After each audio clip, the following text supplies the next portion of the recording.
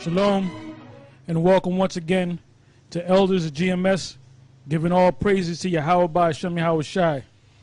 Today's topic is another breakdown, because I see we have to go into these breakdowns so the people that watch us out there, the brothers that watch us out there and so forth, can get these breakdowns correct instead of going on their own, letting them demons jump on them and thinking they know how to break down the scriptures, man.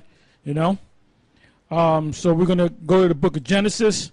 We're going to go to the second chapter because you can catch the Genesis, the first chapter breakdown that I did years ago. So, I mean, if you go on YouTube, you can actually watch it, or possibly Elder Gabon, Elder Aramlab might go over a chapter, do a review of chapter 1 again. But you should know chapter 1. We're going to go into chapter 2. And this is most likely going to be no more than about an hour long on this particular show that we're doing. And we're going to go through most of the books, or the chapters of Genesis. Most of them are easy to understand, but there's some that you need breakdowns on. The second chapter is one of them. So let's start. Genesis chapter 2 verse 1. Thus the heavens and the earth were finished, and all the host of them. And on the seventh day Read that again. Thus the heavens and the earth were finished, and all the host of them. Now let's go right here to the is that 2:1? 2 and 4. That's 2 and 4. Okay, so you're gonna have to go to the blue letter. Go to the blue letter, the second chapter and the first verse, and read that in the English, and then go to the Hebrew. I don't know how well your Hebrew is. Yes, we're in the Blue Letter Bible, Genesis 2 and 1. The English says this. It says, "Thus the heavens and the earth were finished, and all the host of them." Now in the Hebrew it says... Just pick out the key words. You don't have to read the top. Okay. Okay. Well, one of the key words would be the heavens, which the Hebrew word there is shemayim. Another key word would be earth, which the Hebrew word there is aratazah. And I guess that's it. Yeah, basically I wanted to pick out some of those words like shemayim.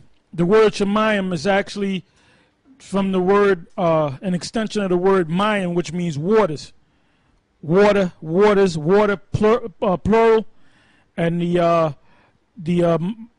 yum makes it plural. Just like when you go to Genesis, the first chapter and the first verse, it's the word there is God. Well, the word that should be there when you go to the Hebrew is Elohim.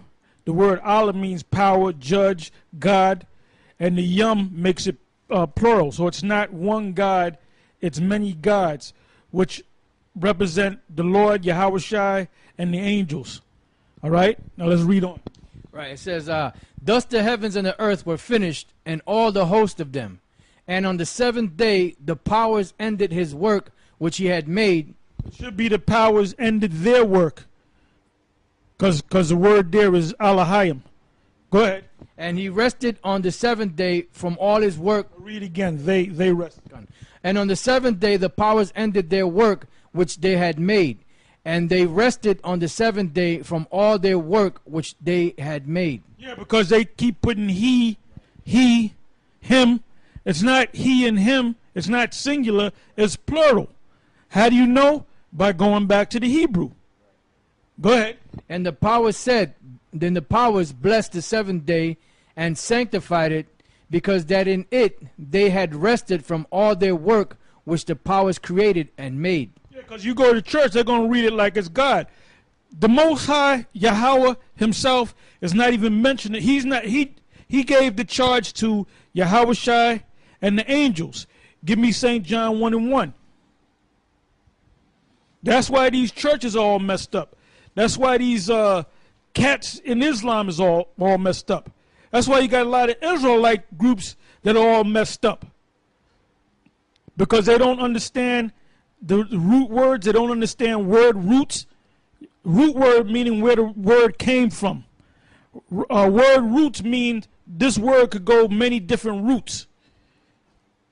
With one word, you can make many words. Go ahead. St. John chapter 1, verse 1.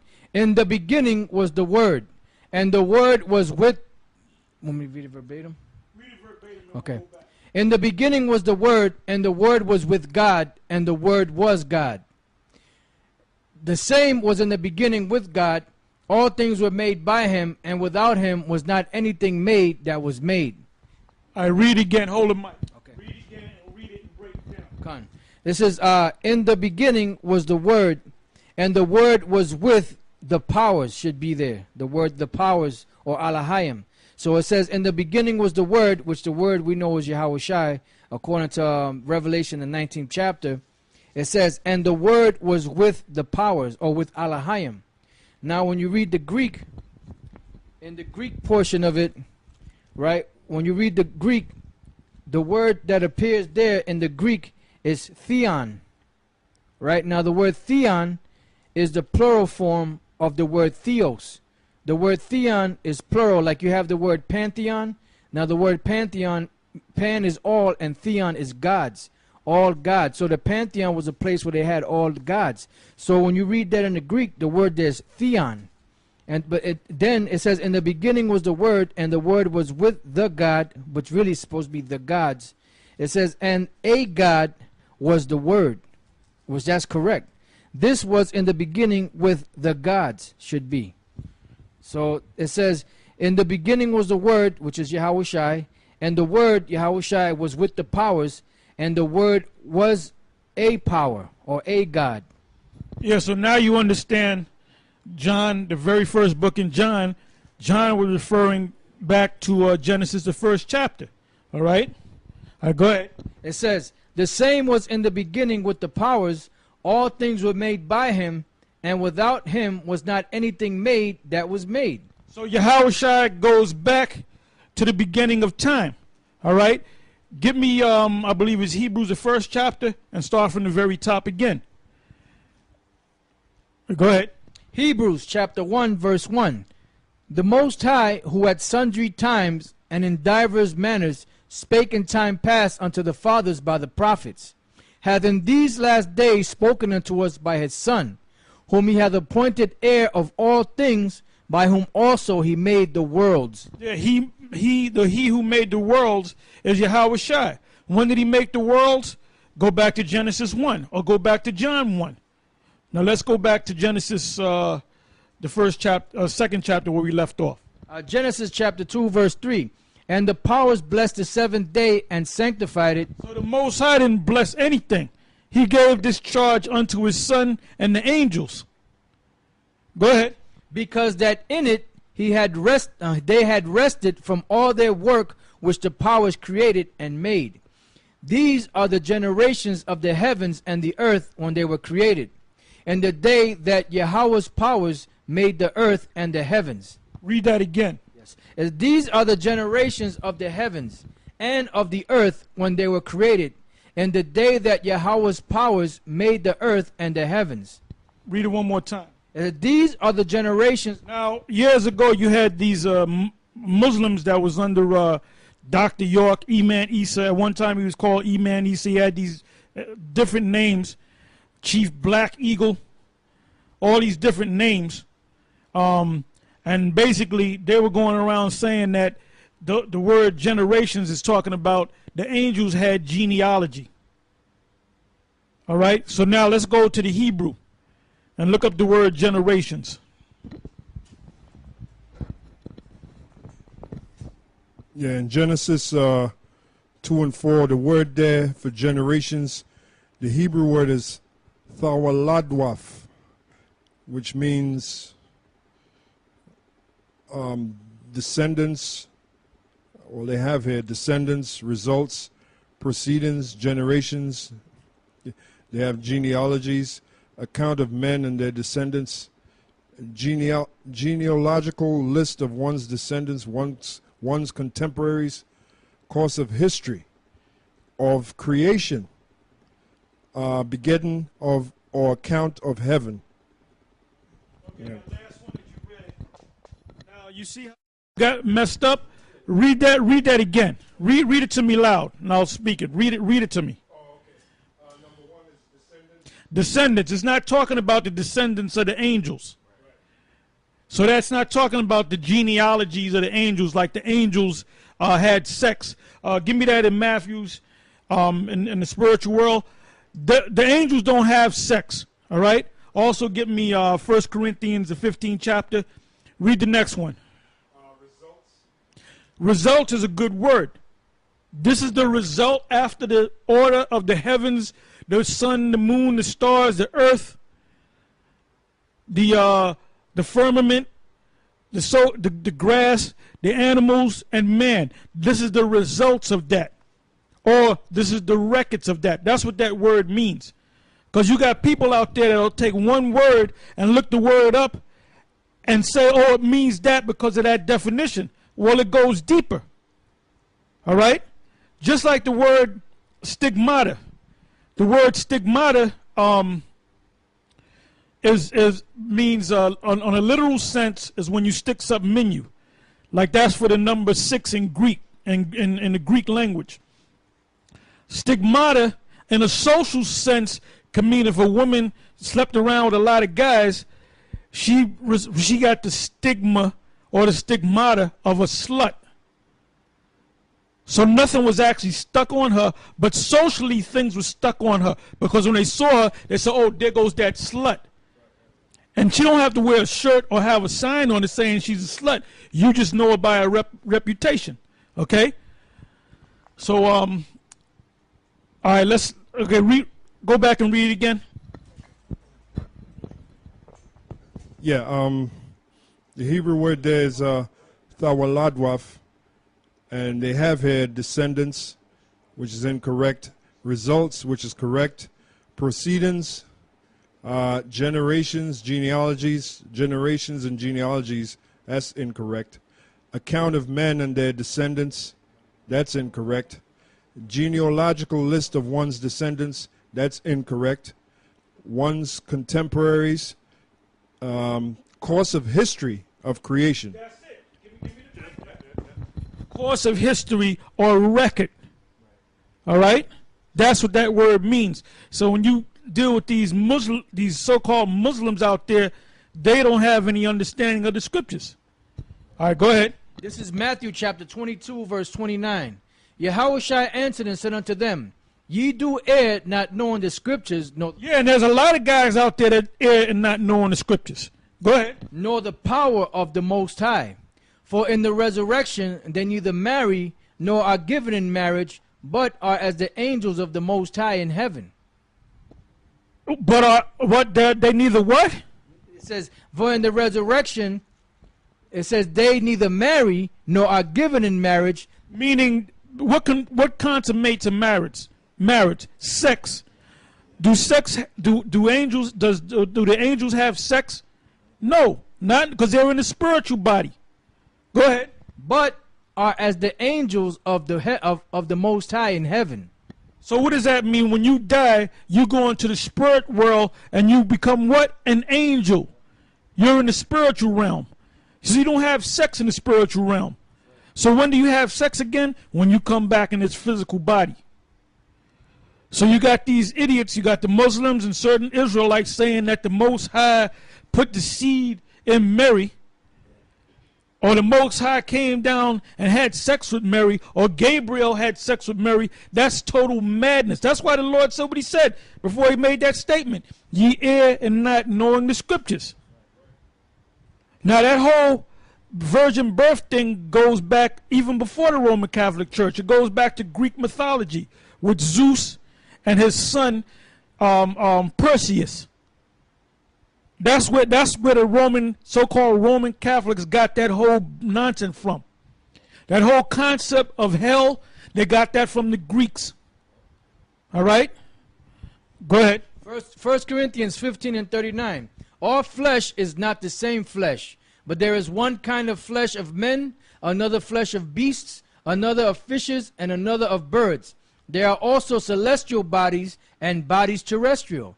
But the glory of the celestial is one, and the glory of the terrestrial is another. Yes, the glory of the celestial are the angels. They have a different glory. They ain't up there watching what do you call that? Skin flicks. They ain't up there watching skin flicks, man. They ain't going to clubs up in the spiritual realm, trying to get some ass. Hugh Hefner, the spiritual counterpart of Hugh Hefner, is not up there. The Playboy Club is not up there, man. Ain't no brothels up there either. For you clowns out there, man.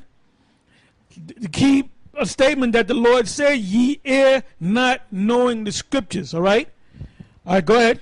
Back to Genesis 2. Genesis chapter 2, verse 4. These are the generations of the heavens and of the earth when they were created.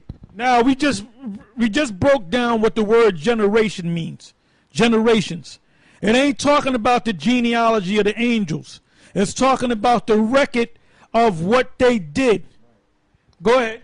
It says, in the day that Yahweh's powers made the earth and the heavens, and every plant of the field before it was in the earth, and every herb. Now, this is the first time it said Yahweh, because who gets the credit? Yahweh.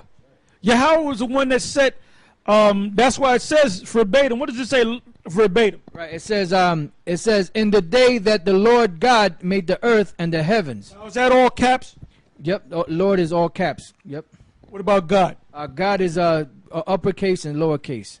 The Lord God is talking about Yahweh. All right. Now let's go to that. What verse is that where it speaks about the Lord God? Let's go to the Lord God and see what word is there. Yeah, the word that's there is Yahweh for Lord. Yahweh Elohim for God. Yahweh Elohim. Yeah, which means Yahweh's angels, Yahweh's gods, Yahweh's judges that are under him. He gave the order to his son and the angels, so he gets the credit because it's his plan. You know, it's his blueprint. It's his plan. It's his theater. It's his movie. It's his thing. He's a executive producer, so you can understand. He's the architect. Then you have people under him that know what the hell they got to do. All right, go ahead. It says, and every plant of the field before it was in the earth, and every herb of the field before it grew. For the Lord's powers had not caused it to rain upon the earth. Yeah, so back there it didn't rain. If they had a weather channel, all right, you didn't have no guy in a robe talking about it's gonna rain tomorrow. Wear your raincoats. They didn't have rain back then. A lot of you clowns don't even understand that. There was a mist, what we call the dew. If you go up to the country and it's grassy, they haven't rained in a week, but you get up early in the morning and everything's wet, and it looked like it just rained. It didn't rain. It is dew from the ground. That's why the people back there during the time of Noah thought he was out of his damn mind, because they said there's no such thing as what you talking about rain. The only thing they experienced was dew on the ground. Go ahead. It says, and there was not a man to till the ground, but there went up a mist from the earth, and watered the whole face of the ground. Which we call the dew. Go ahead. It says, and the Lord's powers formed man of the dust of the ground, and breathed into his nostril the breath of life. Now, the Lord is the Lord God. He formed man from the dust of the ground. Now, the term dust is twofold. Dust meaning a literal dust. He came from the earth, all right? And he was, because all the elements that are in man are in the earth. That's why we're known as terrestrial. The word terrestrial means earth, ground, all right? Soil, so forth, terra, all right? So on one sense, it's talking about an actual ground, because that's where we came from, the earth. Everything that you see, buildings, cars, everything that you see, the TV set that you watch, if you got a cell phone, whatever you have, it all came from the ground, just like man came from the ground, because all the elements that are in man are in the ground. Now, dust is twofold. Dust also means confusion. If I take dust and throw it in your eyes, you're confused because you can't see in front of you. So the Lord took man out of this confused state and gave him order. And what is the order? Laws. Go ahead. It says, and the Lord God formed man of the dust of the ground and breathed into his nostrils the breath of life. Breathe into his nostrils the breath of life is talking about what? He actually received that spirit, and the breath also represents the knowledge, wisdom, and understanding of the Most High. All right? Go ahead. This is Wisdom of Solomon, chapter 7, verse 24.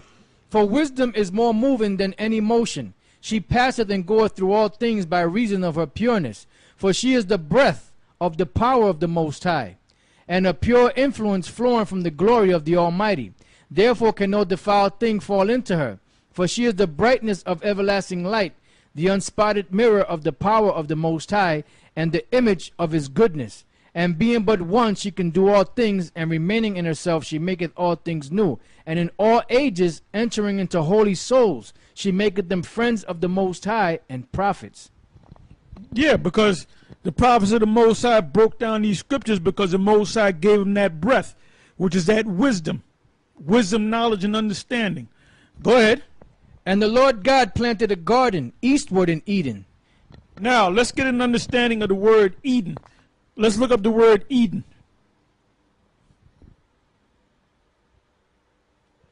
Read it in the Hebrew, then read it in the translation. Yeah, the word Eden in the Hebrew is Aidan.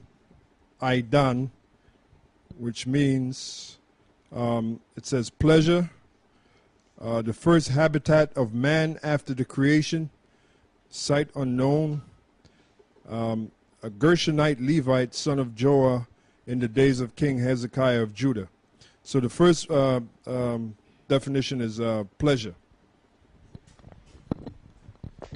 Yeah, that's synonymous with the word joy, paradise, pleasure. Because when the earth was created, it was created for the enjoyment of man, for the pleasure of man. So now Eden is not over there, that garden. Eden is the whole planet Earth. But when you read the scriptures, it said eastward in Eden. So eastward in Eden would be the eastern side of the earth, which is the so-called Middle East. So now we have an understanding, where did Adam, where was he formed, where did he live, until the Most High took him out of the Garden of Eden. So Eden is the whole planet Earth. All right, go ahead. And the Lord God planted a garden eastward in Eden, and there he put the man whom he had formed. And out of the ground made the Lord God to grow every tree that is pleasant for the sight and good for food. The tree of life also in the midst of the garden, and the tree of knowledge of good and evil. Yeah, the tree of life and the tree of knowledge of good and evil is not talking about actual trees. Like you got these illustrations of Adam and Eve eating the apple. Adam and Eve never ate no apple to make them wise. All right? Were you going to Revelation 22? All right, go ahead. Revelation chapter 22, verse 1. And he showed me a pure river of water of life, clear as crystal, proceeding out of the throne of the Most High. And the throne of the Most High is where? The throne of the Most High is heaven itself. So that's where that tree going to come out of heaven itself. Go ahead. And of the Lamb. In the midst of the street of it, and on either side of the river, was there the tree of life, which bare 12 manner of fruits. And when you think about 12, you think about what? You think about the 12 tribes of Israel, the 12 parts of earth, the 12 tectonic plates of earth, the 12 months in the year, the 12 hours of the day, and so forth, all right? So now, what is this talking about? If it's not talking about an actual tree, it's talking about the formation of the heavens, the stars, the formation of the stars, and so forth. Because at one time, you had Issachar was able to if you know the scripture offhand, I believe it's in Chronicles. If the tribe of Issachar, before Israel went to war, they can look up in the heavens and see whether they're going to win the war or not. That's why if you go to Mexico today, you have these different pyramids. You had this one pyramid or two. You had the pyramid of the sun and the pyramid of the moon. And that goes back to when they first came over here, showing you what? That we were the ones that took part in building them pyramids back in Egypt, because the pyramids were built over here in the Americas. That's when Issachar came over here with the rest of the tribes under the Assyrian captivity. And they came up with that calendar about the end of age, which is supposed to be 2012. Well, they're close. Whether it's going to happen in 2012 or 2013 or the end of 2011, we don't know. But their calendar is close, because they said the end of that calendar is going to end in 2012, the last month of 2012. So how close are they? And the Most High gave them that spirit, man. He didn't give that spirit to all the tribes. He gave that spirit to the tribe of Issachar. Go ahead. If I may say this a little time. Yeah, because they said that the Mayan calendar, that December 21st, 2012 is the end of an age. You know, so really an age is what? Rulership. So whose rulership? The Lord. The scriptures say that Esau is the end of the world and Jacob is the beginning of it that followeth. This is our 1 Chronicles chapter 12, verse 32. And of the children of Issachar, which were men that had understanding of the times, to know what Israel ought to do, the heads of them were 200, and all their brethren were at their commandment. So how do you count time? You look at the sun. The sun's coming up behind the mountain. You know it's morning. It's about 5:30, 6 o'clock in the morning, right? When the sun is highest in the sky, that's what? High noon. Okay? When the sun is at the 3 o'clock point, that means you know it's about, you can actually look at the sun and tell what time it is. All right? Back in the ancient world, they used sundials, where they had a device that when the sun would hit it, they can look at that device and they can tell what part of the day it was. And you had hours of the day. You had men that was appointed to say the first hour of the day, the second hour of the day, the third hour of the day, the fourth. When Yahushua was on the cross and that eclipse came, what was that, the ninth hour? Was it the ninth hour? The ninth hour of the day, which I believe was like 3 o'clock in the afternoon. All right? There was another situation where in the book of Acts, the 2nd chapter, when they were saying that the apostles drunk wine. So they said what was the exact time? It was the third hour of the day, which had to be like 9 o'clock in the morning. Because they said, how can they be drinking when it's the third hour of the day? All right, go ahead. So that shows you that they dealt with time. They didn't have watches on their wrists. They looked at the heavens. They dealt with the heavens. Now that's a science that we're gonna get back in the kingdom. So that don't mean that you're supposed to delve into the zodiac, because that's on the negative side, and that's what Eve went into, the negative side of the so-called, so we don't call it zodiac, that's what they call it. All right? And where you think they got it from? They got it from us. Go ahead. This is Mark chapter 13, verse 35. Watch ye therefore, for ye know not when the master of the house cometh, at evening, or at midnight, or at the cock crowing, or in the morning. That's right. That's right. Letting you know the different times. And that's mentioned plenty of times in the scriptures, all right? Where we at? Back in Genesis chapter 2, verse 8. And the Lord God planted a garden eastward in Eden, and there he put the man whom he had formed. Out of the ground made the Lord God to grow every tree that is pleasant for the sight, and good for food, the tree also of life also in the midst of the garden, and the tree of knowledge of good and evil. And a river went out of Eden to water the garden. and from thence it was parted and became into 4 heads. Yeah, we got to deal with that because this goes back years back where you had these guys, and we spoke about them about maybe a month or two ago. A guy by the name of Sa'adja and another guy by the name of Arum. And they're from the original Boston camp, which the Spirit got on me to go up there to set that camp up when there was really only 2 of them. Then it became a big camp. And then basically what happened was they all went back into the world. But now they see that the prophecies are coming to pass. They're trying to sneak back in there and trying to get back in the position that they were in back then. And you'll still put up a couple of videos here and there.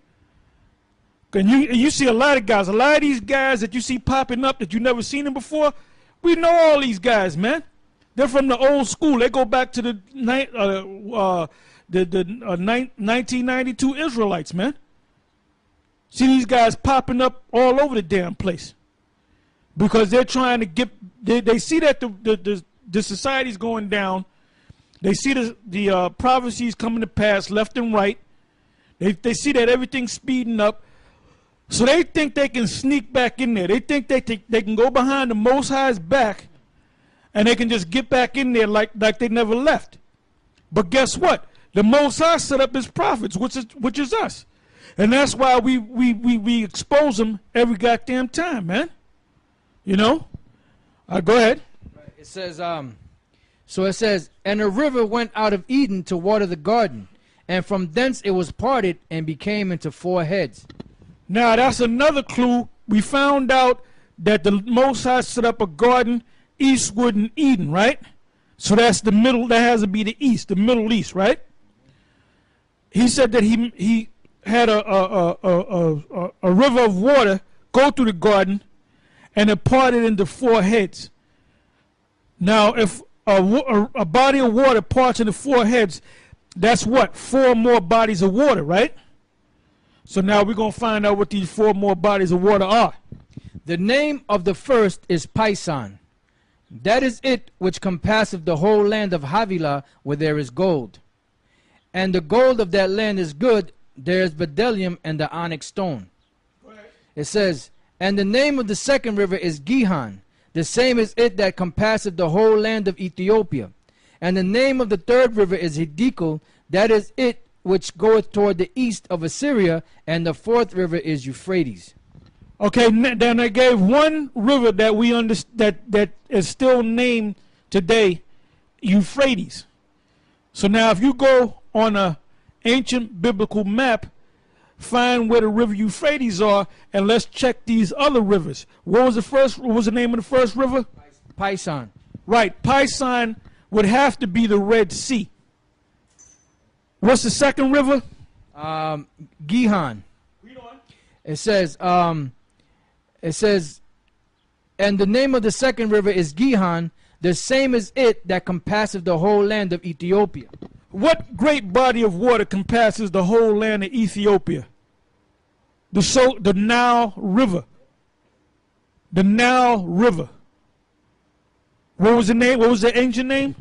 Gihon. Gihon. What was the first river? Pison. The Pison today is called the Red Sea.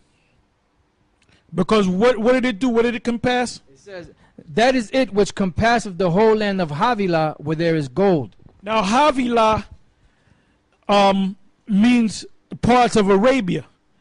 When you look at that, when you go south of Jerusalem, you go southbound, you're going to run into Arabia. When you go southbound, on the west side is going to be the Nile River, and that other river that's east of the Nile River is what? The Red Sea. And then on the Red Sea, you have 2 gulfs. You have the Gulf of Suez and you have the Gulf of Aqaba, which set up 2 more heads. All right?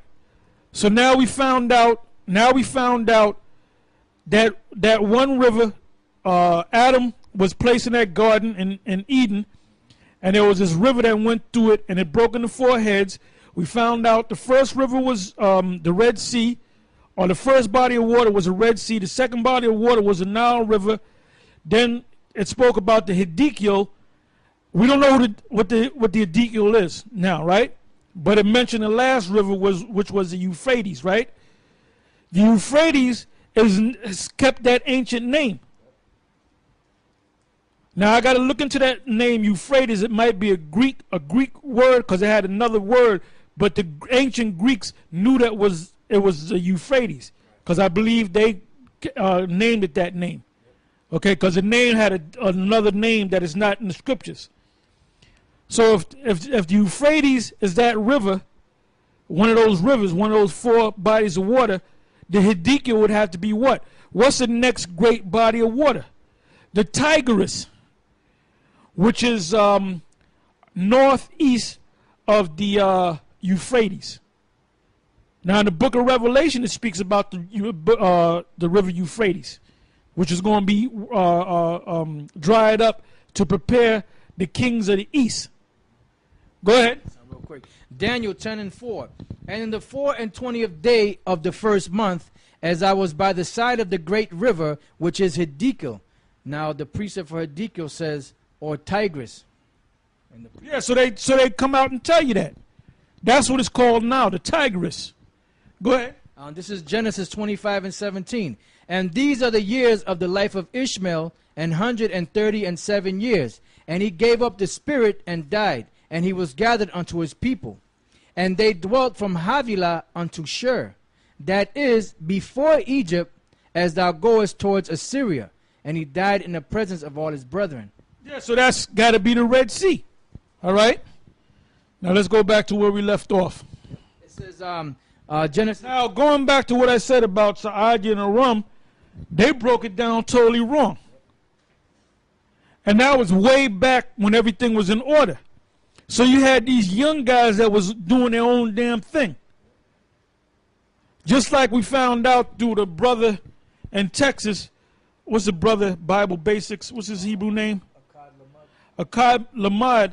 He had made this video recently about a group of guys in Florida that's talking about there's such thing as a hell. Now, when I first saw those guys, there was something funny about those guys. And I said, if they're not men of the Lord, it's going to come out anyway that they're not men of the Lord. Now, for them to go around and use our name, GMS, and teach that there's a hell, them guys, they err for not knowing the scriptures. So nobody is to deal with those guys. Because just because you put GMS in the front of your name, that don't mean you down with us, all right? And more of you guys are going to fall off. More of you guys that ain't right in the spirit, like the old saying, it all comes out in the wash. You ain't tricking no goddamn body. General Gehenna, he ain't tricking no damn body. We know he sold out. Go ahead. Back in Genesis 2:14, and the name of the third river is Hiddekel, and that is it which goeth toward the east of Assyria. And the fourth river is Euphrates. And the Lord God took the man and put him into the garden of Eden to dress it and to keep it. And the Lord God commanded the man, saying, of every tree of the garden thou mayest freely eat. Yeah, if there's an apple tree, you can eat the apple. If there's a pomegranate tree, the pomegranate, which is we used to call the Chinese apple as children, that's a pomegranate, and that's mainly grown in the east. And when if you do a word search on pomegranate, that's mentioned in the scriptures many times. So they can eat the pomegranate from the pomegranate tree. They can eat the banana from the banana tree. They can eat the grape from the grape tree. They can eat pear from a pear tree. Those are actual trees that yielded these different fruit that you can physically eat. Go ahead. But of the tree of the knowledge of good and evil. Yeah, because that's not a tree that you can eat fruit from. It's something that you can gain wisdom, whether it be negative wisdom or positive wisdom. Go ahead. It says, thou shalt not eat of it, for in the day that thou eatest thereof, thou shalt surely die. And the Lord God said, it is not good that the man should be alone. I will make him an helpmeet for him. And out of the ground the Lord God formed every beast of the field and every... So all this madness about a woman being 50-50 to you is bullshit, man. All this madness about a man cheating on a woman, that's bullshit. You just a pair of shoes.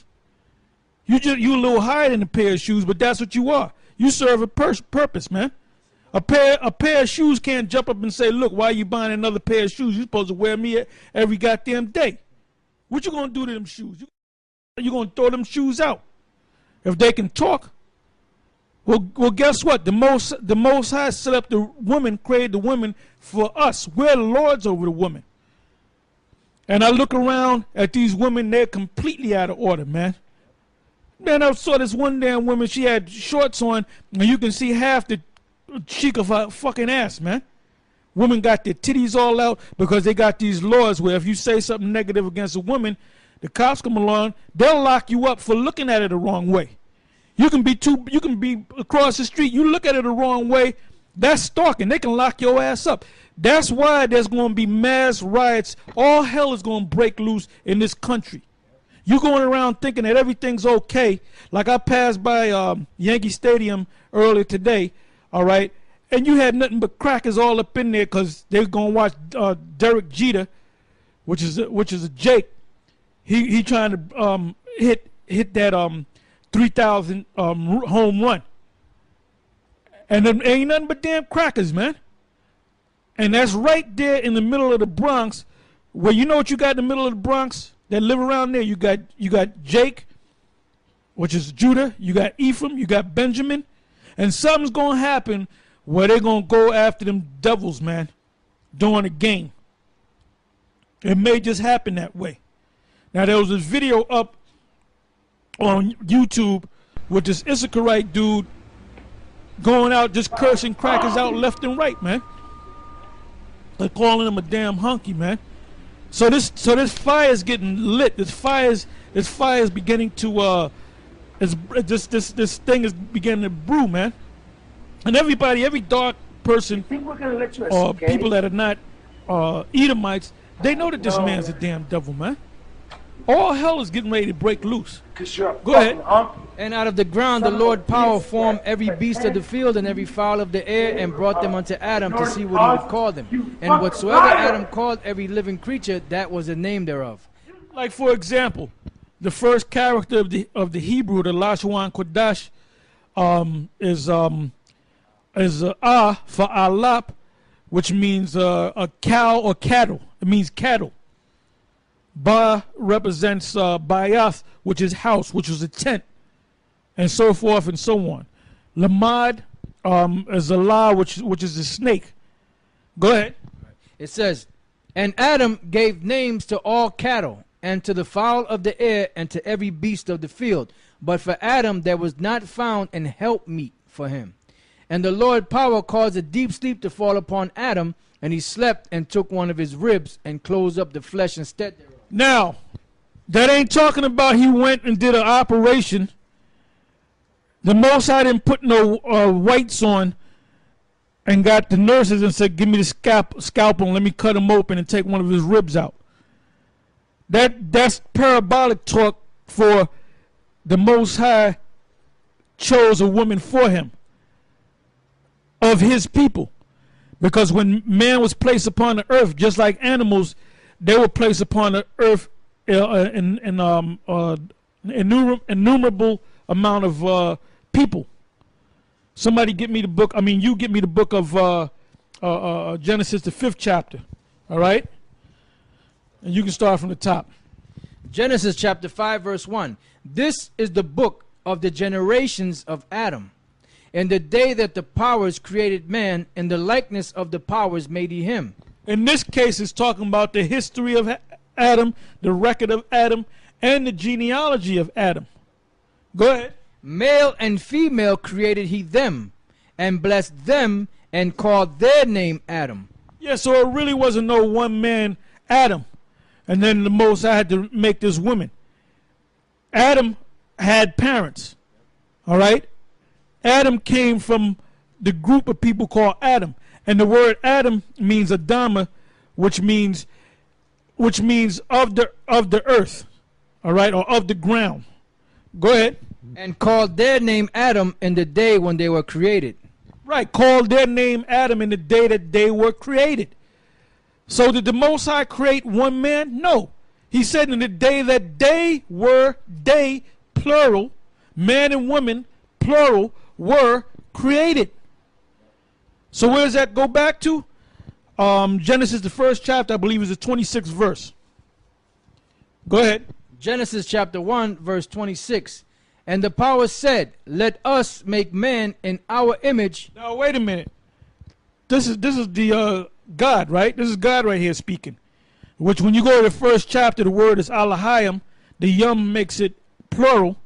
Allah meaning God, power, judge. Yum meaning more than one. And it says he did this and he did that. And him. Now when you come down to the 26th verse, you notice it said let us. So who was God talking to? It was Yahweh Shai and the angels, and they were speaking to each other. Let us make man. Go ahead. It says, and God said that us make man in our image. Now when was man made? Go back to the 21st verse. Genesis 1:21. And God created great whales and every living creature that moveth, which the waters brought forth abundantly after their kind, and every winged fowl after his kind, and the powers saw that it was good. So is not man and woman a creature? Were they not created? Read it again.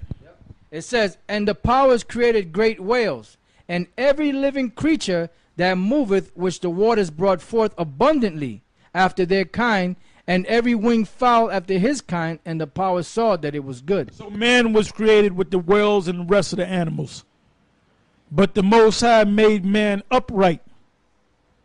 And the Most High said, let us, the angel said, let us make man in our image, meaning let's give them order. Another word for order is what? Laws. Go ahead. 2nd Esdras chapter 6 verse 49.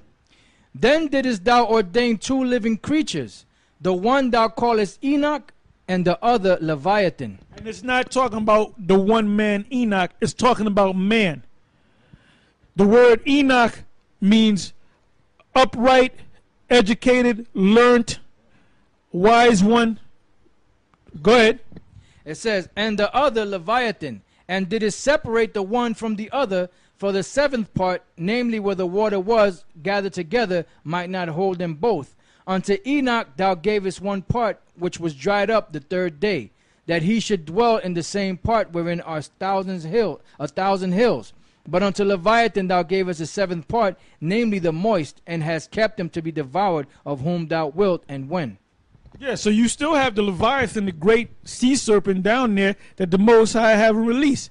Now, if you go back to Greek mythology, they made a movie where Zeus, which is a black man, all right, which is supposed to be the Most High, got mad and said, release the Kraken. Now, the Kraken goes back to the Leviathan. They call it the Loch Ness Monster. So basically, the Greeks take these biblical stories and put their own name to it, man. And who's the only one that can release the Leviathan? The Most High. Go ahead. Back in Genesis 2:21. And the Lord God caused a deep sleep to fall upon Adam, and he slept, and he took one of his ribs, and closed up the flesh instead thereof. And the rib which the Lord God had taken from man made he a woman, and brought her unto the man. And Adam said, this is now bone of my bones, and flesh of my flesh. She shall be called woman, because she was taken out of man. I got one. Genesis 29:12. And Jacob told Rachel that he was her father's brother, and that he was Rebekah's son. And she ran and told her father. And it came to pass, when Laban heard the tidings of Jacob his sister's son, that he beat him and embraced him and kissed him and brought him to his house. And he told Laban all these things. And Laban said unto him, surely thou art my bone and my flesh. And he abode with him the space of a month. By the way, those were distant relatives going back to Abraham and to Terah, but they were in Haran. They were known as Syrians. All right. So but they were really Hebrews.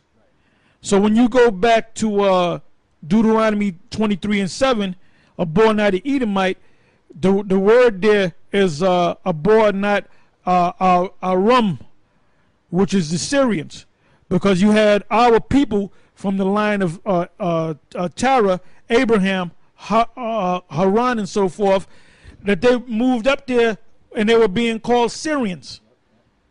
So you got clowns out there saying they're going to use that one scripture saying we got to love an Edomite. You err and not knowing the scriptures. Go ahead. We got to do a topic on that. You err and not knowing the scriptures, and just bring out all these scriptures that they err and not knowing. Go ahead. All right, back in Genesis 2:23, and Adam said, "This is now bone of my bones and flesh of my flesh. She shall be called woman, because she was taken out of man. Therefore shall a man leave his father and his mother, and shall cleave unto his wife, and they shall be one flesh. And they were both naked, the man and his wife, and were not ashamed." Yeah, the naked part is talking about what? The naked part is really talking about naked to the truth. Naive. All right? All right, go ahead. This is the book of Romans chapter 16, verse 17. "For your obedience is come abroad unto all men. I am glad therefore on your behalf. But yet I would have you wise unto that which is good, and simple concerning evil." That's right, and that's what they were.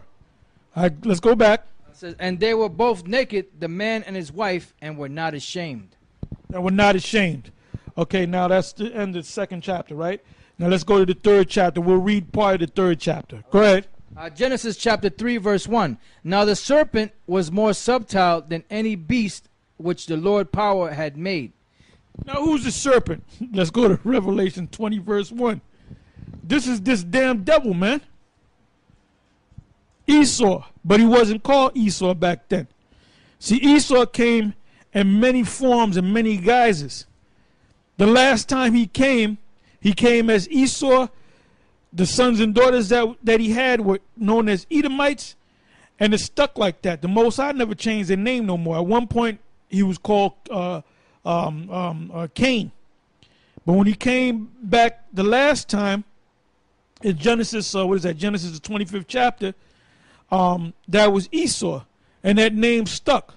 And they call themselves under different names, and they don't want the stigma of Esau on them. That's why there's guys out there that make videos and documents saying that they're not Edomites.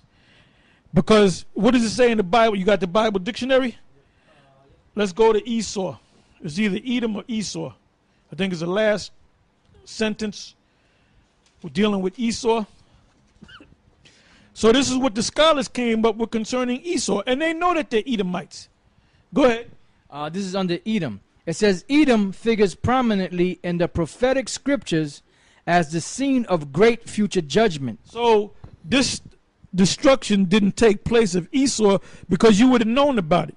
You would have been like Sodom and Gomorrah took place. We talk about it thousands of years in the future, because that was a great destruction. That's why people are able to talk about it. That's why they make specials on it on the History Channel and the Discovery Channel and all these different document type channels. But where's the document or the show on History Channel where they speak about the destruction of the infamous Edomites or the destruction of the nation of Esau? And then they'll go to the place, this is where it took place. This is where Esau was finally destroyed. Let's go into see who Esau is. The remnants of them live in the Carpathian Mountains, and they have reds. It don't mean that, man. This thing did not happen yet. This thing is getting ready to happen, and the elite know. And the elite are fucking stupid. You know why? Because they're paying off guys like Comfy, and they're paying off guys like General Gehenna or General Yohana. You wasted your money because you're not going to add 1 second, and those guys are not sharp, man. Them guys ain't sharp. Comfy's not sharp. There wasn't nothing sharp about him. General Yohana's not sharp. He mangles the scriptures, man. So you ain't gonna get none of the GMS guys out there because they've been trained right. They've been taught right.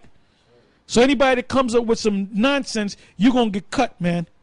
So all them GMS brothers, they sharp as hell. So you can't run no games on them, man.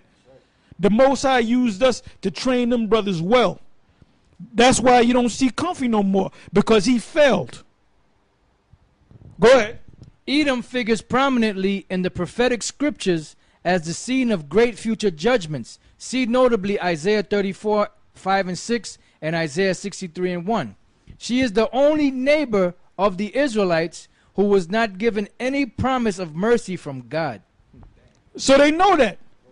And they're trying to do everything to upset the prophecies with their space program back in 61. They set up that damn space program to try to search out the heavens to destroy the nation of Israel. But guess what? You had your last flight yesterday, which was the, what was that, the 8th, July the 8th? You had your last flight going up into the heavens, and now you got to piggyback off of the Russians, which the Russians are going to destroy your ass. So you failed. You're finished. It's done. Everything's in place for you to go down. Go ahead. Revelation 20 and 1. And I saw an angel come down from heaven, having the key of the bottomless pit and a great chain in his hand. And he laid hold on the dragon, that old serpent, which is the devil and Satan, and bound him 1,000 years. So is it talking about an actual serpent? Because you had one of the pictures set up of this guy Zimmer from Bizarre Foods, and he got a damn snake around his neck, and he's petting the damn snake. It ain't talking about that snake. It's not talking about a actual serpent. It's talking about this damn devil, man. He's also known as a dragon. So this devil, this dragon, from the very beginning, is what? That serpent that's talking to Eve. All right? Go ahead. Psalms chapter 58 verse 3. The wicked are estranged from the womb. They go astray as soon as they be born, speaking lies. Their poison is like the poison of a serpent. And what is their poison? Their philosophy. That's why you got these women walking around with short. They get short pants and they cut them even shorter. They got half the cheek. They got 3/4 of the cheek of their ass showing. They wear these tight ass jeans, and they got a thong on, and then they'll put a damn tattoo. They'll wear a cut off shirt, and they'll put a tattoo right above their ass. When you put up tattoos, it's for other people to focus on, right? So you got it right where the ass is, man. And you telling me that there's you got clowns out there talking about the righteous sisters of Israel. You ain't got no righteous sisters of Israel, man. They're all out of order. Go ahead. It says, their poison is like the poison of a serpent. They are like the deaf adder that stoppeth her ear. Yeah, so where did he first use his poison? Where did he first use the stinger? The sharp teeth to poison the doggone woman, man, with that philosophy, man. So why did you think the serpent went to Eve first? That's the reason why, because she was a weaker vessel. Go ahead. Which will not hearken to the voice of charmers, charming never so wisely. Break their teeth, O Most High, in their... And that's what the Lord's going to do. Your teeth is your military might. The Most High getting ready to destroy your military. And once your military is destroyed, that's it for you. Go ahead. In their mouth, break out the great teeth of the young lions, O Lord. Let them melt away as water which run continually. Because the radiation from the missiles, when those missiles hit ground zero, you're gonna be melted away by that radiation. Go ahead. When he bendeth his bow to shoot his arrows, that's his missiles, ICBMs. Go ahead. Let them be as cut in pieces, as a snail which melteth. Let every one of them pass away, like the untimely birth of a woman, that they may not see the sun. Back in Genesis 3 and 1. Now the serpent was more subtile than any beast of the field which the Lord power had made. And he said unto the woman, Yea, hath the Most High said, You shall not eat of every tree of the garden? And the woman said... And that's what Esau says. You know, these Jake women, these Israelite women, they go to these colleges, right? Jake man ain't really going to no damn college unless he's a flaming faggot, man. Ain't no hardcore Jake out there. He ain't going to no damn trying to get a better himself. Because he knows how to go out there and hustle, man. You can go out there and hustle and make your living. But these our women, go to any damn university where you live at, man, and see them people going into college.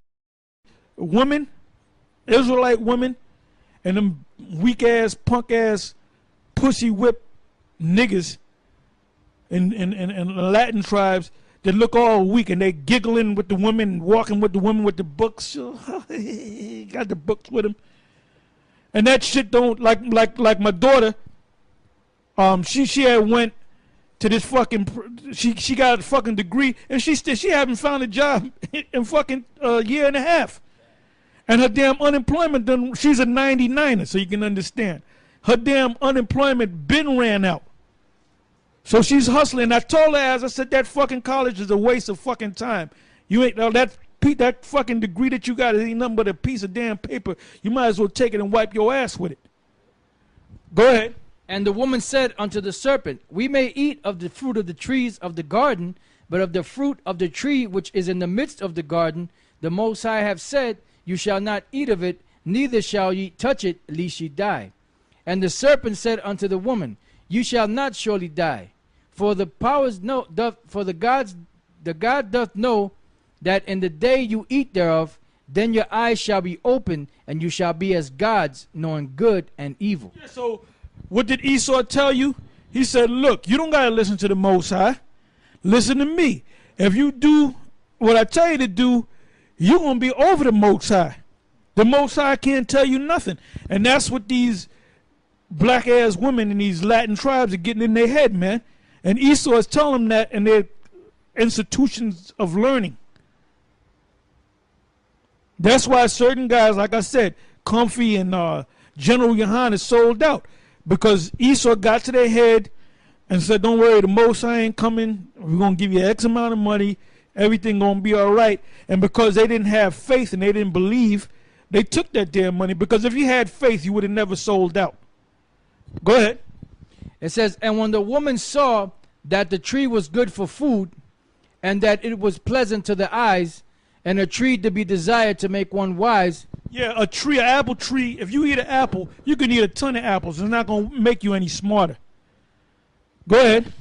She took of the fruit thereof, and did eat, and gave also unto her husband. What is the fruit? That the philosophy of that tree. Go ahead. And gave also unto her husband with her, and he did eat. And the eyes of them both were open, and they knew that they were naked. And they sewed fig leaves together, and made themselves aprons. And they heard the voice of the Lord power walking in the garden in the cool of the day. And Adam and his wife hid themselves from the presence of the Lord power amongst the trees of the garden. The trees of the garden is also talking about other nations. Give me that. What is that? Ezekiel 31.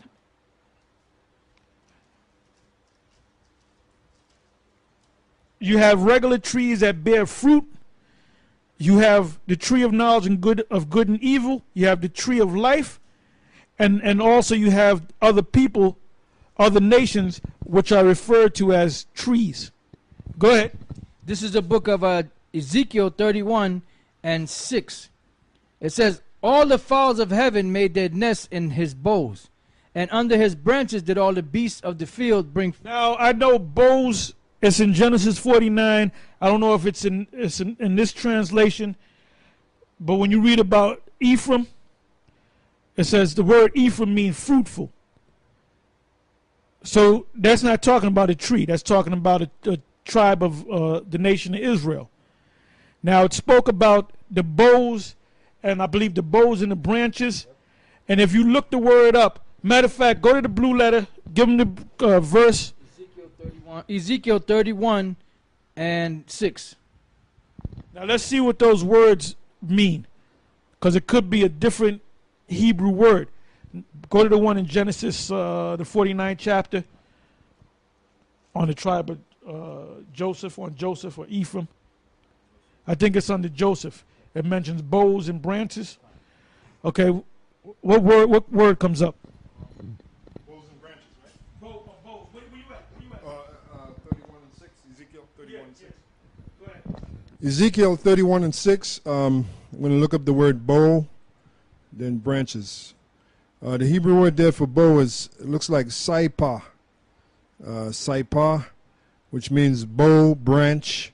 Down here, branches. Okay.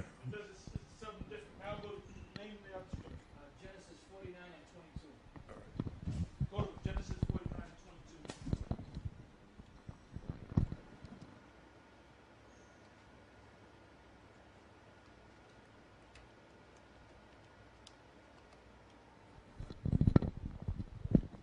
Genesis 49 and 22, which says, Joseph is a fruitful bow, even a fruitful bow by a well, whose branches run over the wall. Over the wall.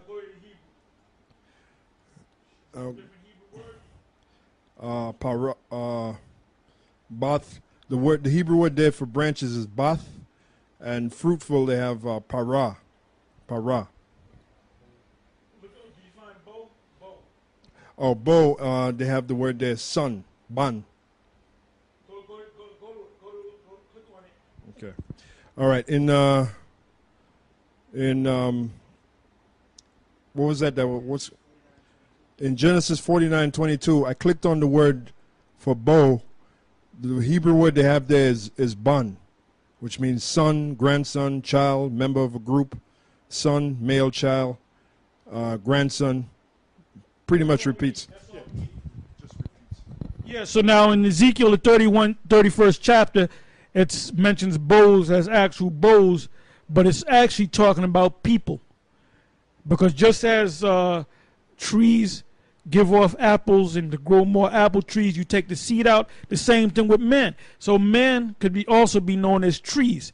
So when they hid themselves among the trees, they hid themselves among them other philosophies. Just like you got Jake that's in the Islam, they learn that language. They shave make their beards. They shave their beards. They grow their beards like the Middle Eastern Arabs, Ishmaelites. They wear the clothing. They walk like them. They act like them, like an Ephraimite.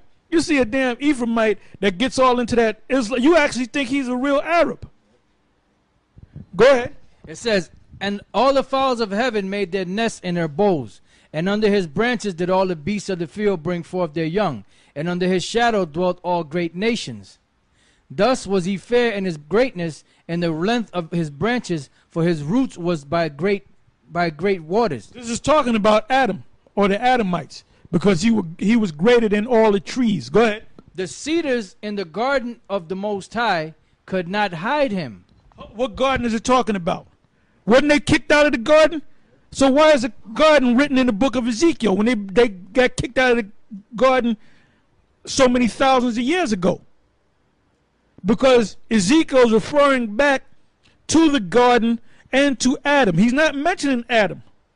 Go ahead. The cedars in the garden of the Most High could not hide him. The fir trees were not like his boughs. The Hamites, even though Ham is dark brown, woolly hair, but we're not Hamites. We got a different spirit than the Hamites. Go ahead.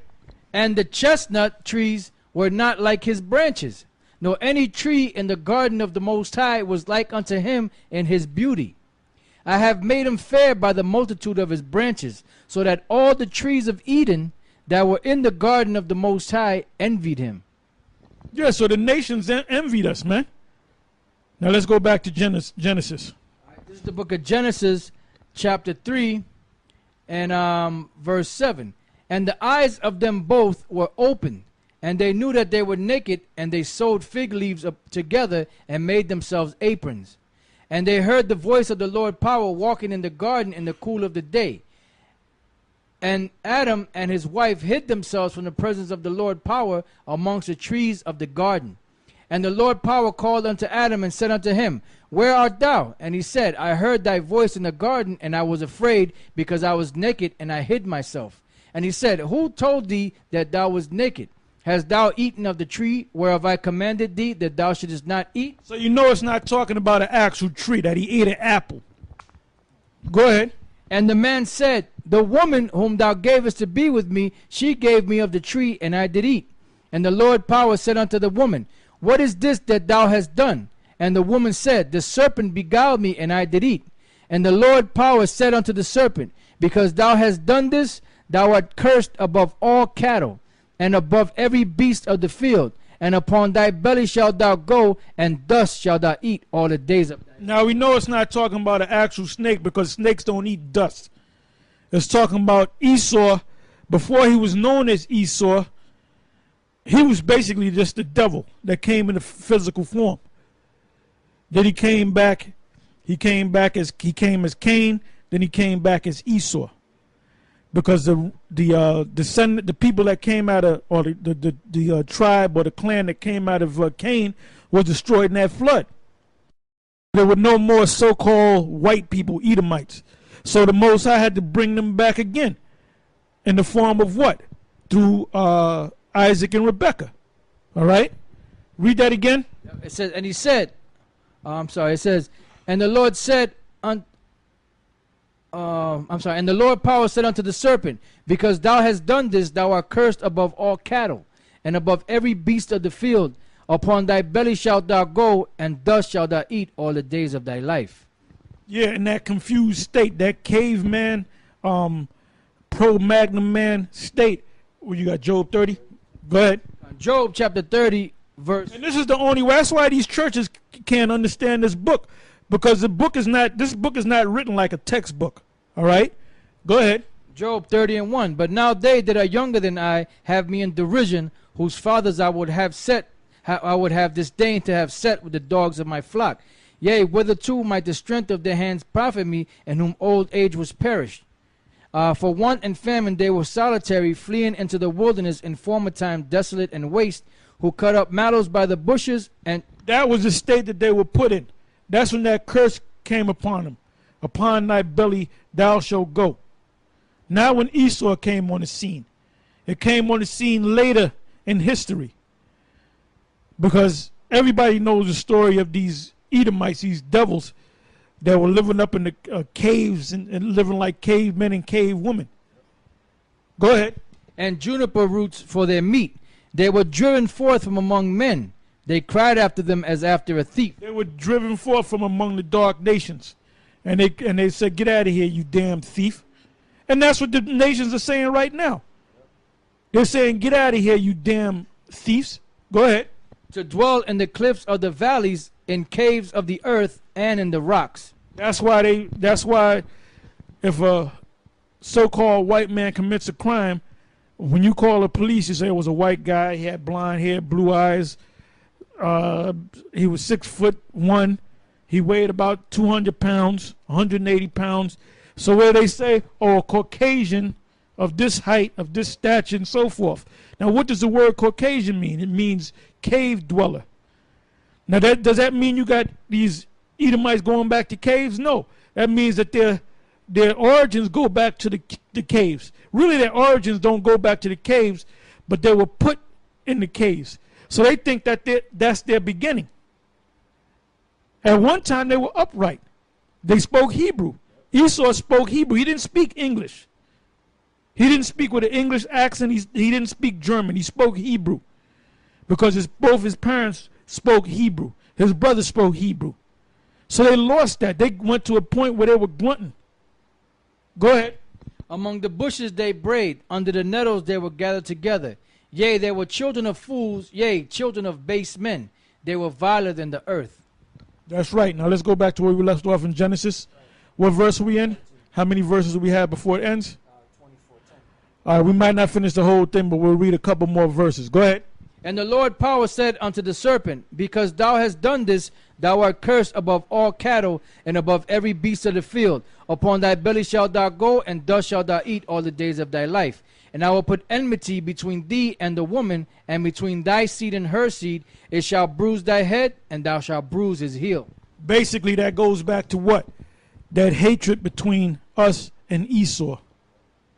Even though we came out of the same womb of Rebekah, it said that we were fighting against each other, because that's our nature against Esau.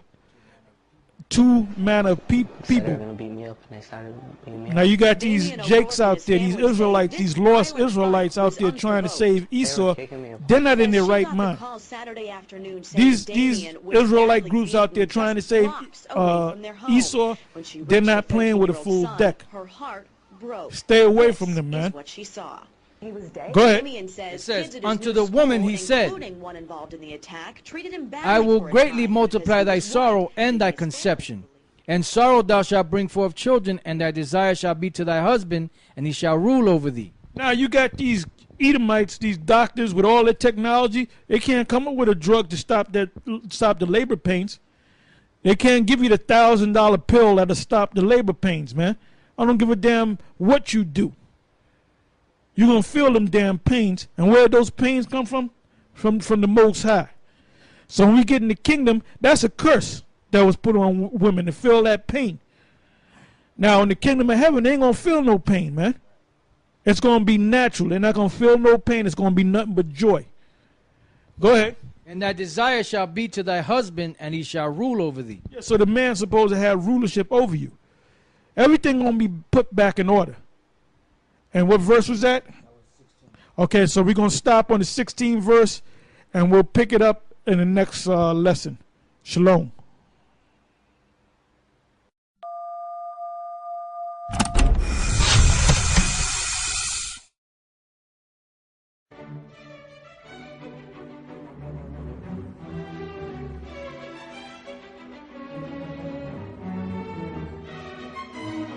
Shalom, and welcome once again to Elders GMS, giving all praises to Yahweh Hashem Yahweh Shai.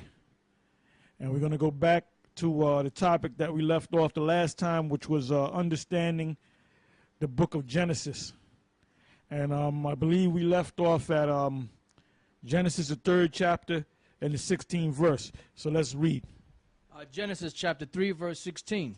Unto the woman he said, I will greatly multiply thy sorrow and thy conception. And sorrow thou shalt bring forth children, and thy desire shall be to thy husband, and he shall rule over thee. Yeah, and I think I went over that last week, and I'm going to go over it again. Basically, that's talking about when a woman is pregnant, she goes through her labor pains. And that was a curse that the Most High had put on all women. So Edomite women get labor pains, the Israelite women get labor pains, Moabite, Ammonites, all women. And that goes to show you that all people come out of Adam. All right? And then it goes on to speak about how thy desire shall be to thy husband, and he shall rule over thee. Rule over thee meaning he's going to have dominion over thee. All this 50-50 nonsense, man. He's going to have dominion over me, over you. Now, in the kingdom of heaven, everything that we read about is everything going to be put back in order as soon as this damn devil goes down. All right? You got something? 1 Corinthians chapter 11, verse 3. But I would have you know that the head of every man is Christ, and the head of the woman is the man, and the head of Christ is the Most High. And that's it. That's plain and to the point. Like I said, order's going to be restored when the Most High established the kingdom and established his people, the nation of Israel. Now, I don't give a damn what these clowns say out there. Clown Israelites say that, well, Esau's going to be in the kingdom. Yeah, they are going to be in the kingdom. Esau and the other nations, but they're going to be slaves in the kingdom. All right? Go ahead. Back in Genesis 3 and 17. And unto Adam he said, because thou hast hearkened unto the voice of thy wife, and hast eaten of the tree of which I commanded thee, saying, thou shalt not eat it. It said that he listened to his wife.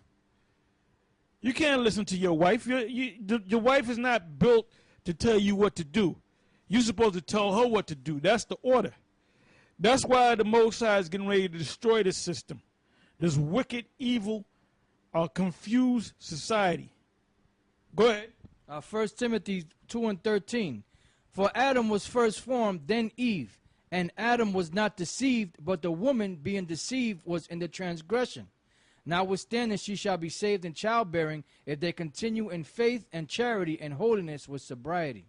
That's right. Now let's go back.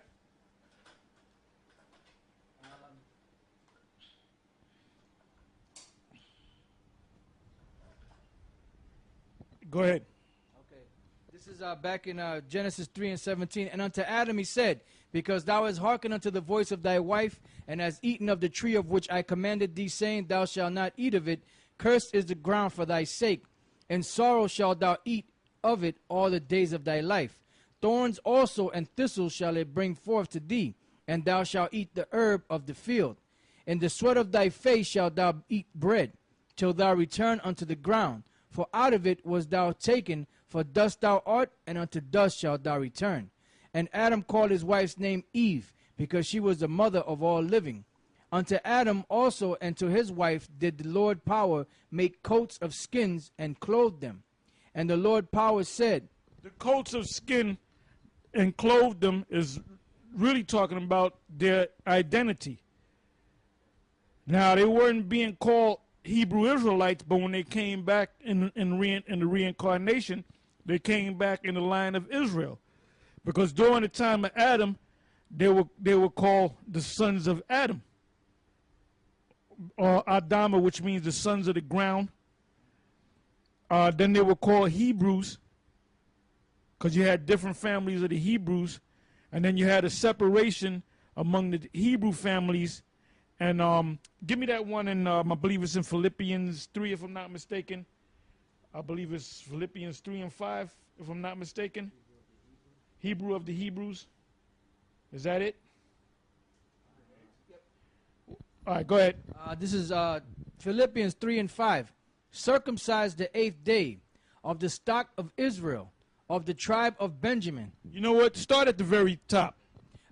Philippians 3 and 1. Finally, my brethren, rejoice in the Lord. To write the same things to you, to me indeed is not grievous, but for you it is safe. Beware of dogs, beware of evil workers, beware of the concision.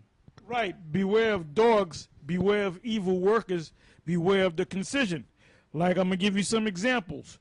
Patak, Sarge, James, Tony, guys that we got nicknamed for a lot of these guys, and many others that have, came into the fold, but then they had showed that they were wicked, and either they left or they were kicked out.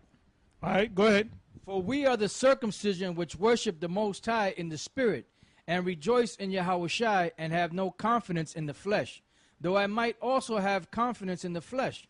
If any other man thinketh that he hath whereof he might trust in the flesh, I more.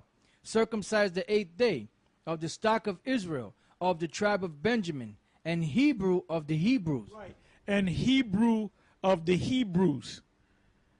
Now, when you go back to the families of the Hebrews, you had more than one family of the Hebrews, all right? Out of Ibar came these different families, and then these families his sons, and out of his sons came other sons, and then out of that lineage, out of that line, you had that one Hebrew family that eventually became what? Israelites, because Esau is a Hebrew. Elam is a Hebrew. Elam he's a Hebrew too. I believe he came from Shem. He's from Shem. All right. Right. Ishmael is a Hebrew.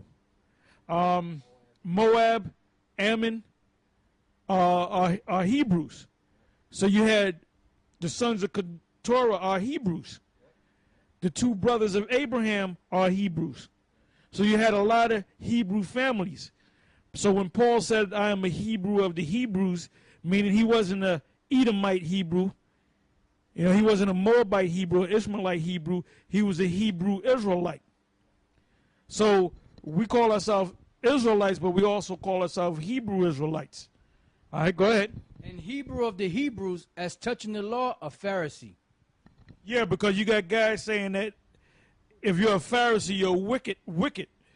Now, Paul just said, as touching the law, a Pharisee. Paul called himself a Pharisee. So is Paul wicked? Pharisees and scribes were officers going back 2,000 years ago and before. Scribes wrote things down. You had the Levitical priests and so forth. But then you had guys people in that office, or Israelites in that office, that were just plain wicked. Go ahead. Concerning zeal, persecuting the church, touching the righteousness which is in the law, blameless. Okay, now let's go back to where we left off. This is back in Genesis 3 and 21. Unto Adam also and to his wife did the Lord power make coats of skin and clothe them. And the Lord power said, behold. Yeah, the coats of skin and clothed them is talking about their identity. Now, we did a special on last week on the GMS in Transit entitled, I think it was Ezekiel the 38th chapter. Was Ezekiel the 37th chapter. And basically there's a verse in there, we don't have to go into it, where it tells you about dry bones and flesh coming on those bones. Well, that's our identity of who we are. So the Most High did make a difference between the Israelites, the Edomites, the Moabites, the Hamites, and so forth. All right? Go ahead. Jeremiah 17:4. And thou even thyself shalt discontinue from thine heritage that I gave thee, and I will cause thee to serve thine enemies in the land which thou knowest not, for you have kindled a fire in my anger which shall burn forever. Right, now give me the Apocrypha and get me the 2nd Ezra, the 6th chapter. I believe it's the 54th verse. Go ahead. 2nd Ezra chapter 6 verse 54. And after these Adam also, whom thou madest Lord of all thy creatures, of him come we all, and the people also whom thou hast chosen. All this have I spoken before thee, O Lord. Yeah, the people also whom the Lord have chosen. So out of all these different people that came out of the line of Adam, there was only one group of people that the Most High had chosen. So who's going to be in the kingdom? The ones that the people that the Most High chose, which is us, the Israelites. Go ahead. And this have I spoken before thee, O Lord, because thou madest the world for our sakes. Our sakes is talking about who? The Israelites, the chosen. The Most High made the world for our sakes. Go ahead. As for the other people which also... How can you not understand that? As for the other people, who are the other people? The Edomites, the Moabites, the Ammonites, the Hamites, the Japhites, the Elamites, right, the Ishmaelites, and all the other nations. Go ahead. As for the other people which also come of Adam, thou hast said that they are nothing, but be like unto spittle, and hast likened the abundance of them unto a drop that falleth from a vessel. And now, O Lord, behold, these heathen, which have ever been reputed as nothing, have begun to be lords over us, and to devour us. But we thy people, whom thou hast called thy firstborn, thy only begotten, and thy fervent lover, are given into their hands. If the world now be made for our sakes, why do we not possess an inheritance with the world? How long shall this endure? That's right. That's right. Go ahead. Back in Genesis chapter 4, verse 22. And the Lord power said, Behold, the man is become as one of us, to know good and evil. And now, lest he put forth his hand, and take also of the tree of life, and eat and live forever. Therefore the Lord power sent him forth from the Garden of Eden, to till the ground from whence he was taken. So he drove out the man, and he placed at the east of the Garden of Eden cherubims, and a flaming sword which turned every way to keep the way of the tree of life. Yeah, when you look up the word cherubims, a matter of fact, look it up.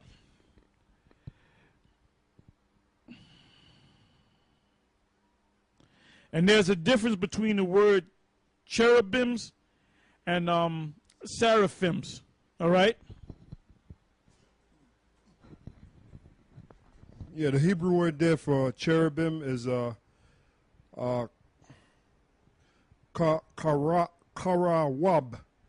karawab, which means cherub, cherubim, an angelic being, as guardians of Eden, as flanking God's throne, as an image from hovering over the Ark of the Covenant, as the chariot.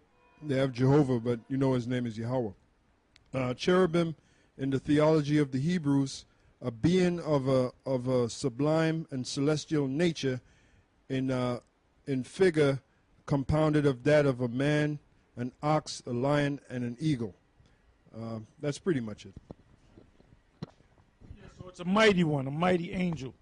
Go ahead. Genesis 4 and 1. And Adam knew Eve his wife, and she conceived and bare Cain, and said, I have gotten a man from the Lord. And she again bare his brother Abel, and Abel was a keeper of the sheep, but Cain was a tiller of the ground. Yeah, now, one thing that is important is that you look up these words. And a good tool to use is you got the blue letter. But like I said, the blue letter is a good tool to use, but it goes off at times. So sometimes you have to go to the Ben Yehudi. Sometimes you have to go to the different Bible dictionaries, and you have to kind of filter it out through the spirit, through your spiritual filter, which the Most High is working with you. It tells you in Revelation, I believe it's the 3rd chapter, the 19 verse on down. It says how the Most High going to sup with us. So it's the Most High, Yahweh Shai, the Spirit of Yahweh Shai, and the Most High that come to you, Yahweh Shai come to you in the Spirit and guide you to get these understandings as well. And the Most High set us up to bring you this understanding too. All right? Read that again. Right, it says, Genesis 4:1, and Adam knew Eve his wife, and she conceived and bare Cain, and said, I have gotten a man from the Lord. Now, when you look up that word Cain, it means like a dagger, the head of a spear, something that sticks you and kill you, thrusts you and kill you. Go ahead. It says, and again bare his, and she again bare his brother Abel. And Abel was a keeper of the sheep, but Cain was a tiller of the ground. And Abel, when you look that up, they'll give you a couple of different definitions. And loosely translated, it means transitory.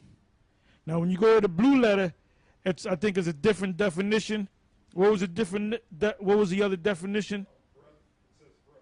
Well, breath is somewhat close, because what is a breath when you break it down? A breath comes out of your mouth in the cold. You see it through the cold in the air, and then it disappears. So breath is what? Also transitory. That's where you get the word transit, like the bus system, the train system. They're all called transit because you're waiting to get on this train or this bus, and it comes for a couple of seconds. You get on there, and it goes. That's why if you run, you'll miss the bus or you'll miss the train, because it's transitory. All right? Excuse me, to back up Elder Torah, it's in the blue letter too. And you'll see it. It says, commonly used of anything transitory,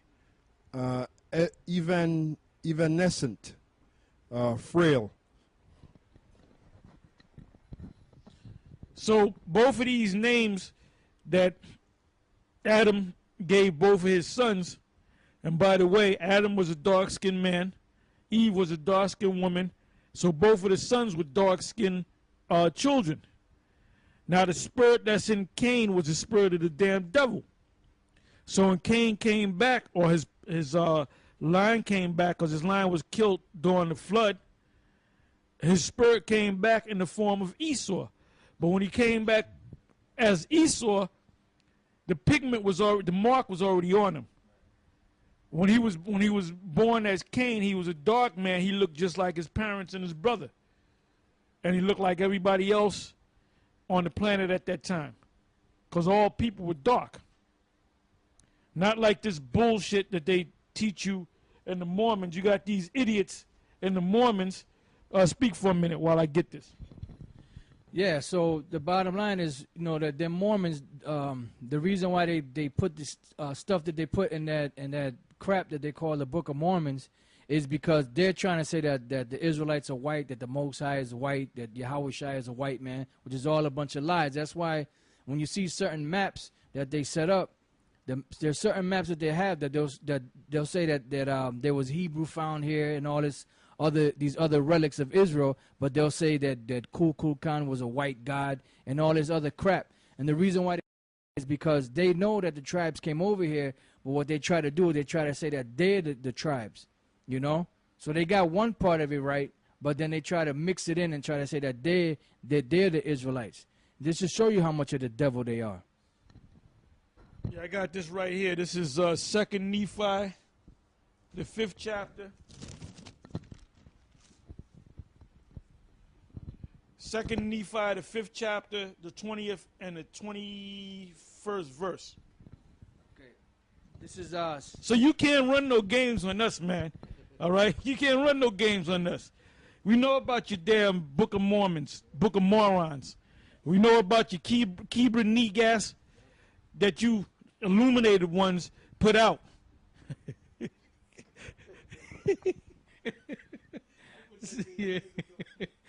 Second Nephi 5:20. It says, "Wherefore the word of the Lord was fulfilled, which he spake unto me, saying that inasmuch as they will not hearken unto thy words, they shall be cut off from the presence of the Lord. And behold, they were cut off from his presence. And he had caused a cursing to come upon them, yea, even a sore cursing, because of their iniquity. For behold, they had hardened their hearts against him, and they had become like unto a flint. Wherefore, as they were white and exceedingly fair and delightsome, that they might not be enticing unto my people, the Lord power did cause a skin of blackness to come upon them." Now that's totally contrary to the scriptures. Because when you turn white, that's a curse of leprosy. Give me the book of Numbers 12 and 10. And then give me, what is that, Leviticus, the 13th chapter. Round about, I believe it was like the 30-something verse. Around there. Okay. So the truth is coming out on you damn devils, man. Yeah, because the brothers mentioned Mormon. This is from Wikipedia, Mormonism and Freemasonry. It says the relationship between Mormonism and Freemasonry began early in the life of Mormon founder Joseph Smith, as his older brother and possibly his father were Freemasons. Now remember what this guy Albert Pike said. He said that Freemasonry is basically witchcraft. So there you go. It says Joseph Smith Jr., as his older brother and possibly his father were Freemasons, while the family lived near Palmyra, New York. Nevertheless, in the late 1820s, the Western New York religion, or the Western New York region, was swept with anti-Masonic fervor. And the Book of Mormon, a foundational religious book published by Smith in 1830, is generally considered to reflect that anti-Masonic sentiment by condemning what is portrayed or portrays as oath-bound conspiratorial organizations. So basically they're telling you here that the Book of Mormon really came out of Masonry. Now, Masonry, like I said, if you go back to what Albert Pike said, which he was considered, what's the word? He was considered the champion, for lack of a better term, of Masonry. He said that Masonry is witchcraft. So this book, the Book of Mormon, came out of Joseph Smith, who Joseph Smith himself was a Freemason. So there you go. Yeah, so, you know, everything that you devils, that's part of that flood that you put out to deceive Israelites. Because you got a lot of the Latin tribes and a lot of simple-ass Negroes that's down with that nonsense, the Latter-day Saints, which they don't even know their book. You know, you can deal with any of those clowns out there, whether they Jehovah's Witness, Seventh-day Adventists, Mormons, the Rastafarians, Islam, and you can destroy them with their own knowledge because they're not even deep in their own book. All right? But we'll find that later, you know, unless you got it. You got it? All right, go ahead. Mark it down, brother. Give me a pen. Mark it down. Put down God made more niggas.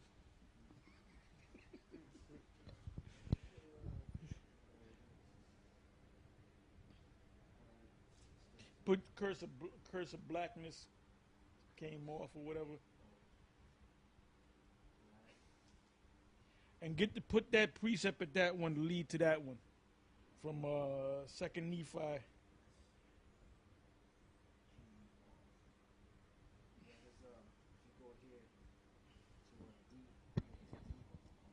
It's that's one thing about that book. They put the precepts up in there. All right. All right, go ahead and read that. All right, this is 3rd Nephi chapter 2 verse 14. And it came to pass that those Lamanites who had united with the Nephites. First of all, there's no such thing. Look up put the word Lamanites in there. The hell did Lamanites come from? Ain't no such thing as Lamanites, man. When you go to the table of nations and when you go to the books of the Chronicles, there's no such people as Lamanites. And for that matter, there's no such people as Nephites. So that's more madness that the illuminated ones put out to confuse the people. But like it says in Matthew 24, they're not going to deceive the very elect. If it were possible, they would deceive the very elect, but it's not possible. So all that stuff is nothing to us. We just, you know, you just like pushing the fly off you, man. Yeah, in Wikipedia, Lamanite, it says, according to the Book of Mormon, a Lamanite is a member of a dark-skinned nation of indigenous Americans that battle with the light-skinned Nephite nation. Although mainstream archaeologists, geneticists, and historians do not recognize the existence of Lamanites.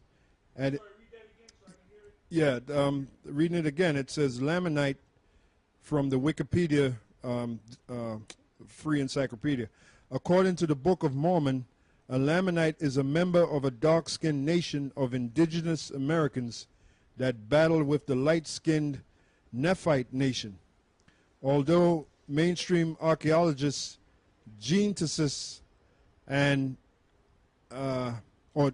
geneticists and historians do not recognize the existence of Lamanites, adherents of the Latter-day Saint movement typically believe that the Lamanites comprise some part, if not the entirety, of the indigenous peoples of the Americas and the Polynesian people. You know what? Hold that tab up there because I want to get a copy of that. We're going to get into this downtown too. Like this stupid idiot Bubble-Eyed Blackfish that clearly sold out. You know, he sold out, Comfy sold out, and you don't see Comfy no more because everybody knows he sold out, you know?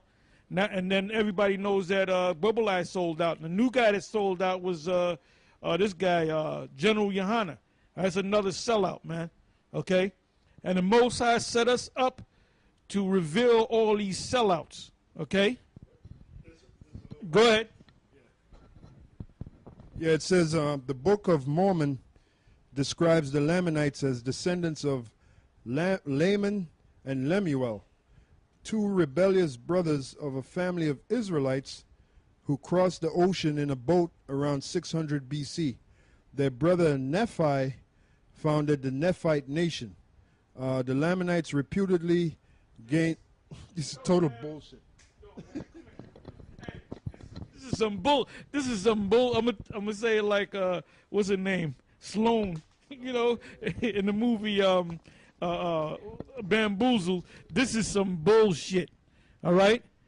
You can't just be of a certain line of Israelites or Hebrews, and all of a sudden you decide to make up your own nation. Like I decided to make up a nation called the Taharites. You can't do that. The nations are already established. So this book here, the Book of Mormon, is a joke, man.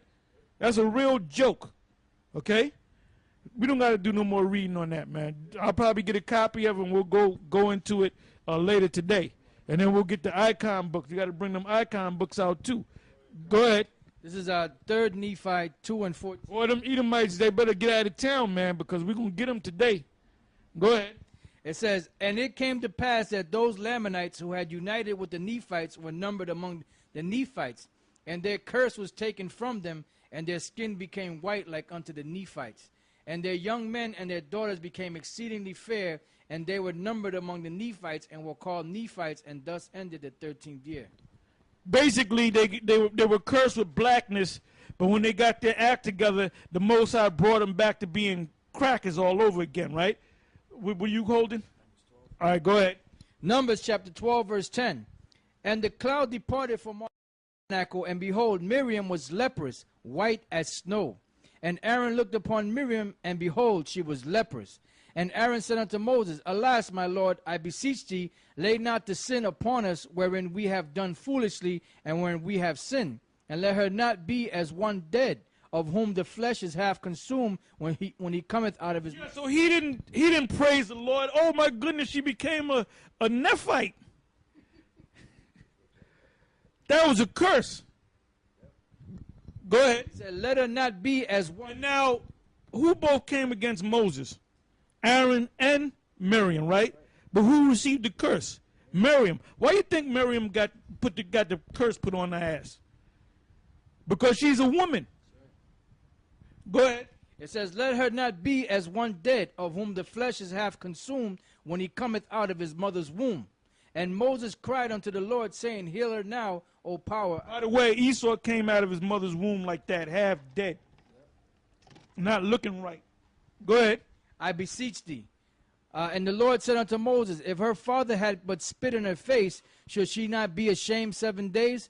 Let her be shut up from the camp 7 days, and after that let her be received in again. And Miriam was shut out from the camp 7 days, and the people journeyed not till Miriam was brought in again.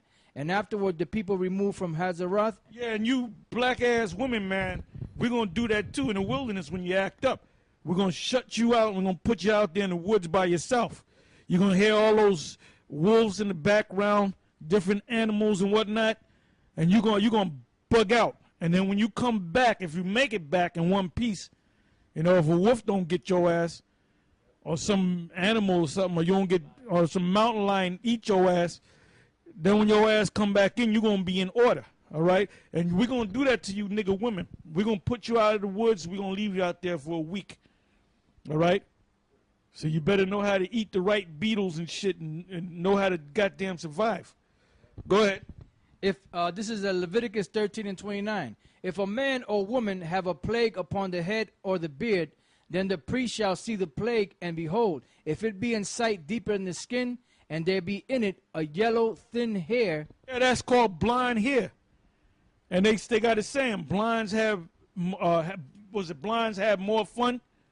Well, it ain't fun being cursed with leprosy. There's nothing fun about that. Go ahead. And if it be in sight deeper than the skin, and there be in it a yellow thin hair, then the priest shall pronounce him unclean. It is a dry scald, even a leprosy upon the head or beard. Go ahead. And the priest looked on the plague, and if the priest look on the plague of the scald, and behold, it be not in sight deeper than the skin, and that there is no black hair in it, then the priest shall shut him up that hath the plague of the scald 7 days.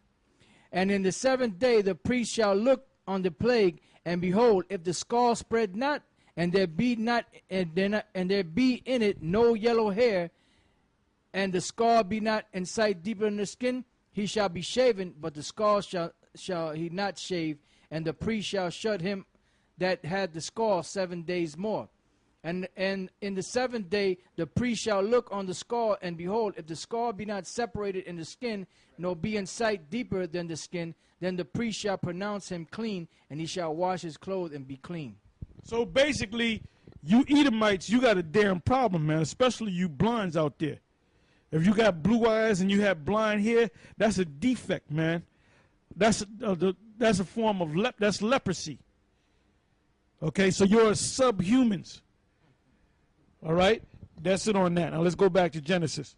All right, this is Genesis, back in Genesis 4 and 2. And she again bare his brother Abel, and Abel was a keeper of the sheep, but Cain was a tiller of the ground. And in process of time it came to pass that Cain brought of the fruit of the ground an offering unto the Lord. And Abel he also brought of the firstlings of his flock, and of the fat thereof. And the Lord had respect unto Abel and to his offering, but unto Cain and to his offering he had not respect. And Cain was very wroth, and his countenance. Yeah, well, why didn't the Lord have respect for him? Read that part again. What did he do? It says, and Abel and in process of time it came to pass that Cain brought of the fruit of the ground an offering unto the Lord. You were supposed to bring certain animals and sacrifice them, which Abel did, and you didn't. Now, Go from there. Get me the book of, you know what I want, Psalms. Psalm 50 and 16. And then also get me Isaiah 26 and 10. Because you in the land of Israel, you made it to the land through the Rothschilds. And what do you got over there? You got kosher pigs, you got Pink City, you got gay parades, you got all kind of madness. So you got the land, you have the whole world thinking that you the real Jews, and that you in the land, you calling yourself the Israelites or the Jews, but then look at what you're doing over there. So that proves right there that you can't be in our kingdom. You can't be side by side by us.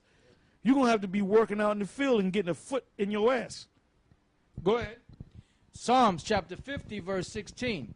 But unto the wicked the Most High saith, what hast thou to do to declare my statutes? Yeah, the wicked is talking about Esau, as we all should know. Go ahead. Or that thou shouldest take my covenant in thy mouth. Yeah, because you go to these temples and you bring out the Torah, right? And you read from the Torah and you get the Torah blessing, and you do the Shemais and all that. Shemai, Eloheinu, the way your idiots do it. But you know what? You ain't getting no blessing from the Most High. Because you first of all, you're devils. That's in your spirit. And just because you have some form of Hebrew and you in the land, that don't mean you're going to get a blessing, man. When the kingdom comes, you're going to get destroyed. First of all, you go into slavery, and then after a time of slavery, you're going to be exterminated. Go ahead. Or that thou shouldest take my covenant in thy mouth, seeing... Because you don't keep the laws. There's one kid, this little so-called Jewish kid, and they even got it on tape. This other so-called Jew, grown man, took this kid and chopped his ass up. And took part of the bodies is in Brooklyn, I believe. Part of the body parts was in a damn dumpster like 2 blocks down. And then the other body parts was in this guy's freezer. And this guy's a so-called Jew. So you are straight up devils, man. And they're not calling him a devil. They're not calling him a monster. Oh, we got to do some psychological tests.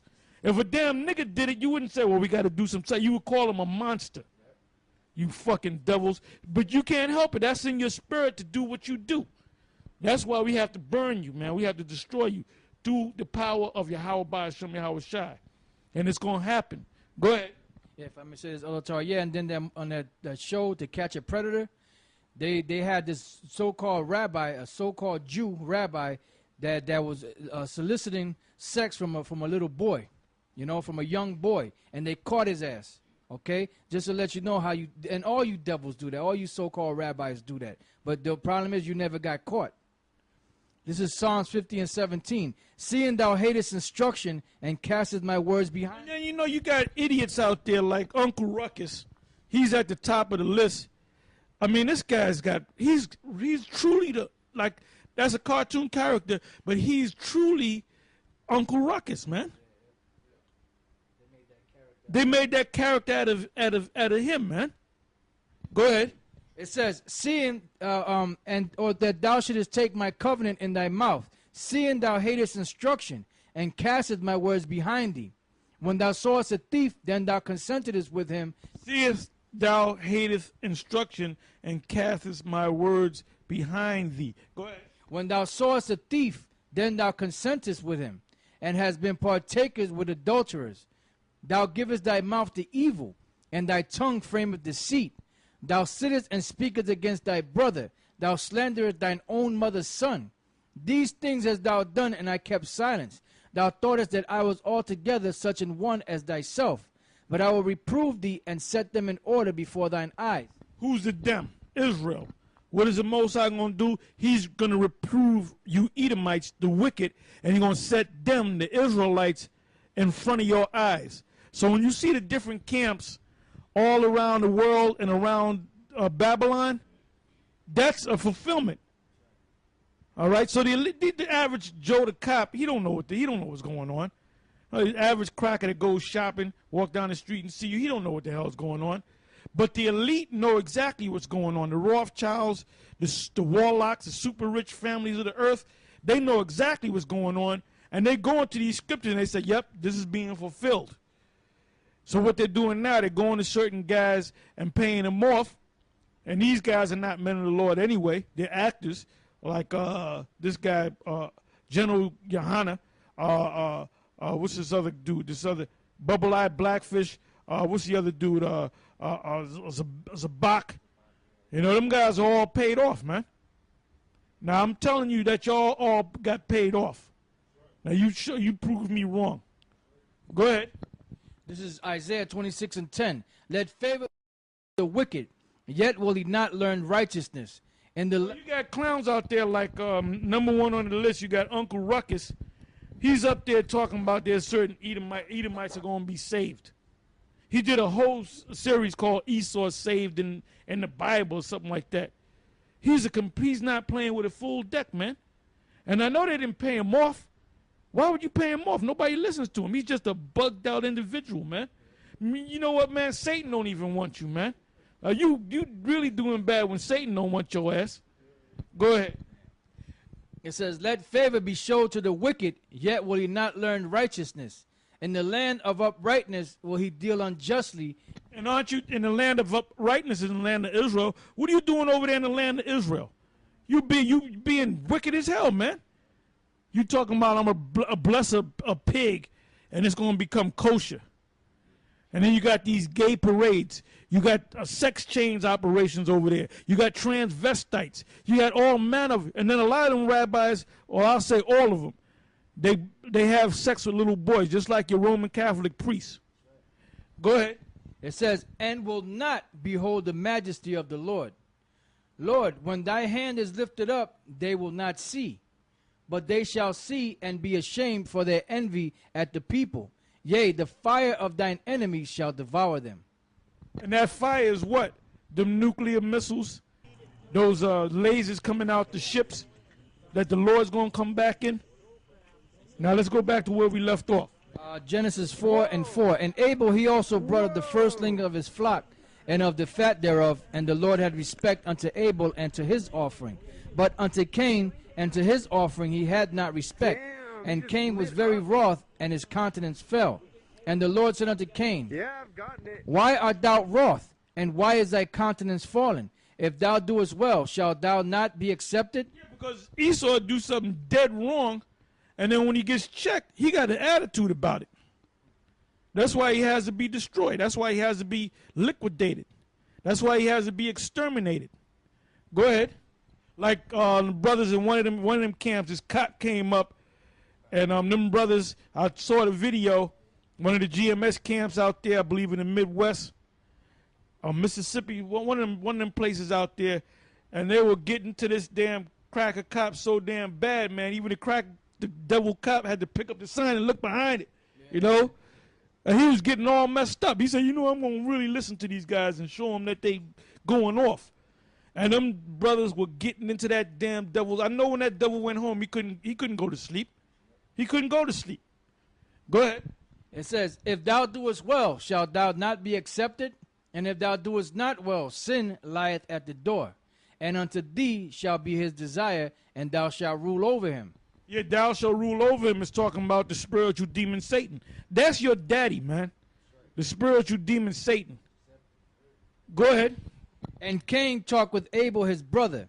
And it came to pass, when they were in the field, that Cain rose up against Abel his brother and slew him. And the Lord said unto Cain, where is Abel thy brother?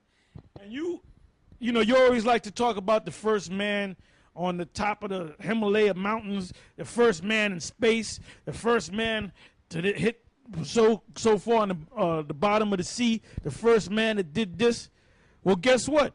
You're the first damn murderer, man. Go ahead.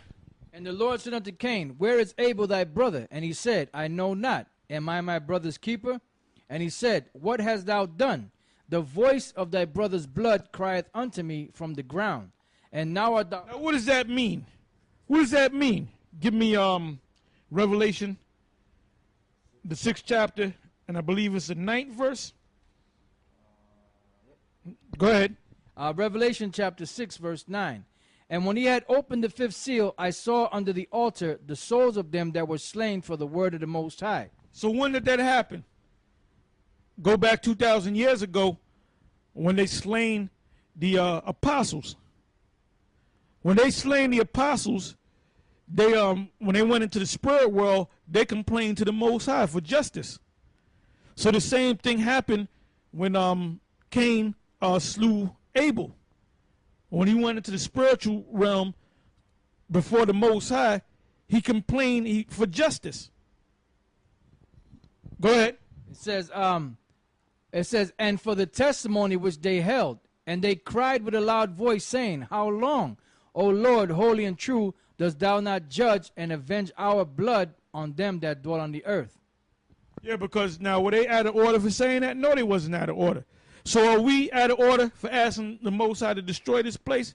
Hell no. Now where do we leave off at? Go ahead. Genesis 4 and 11. I'm sorry, 10. And he said, What hast thou done? The voice of thy brother's blood crieth unto me from the ground, and now art thou cursed from the earth. And blood means the spirit. It ain't actually talking about blood that comes out your body. It's talking about the spirit. Go ahead. It says, And now art thou cursed from the earth, which hath opened her mouth to receive thy brother's blood from thy hand.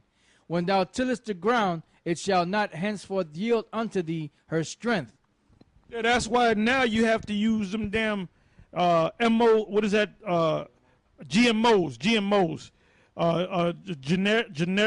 genetically modified organisms. So when you eat corn, it's not real corn. When you eat a chicken, it's not a real chicken. That's why you're sick all the goddamn time. Because you're eating this bad. You're not eating real food. Is like medicine, man. Especially when you eat herbs, when you eat vegetables, when you eat apples and so forth. Like I'm gonna give you an example. I believe it's in Daniel the 2nd chapter, where Daniel did this experiment. I believe he took 10 men to eat the king's food, and then 10 men to eat pulse, which is vegetables. And the ones that ate the pulse was, you don't know what it is exactly, I believe it's the 2nd chapter. All you got to do is put the word pulse right in the box up there. You see that? Yeah, the box. It's in the 1st chapter. I'm sorry, it's in the 1st chapter. All right, go ahead. Was it 10? Yeah. All right, go ahead. This is Daniel chapter 1. And key on that word, Daniel 1 verse 10. Key on the word pulse. Let's see what the Hebrew word there is. Go ahead. I'll start at 9. Daniel 1 and 9. Now the Most High had brought Daniel into favor and tender love with the prince of the eunuchs. And the prince of the eunuchs said unto Daniel, I fear my lord the king, who hath appointed your meat and your drink. For why should he see your faces worse liking than the children which are of your sort? Then shall you make me endanger my head to the king. Then said Daniel to Melzar, whom the prince of the eunuchs had set over Daniel, Hananiah, Mishael, and Azariah. Which is their Babylonians' names was Shadrach, Meshach, and Abednego. Go ahead. Prove thy servant, I beseech thee, 10 days, and let them give us pulse to eat and water to drink. Then let our countenances... That's why I'm always drinking water. And I never get sick, you know? And I eat a lot of vegetable. I eat that meat too, but I like to eat a lot of vegetables, man. You know? You never get sick. Go ahead. It says, Then let our countenances be looked upon before thee, and the countenance of the children that eat of the portion of the king's meat. And as thou seest, deal with thy servants. So he consented to them in this manner, and proved them 10 days. And at the end of the 10 days, their countenances appeared fairer and fatter in flesh than all the children which did eat the portion of the king's meat. Thus Melzar gave the portion of their meat and the wine that they should drink, and gave them pulse. Yeah, so they were eating that rich food. You know, the king got that money and that power. He's going to eat that rich food. Royal dainties. All right? Go ahead. Yeah, in Daniel 1 and 12, we're going to look at the word pulse in the Hebrew. The word there is zara'ain. Zara'ain, which means vegetables. Vegetables, herbs, vegetable food. Yeah, that's pretty much it. That's it. You know, and Jake, they have a lousy diet, man. You know, they eating that crap, nothing but goddamn crack, man. Crap all day. And that's why these niggas is always in the damn hospital, man. That's why you see a lot of Jakes out there limping down the street, bent over, back with a cane, back all messed up, man. You know? Go ahead.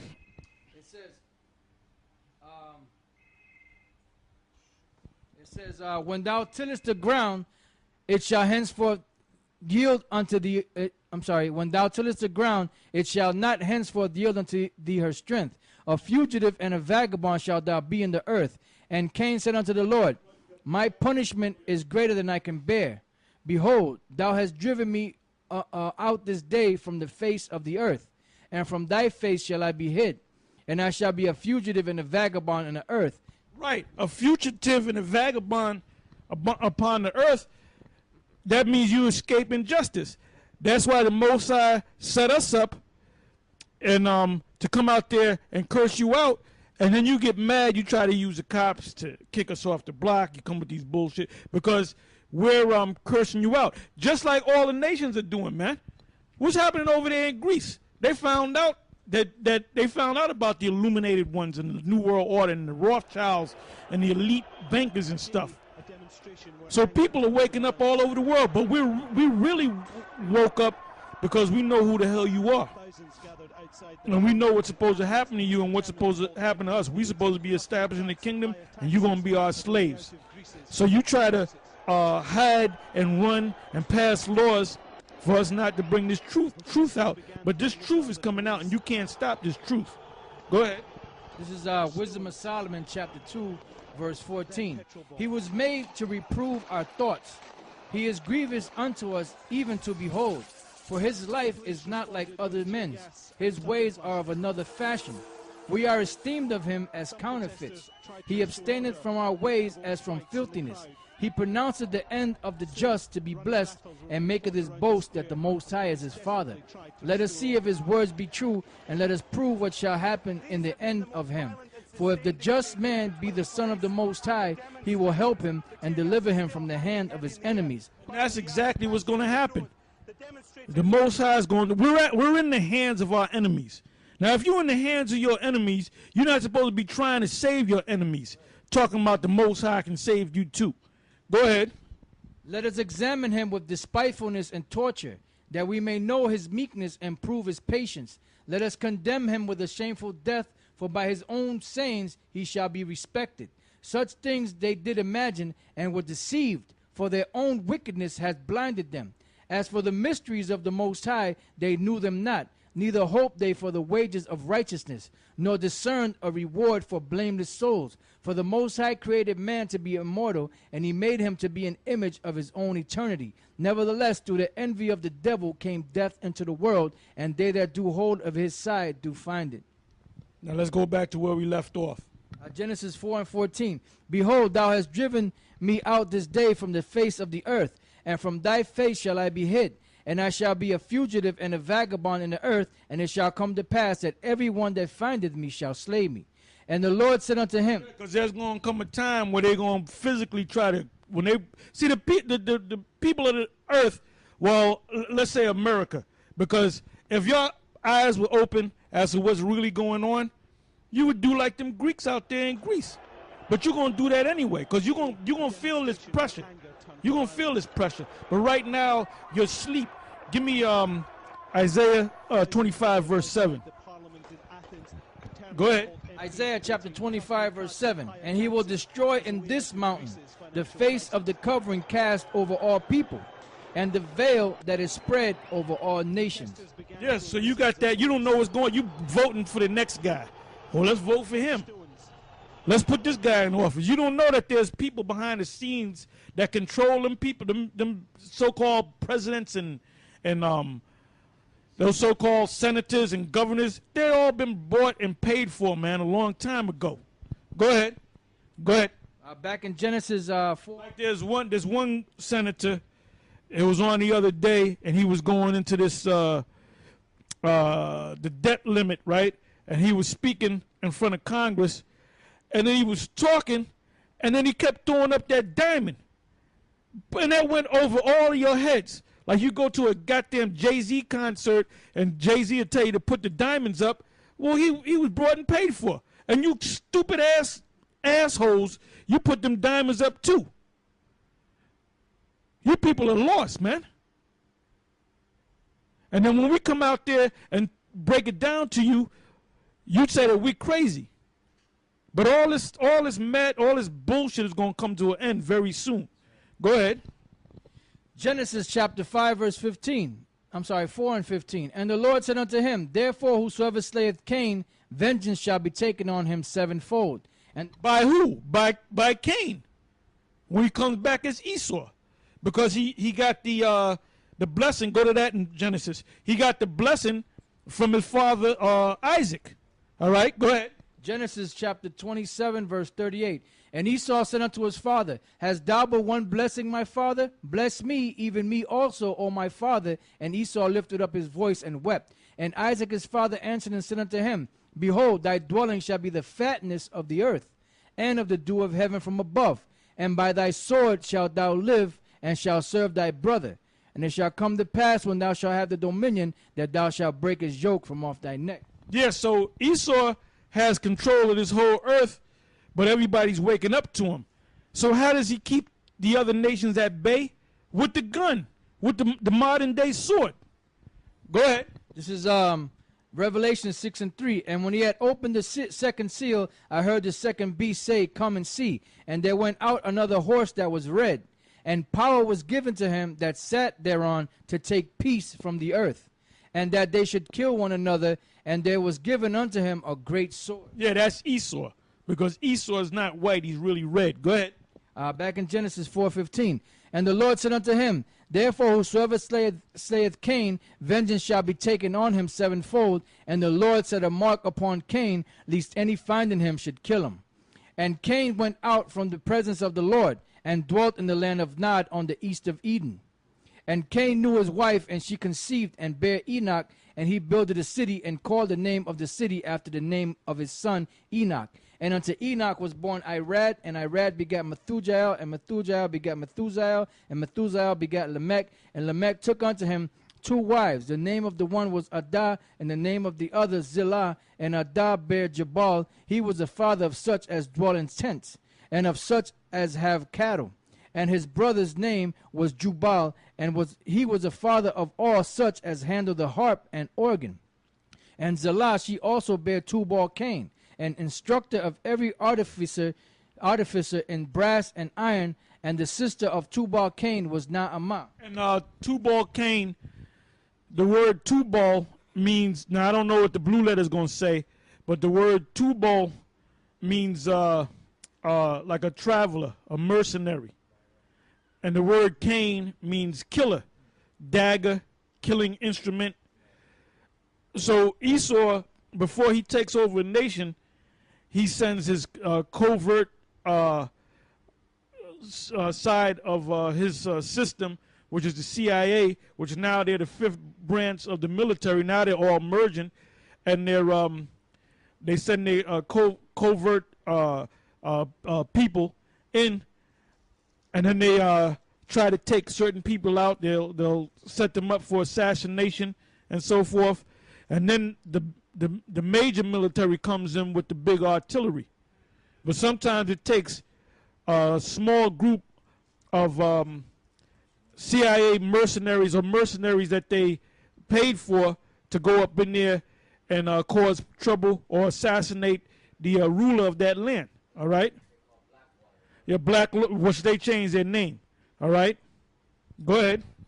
This is verse 23. And Lamech said unto his wives, Adah and Zillah, Hear my voice, ye wives of Lamech. Hearken unto my speech. For I have slain a man to my wounding, and a young man to my hurt. If Cain shall be avenged sevenfold, truly Lamech 70 and sevenfold. And Adam knew his wife again, and she bare a son, and called his name Seth. For the Most High, said she, hath appointed me another seed instead of Abel, whom. And to Seth, and to him also there was born a son, and he called his name Enos. Then began men to call upon the name of the Lord. Yeah, and the men that called upon the name of the Lord was who? The sons that came out of Seth, on Seth's side. All right, Seth and Enos. Look up the word Seth and Enos.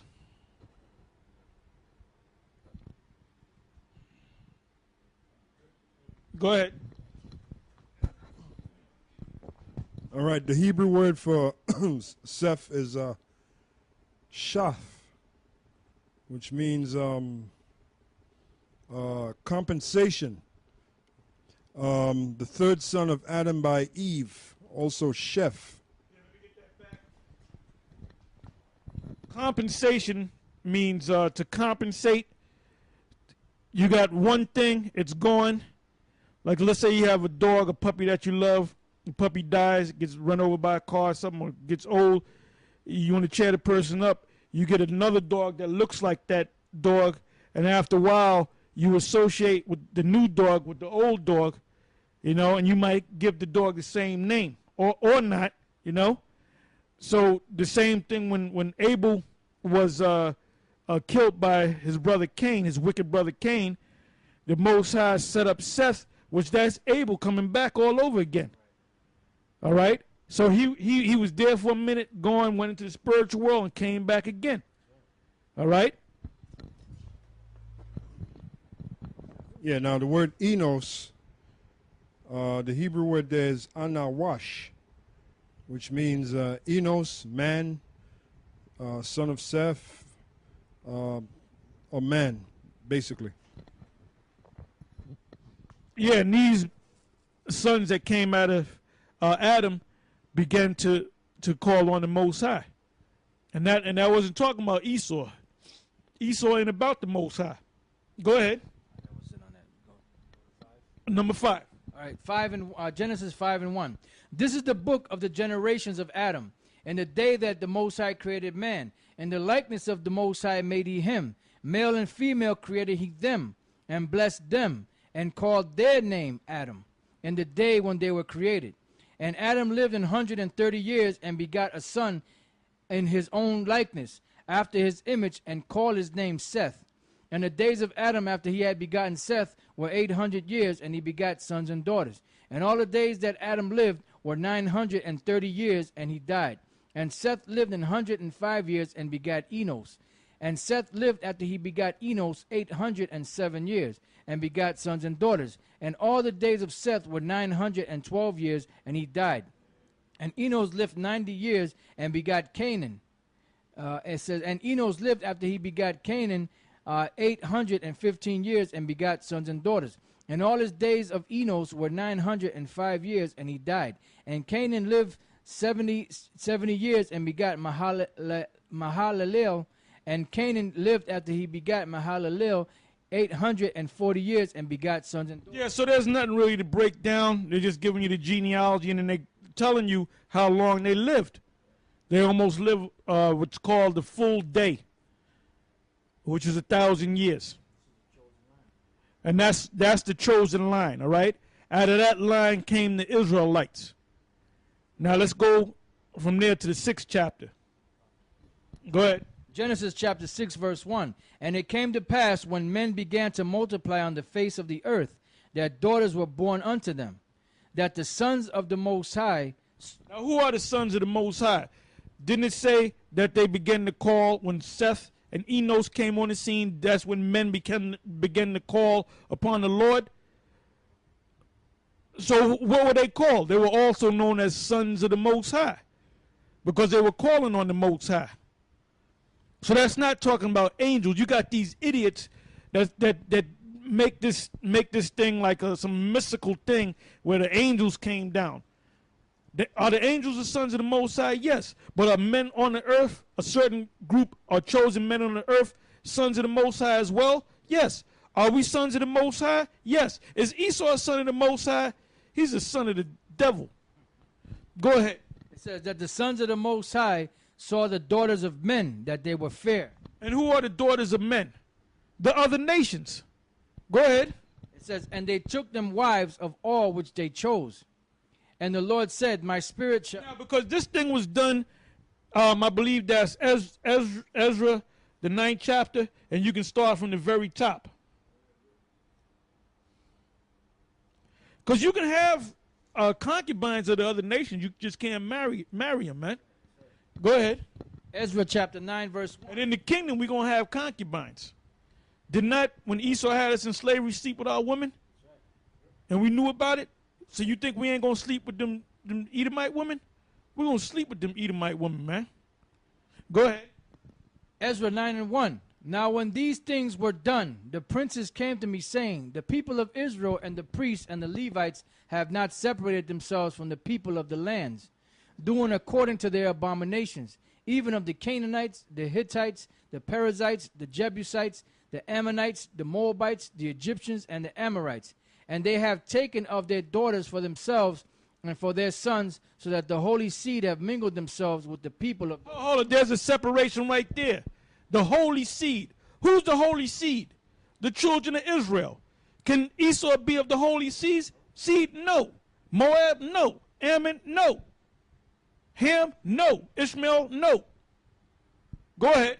So that the holy seed... That's why the Lord is going to destroy. There's going to come a time where the Most High is going to destroy guys like Uncle Ruckus, General Yohana, Comfy, Bubble-Eyed Blackfish, and many others. Zabak, the Most High is going to destroy them guys. And then when you start seeing the Most High destroying them, then you're going to know who are the chosen, just like the fulfillment in the Apocrypha and 2nd Ezra, the 16th chapter. You're going to see who the chosen are, man. Because this thing is, like I said, what's going on in Greece is coming to America. And all hell's going to break loose in America. And then you're going to see them guys for who they are, the guys that I mentioned. Go ahead. It says, so that the holy seed have mingled themselves with the people of those lands. Yea, the hand of the princes and rulers hath been chief in this trespass. And when I heard... Yeah, the top leaders, they were chief in this thing. Like I said, I'm going to say it again. You can have concubines of the other nations, but you can't marry them. Go ahead. And when I heard this thing, I rent my garment and my mantle and plucked off the hair of my head and of my beard and sat down astonished.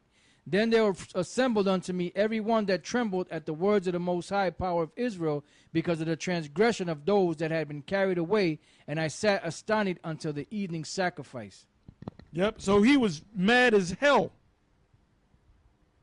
All right, now let's go back to where we left off. All right, Genesis chapter 6, verse 2. That the sons of the Most High saw the daughters of men. The sons of the Most High are Israel. How do we know that? Yah Shah Allah.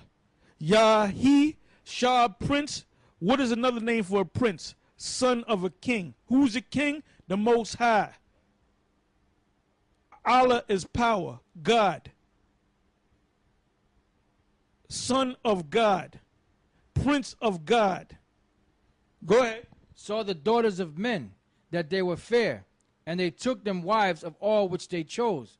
And the Lord said, my spirit shall not always strive with man, for that he also is flesh, yet his days shall be 120 years. There were giants in the earth. And now remember when we read in the 5th verse, 5th chapter, that Adam lived to be 930. We didn't read about Methuselah. Methuselah lived to be 969. Some of them lived to be 900, 905, 850, 890, so forth and so on. So the Most High cut that down. There's something inside of your body, a gland in your body, or organ in your body that the Most High can tap into and make you live to be 900 years old, make you live to be 1,000 years old. So the Most High, Yahweh Bashem Yahweh Shai, tapped into that body and switched it to 120. Now this devil, Esau, he trying to make it with his science to have people live to be 500. People can't live to be 500, man.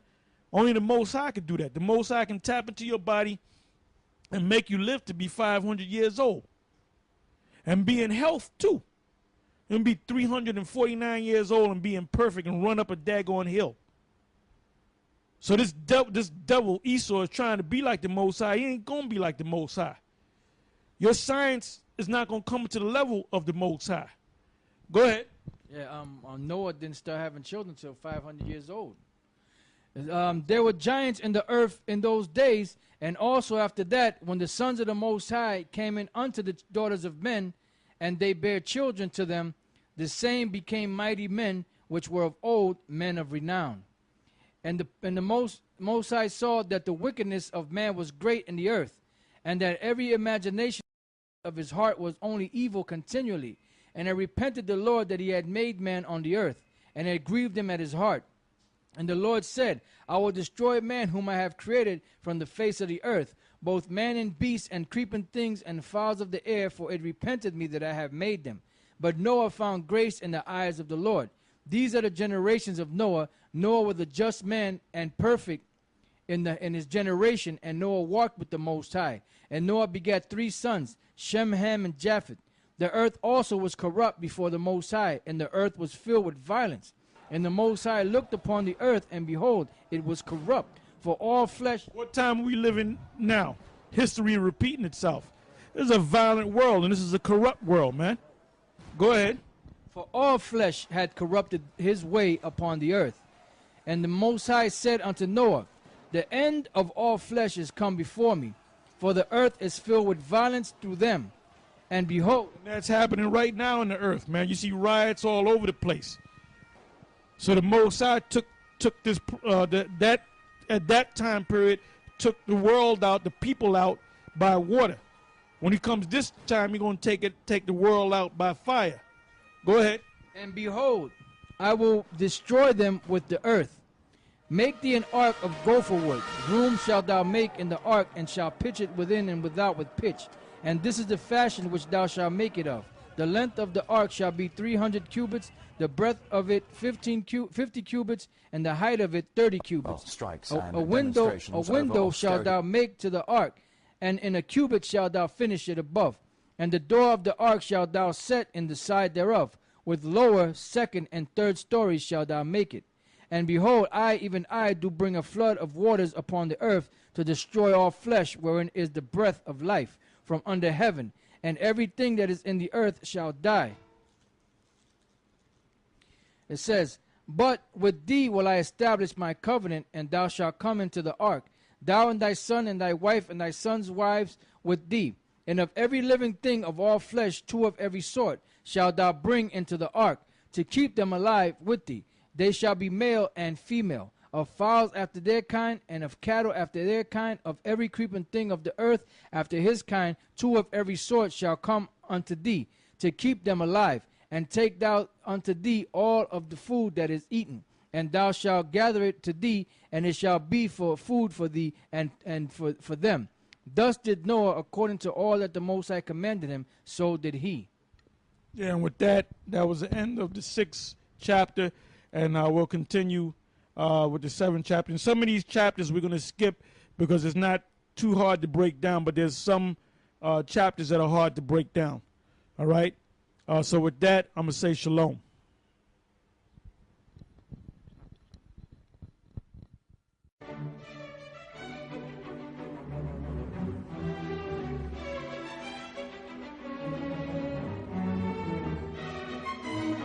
Shalom, and welcome once again to Elders of GMS, giving all praises to Yahweh by Shem Yahweh Shai. And we're going to continue where we left off, the book of Genesis, and we're going to start from the 7th chapter. So I'm going to let the brother read. Shalom. Genesis chapter 7, verse 1.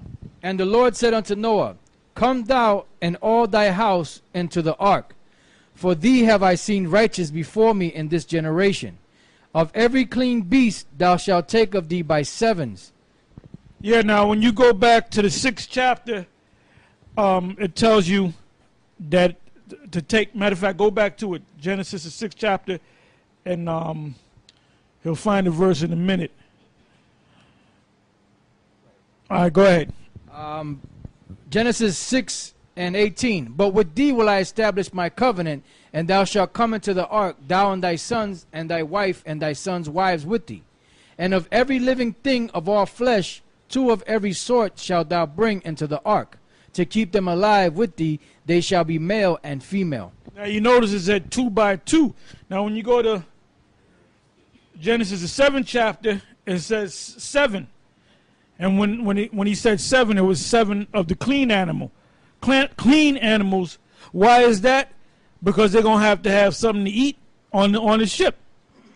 On the ark, rather. Go ahead. Of every clean, Genesis 7 and 2. Of every clean beast thou shalt take to thee by 7s, the male and his female. And of beasts that are not clean by 2, the male and his female. Of fowls also of the air by 7s, the male and the female, to keep seed alive upon the face of all the earth. For yet 7 days, and I will cause it to rain upon the earth 40 days and 40 nights. And every living substance that I have made will I destroy from off the face of the earth. And Noah did according unto all that the Lord commanded him. And Noah was 600 years old when the flood of waters was upon the earth. And Noah went in, and his sons and his wife, and his sons' wives with him into the ark, because of the waters of the flood. Of clean beasts and of beasts that are not clean, and of fowls, and of everything that creepeth upon the earth, there went in 2 and 2 unto Noah into the ark, the male and the female, as the Most High had commanded Noah. And it came to pass after 7 days that the waters of the flood were upon the earth. In the 600th year of Noah's life, in the 2nd month, it says, the 17th day of the month, the same day were all the fountains of the great deep broken up, and the windows of heaven were open. And the rain was upon the earth 40 days and 40 nights. It said, read that part again, broken up. It says, the same day were all the fountains of the great deep broken up, and the windows of heaven were opened. Yeah, because the earth looked different prior to the flood. That's why if you take out a world map and you look at the world map as a whole, it looks like a jigsaw puzzle that was broken up. So if you condense all the pieces of land together, it will come into one mass. Just look, like I said, just look at a world map, and you can see how the pieces, like South America, fits exactly, almost exactly, to Africa, the continent of Africa. So when this devil tell you, he gives you his theory about things, don't listen to this motherfucking devil. We don't know what the hell he's talking about. Go ahead. They had a term called Pangea, which Pangea was when the whole earth was together as one, which the word Pan means all and Gea means earth, all earth. That was before the flood, like Elder Tar was telling you. Verse 12, Genesis 7. And another thing, every nation has a story of the flood. Why? Because all these people that you see around the earth, they came out of one of Noah's sons, Ham, Shem, or Japheth. Go ahead. And the rain was upon the earth 40 days and 40 nights. And the selfsame day entered Noah and Shem and Ham and Japheth, the sons of Noah, and Noah's wife, and the 3 wives of his sons with them into the ark. They and every beast after his kind, and all the cattle after their kind, and every creeping thing that creepeth upon the earth after his kind, and every fowl after his kind, every bird of every sort. And they went in unto Noah into the ark, 2 and 2 of all flesh, wherein is the breath of life. And they that went in male and female of all flesh, as the Most High had commanded him. And the Lord shut him in. And the flood was 40 days upon the earth, and the waters increased and bare up the ark, and it was lifted up above the earth. And the waters prevailed and were increased greatly upon the earth, and the ark went upon the face of the waters. And the waters prevailed exceedingly upon the earth, and all the high hills that were under the whole heaven were covered. 15 cubits upward did the waters prevail, and the mountains were covered. 15 cubits covered all the mountains, all the great mountains. Now you have scholars that say a cubit is 18 inches. It's got to be longer than 18 inches. Matter of fact, give me Zandavins, and if you have the what's that? The thick Bible dictionary, is that over there as well? The Harper's, get the Harper's. Also, Google that word. Matter of fact, no, go to the blue letter on that. No, stay in the blue letter, and go where it says cubits, and let's see what they say. Cause you gotta double check Esau, man. Because we're researchers too. You can't go by what Esau tell you, man. Pick up a Bible dictionary, and most of the time the Bible dictionary is accurate. Esau actually goes over there and digs up things and finds out things, but he doesn't find out everything, because that's our job. All right. So let's see what some of these books and these Bible. You got yours in already? Yeah. The Hebrew word for cubit is amah. It says cubit, a measure of distance, the forearm, roughly 18 inches, 0.5 millimeters. There are several cubits used in the Old Testament. The cubit of a man, or common cubit, the legal cubit or cubit of the sanctuary, Ezekiel 40:5, plus others. See a Bible dictionary for complete treatment. That's it. That's all they got. Now they said 18 inches, or about where your elbow is or whatever. Now, I take from my elbow to my hand times 15. It says that 15 cubits cover the highest mountain. So these devils went off. Now, what does this say? This one, the Harper's Bible Dictionary says cubit, the standard ancient Near Eastern linear measure. Theoretically, it encompassed the distance from the elbow to the tip of the middle finger, about 17.5 to 20 inches. See also weights and measures. So now, that's about 20. Let's round it off to 20 inches, right? 20 inches times 20 inches times 10 is 200 inches, right? And five more cubits would be what is it? 200, 300 inches, which when you break it up into yards, that's about 10 yards, something like that. When you go into the inches, I think it's about 10 yards, if I'm not mistaken. So you're telling me 10 yards? Let's say it's 100 yards. 100-yard height. The 100 yards can cover the highest mountain. There's certain mountains that you climb up on, and then it tells you that the ark landed on Mount Ararat. And Mount Ararat is here to this very day. And you had scientists and archaeologists that went over to Mount Ararat and took pictures of the ark. So we know that they went off totally on what a cubit measurement is. All right. Go ahead. Back in Genesis 7:20, 15 cubits upward did the waters prevail, and the mountains were covered. Flesh died that moved upon the earth, both of fowl and of cattle and of beasts, and of every creeping thing that creepeth upon the earth, and every man, all in whose nostrils. Oh, and another thing, when you read the dimensions of the ark itself, it was measured by a cubit. So now you're going by Esau, 18 inches to 20 inches per cubit. That's a big ark, but it has to be a lot bigger, a lot longer than 18 to 20 inches. So that ark was gigantic. That ark was massive, because you had giraffes in there, you had elephants in there, you had lions in there, you had tigers in there.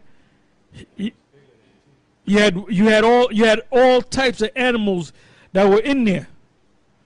So you needed a gigantic ark to put all those animals up in there. So that 18 inches per cubit is BS. Go ahead. It says, and all flesh died that moved upon the earth, both of fowl and of cattle and of beasts and of every creeping thing that creepeth upon the earth, and every man, all in whose nostrils was the breath of life, of all that was in. By all of whose nostrils were the breath of life. That's twofold. The breath of life is you actually breathe, and the breath of life is also, which Adam received, was the knowledge of the Most High. He gave him the knowledge of a man, to know, eventually to know good from evil. Now, all the creatures were destroyed. Man was destroyed too. So that proves to you, when you go back to Genesis, the first chapter, about all the creatures that moveth, is talking about man too, and the animals. Go ahead. Of all that was in the dry land died, and every living. Yeah, because what about did he bring whales on the ship? Did he bring any type of fish on the ship? No, because they were doing just fine in the water. Ain't no flood gonna mess with them. They live underwater. Go ahead. And every living substance was destroyed, which was upon the face of the ground. Which was upon the face of the ground, not in the waters. Go ahead. Both man and cattle, and the creeping things, and the fowls of the heaven, and they were destroyed from the earth. And Noah only remained alive, and they that were with him in the ark. And the waters prevailed upon the earth 150 days. Genesis 8:1. Which is about 3 months. Go ahead. I'm sorry. 5 months. All right, it says, and the Most High remembered Noah and every living thing and all the cattle that was with him in the ark. And the Most High made a wind to pass over the earth, and the waters assuaged. And the fountains also of the deep and the windows of heaven were stopped. There's under the ocean, there's bodies of water inside when you go to the bottom of the ocean, there's bodies of water that the Most High can allow to come up on the earth. So that's one thing that flooded the earth. And then it said, when you gather a bunch of clouds and it rains, it brings a lot of rain. But the Most High opened up the windows of heaven, so the Most High caused waters from the heavens, from space, to come down on the earth. Go ahead. And the windows of heaven were stopped, and the rain from heaven was restrained, and the water. Like this devil, this so-called white man, this cracker, this piece of shit, this Edomite. You know, he likes to say that there's no such thing as the Most High, and you know everything has a logical explanation, and you know science is over the Most High in the Bible. Well, when there's a major flood, Esau can't do a damn thing. Esau hasn't found the technology to stop a tornado. He didn't, with the Japs, with all that they can do, they couldn't stop that tsunami and that earthquake. Can you devils raise the dead? So you ain't doing shit, man. You ain't doing nothing. The knowledge that you have is, first of all, the Most High gave you that knowledge, first and foremost. Go ahead. It says, and the waters returned from off the earth continually, and after the end of the 150 days, the waters were abated. And the ark rested in the 7th month on the 17th. And another thing about you devils, you know, you like to say that there's no, the Bible is a book of fairy tale and the Most High doesn't exist. And there's all type of evidence of these actual stories that we're reading. Like I said a few minutes ago, they have photographs of the ark, Noah's Ark, on top of Mount Ararat, man. Go ahead. And the ark rested in the 7th month on the 17th day of the month upon the mountains of Ararat. Upon the mountains of Ararat. Is there such a place called the Mount? Put that in there, the mountain of Ararat. Matter of fact, Google it, man, and go to Google's map, and let's see what comes up. It says, until the waters. Look at you damn devils. I pity you fools, man. I look at you devil, I was getting some gas, and I seen devils getting gas, and I was looking at them, I was shaking my head. I said, you devils don't even realize that America's going to be destroyed, and you're going to be our slaves. And I even tell devils now. I told this guy, Eddie, you know him very well. He's talking about, yeah, America's coming back. In 5 years, everything's going to come back. I said, look, Eddie, I said, America's finished. No, you're wrong. You're wrong. I said, because that's how that devil speaks. I said, Eddie, man, you better forget about your future, man. I said, because America's done. Yeah, well, I'll see you. And the waters decreased continually unto the 10th month. And the 10th month, on the first day of the month, were the tops of the mountains seen. And it came to pass at the end of 40... You have anything to read? Yeah, this is Wikipedia. It says searches for Noah's Ark from at least the time of Eusebius, circa 275 to 339 AD, to the present day. The search for the physical remains of Noah's Ark has held a fascination for many people. Despite many rumors, evidence, sightings, and expeditions, no scientific evidence of the Ark has been found. You know, that's what Esau says. It says, according to Genesis 8 and 4, the Ark came to rest on the mountains of Ararat. Early commentators such as Josephus and authorities quoted by him, Berosus,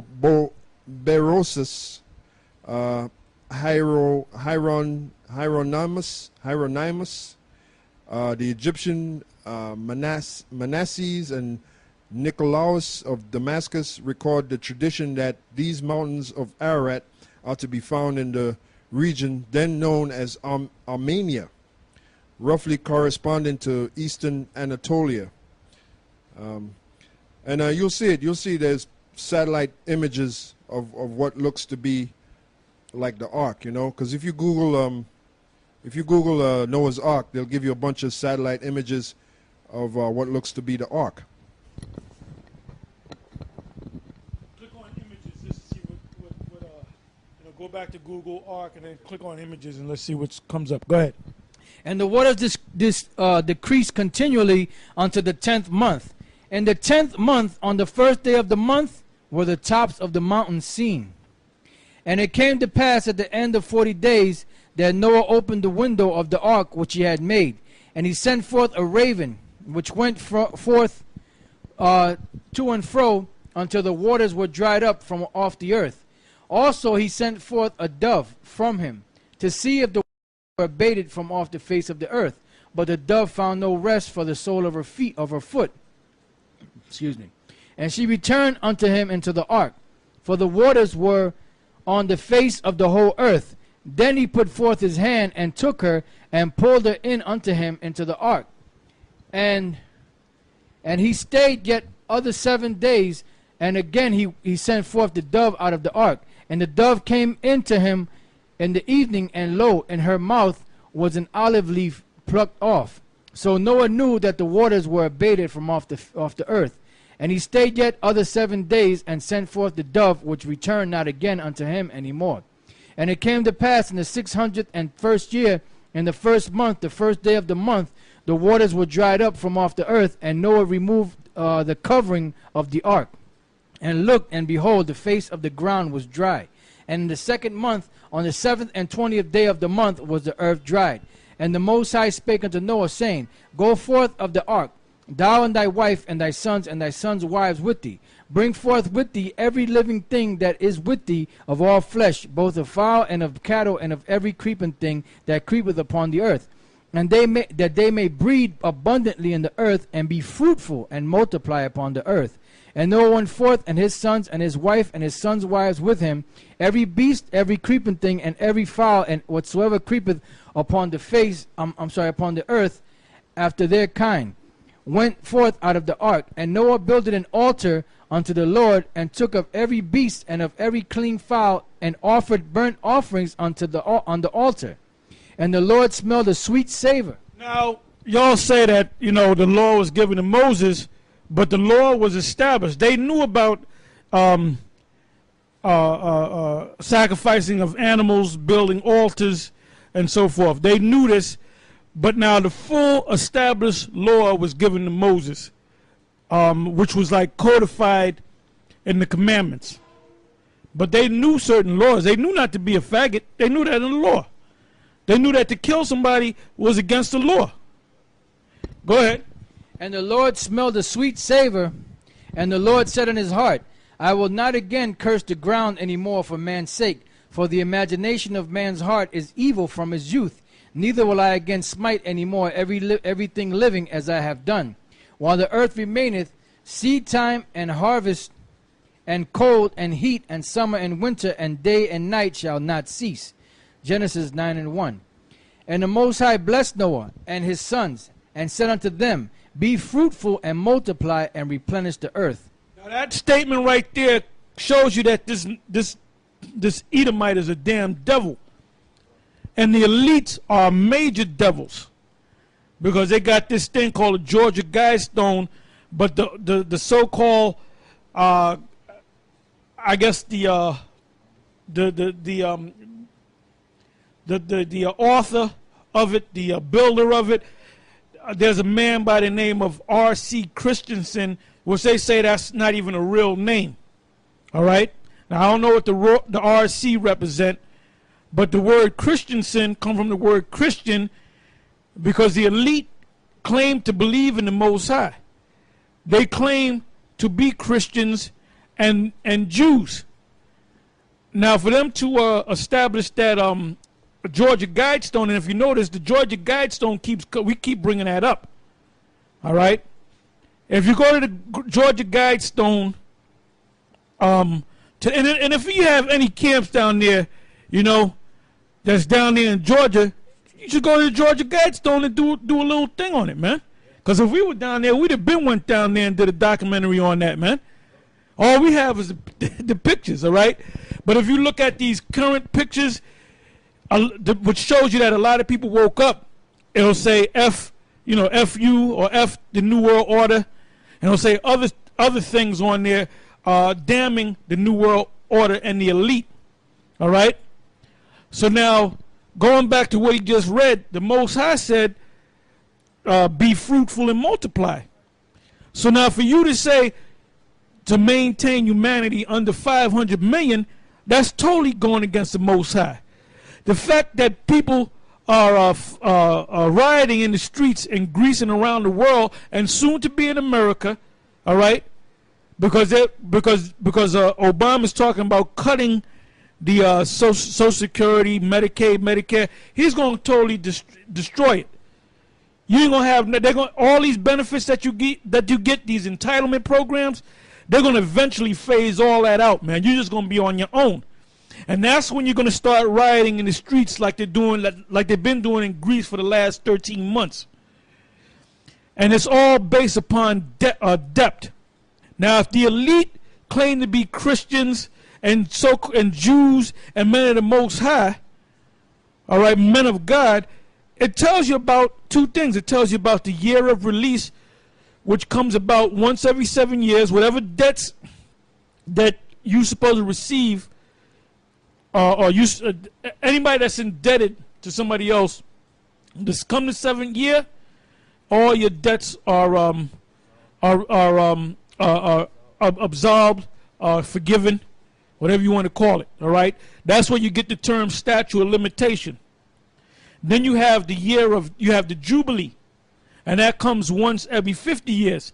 Now let's say you lent something to somebody in the 45th year. If he doesn't pay it in that 5 years, when the Jubilee comes in, it's forgiven, because you had a law and you said don't wait until the 7th. You know that the 7th year is coming of the year of release. And you're not going to lend the person money. You're supposed to lend the person money anyway. That's why the whole world is out of course, because of these damn Edomites, man. Because they claim to use the scriptures, but they go dead set against the scriptures, man.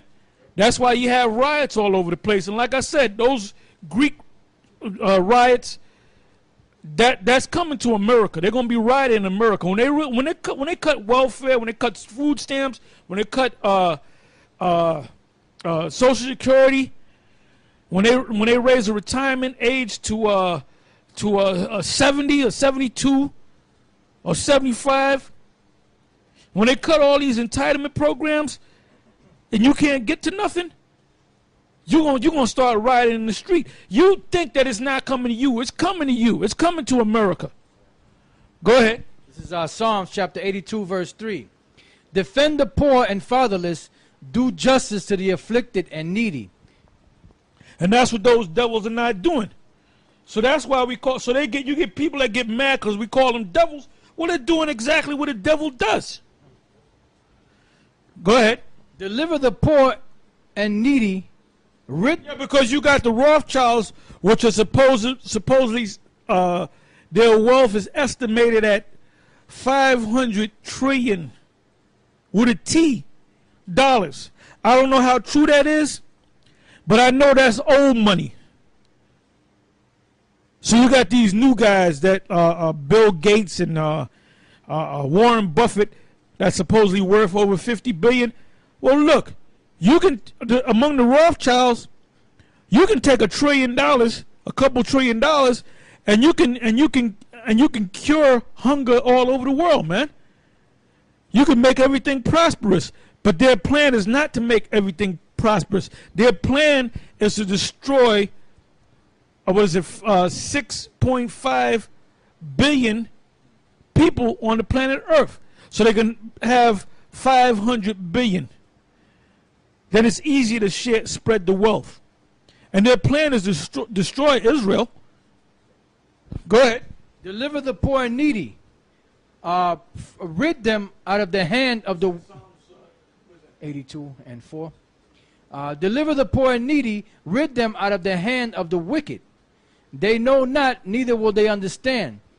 Yeah, so who's going to rid them out of the hand of the wicked? Let's find out who the wicked is first. The wicked are the elite, really, and it's the rest of you Edomites.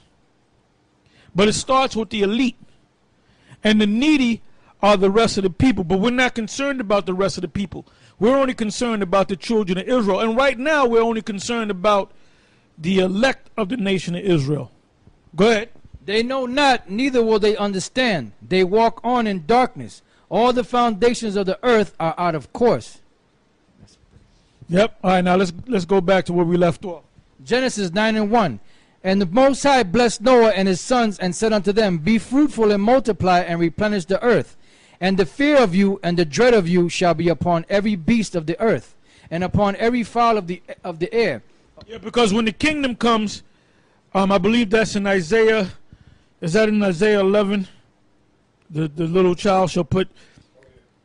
When the kingdom is established, at one time, if you walked in the forest or in the jungle and a lion rolled up on you, the lion would fear you. The elephant would fear you. The serpent would fear you. You do that today, man. Go to one of those safari parks with the lions and jump out the damn car and try to feed that lion popcorn. Man, it'll snap, it'll slap all the ass off you, man. You know? Now, in the kingdom of heaven, the lion is going to fear us. The elephant's going to fear us. The serpent is going to fear us. The adder is going to fear us. All these animals are going to fear us. Go ahead. Isaiah 11 and 6. The wolf also shall dwell with the lamb, and the leopard shall lie down with the kid, and the calf, and the young lions, and the fatlings together, and a little child shall lead them. By the way, that little child is a little Israelite child, not no little devil Edomite child, or Hamite child, or Canaanite child. Go ahead. And the cow and the bear shall feed. Their young ones shall lie down together, and the lion shall eat straw like the ox. And the suckling child shall play on the hole of the asp, and the weaned child shall... What does it mean by a suckling child? A child that's sucking on his mama's titties. An infant. Because in the kingdom, you don't have to worry about taking care of your child. You can just let your child go. The Most High is going to protect him. We ain't gonna have no situation in the kingdom where you got a milk carton. First of all, we ain't gonna have milk cartons. We're gonna get our milk from cows. You ain't gonna have no milk carton with no little kid on it missing. Not among Israelite children. Go ahead. It says, and the sucking child shall play on the hole of the asp, and the weaned child shall put his hand on the cockatrice den. They shall not hurt nor destroy in all my mountain, For the earth shall be full of the knowledge of the Lord as the waters cover the sea. That's when the kingdom of heaven is established. That's when this devil, Esau, is destroyed. And he's getting ready to be destroyed. It's that close. It's that close that this devil's going. So you got clowns out there. Oh, well, you don't know when this man gonna go down. Well, you ain't woken up to nothing, man. Talking about you can be here for another 50, 100 years. You know what you do? You get away from a person like that. Go ahead. And, Genesis 9:2, and the fear of you and the dread of you shall be upon every beast of the earth, and upon every fowl of the air, upon all that moveth upon the earth, and upon all the fishes of the sea. Into your hand they are delivered. Every moving thing that liveth shall be meat for you. Even as a green herb have I given you all things. Which is inside of the law. All right? But flesh with the life thereof, which is the blood thereof, shall you not eat. Now, what Esau, right? To further show you that this man's a damn devil, that he's contrary to the Most High in the scriptures, Esau likes his steaks bloody. There's a thing that's called steak tartare. What's the word tartare means? I believe it means raw. I looked it up one day a long time ago. Basically, what you do is you take some raw meat, you throw it on the pan for 1 second, you flip it for 1 second, you throw it on the plate, and you give it to the person. They eat it. Raw meat. Now, Jake knows in his spirit, whether he's into the scriptures or not to eat raw meat. That's in the spirit. Jake likes his meat well done. Esau likes it medium rare, steak tartare. So this is not, so you look at this guy, Uncle Ruckus, as trying to save Esau. You can't say Esau's not built to be saved, man. Esau's built to get a foot stuck dead up in his ass sideways, man, and working out in the field and getting his ass whipped. That's what he's made for, man. Go ahead. Exodus chapter 12, verse 8. And they shall eat the flesh in that night, roast with fire and unleavened bread, and with bitter herbs they shall eat it. Eat not of it raw. So what are them so-called Jews doing over there in the land of Israel, man? When the Passover come, they're taking that lamb and they smack it on the fire, turn it over, and eat that as bloody as it can be. Damn devils. Go ahead.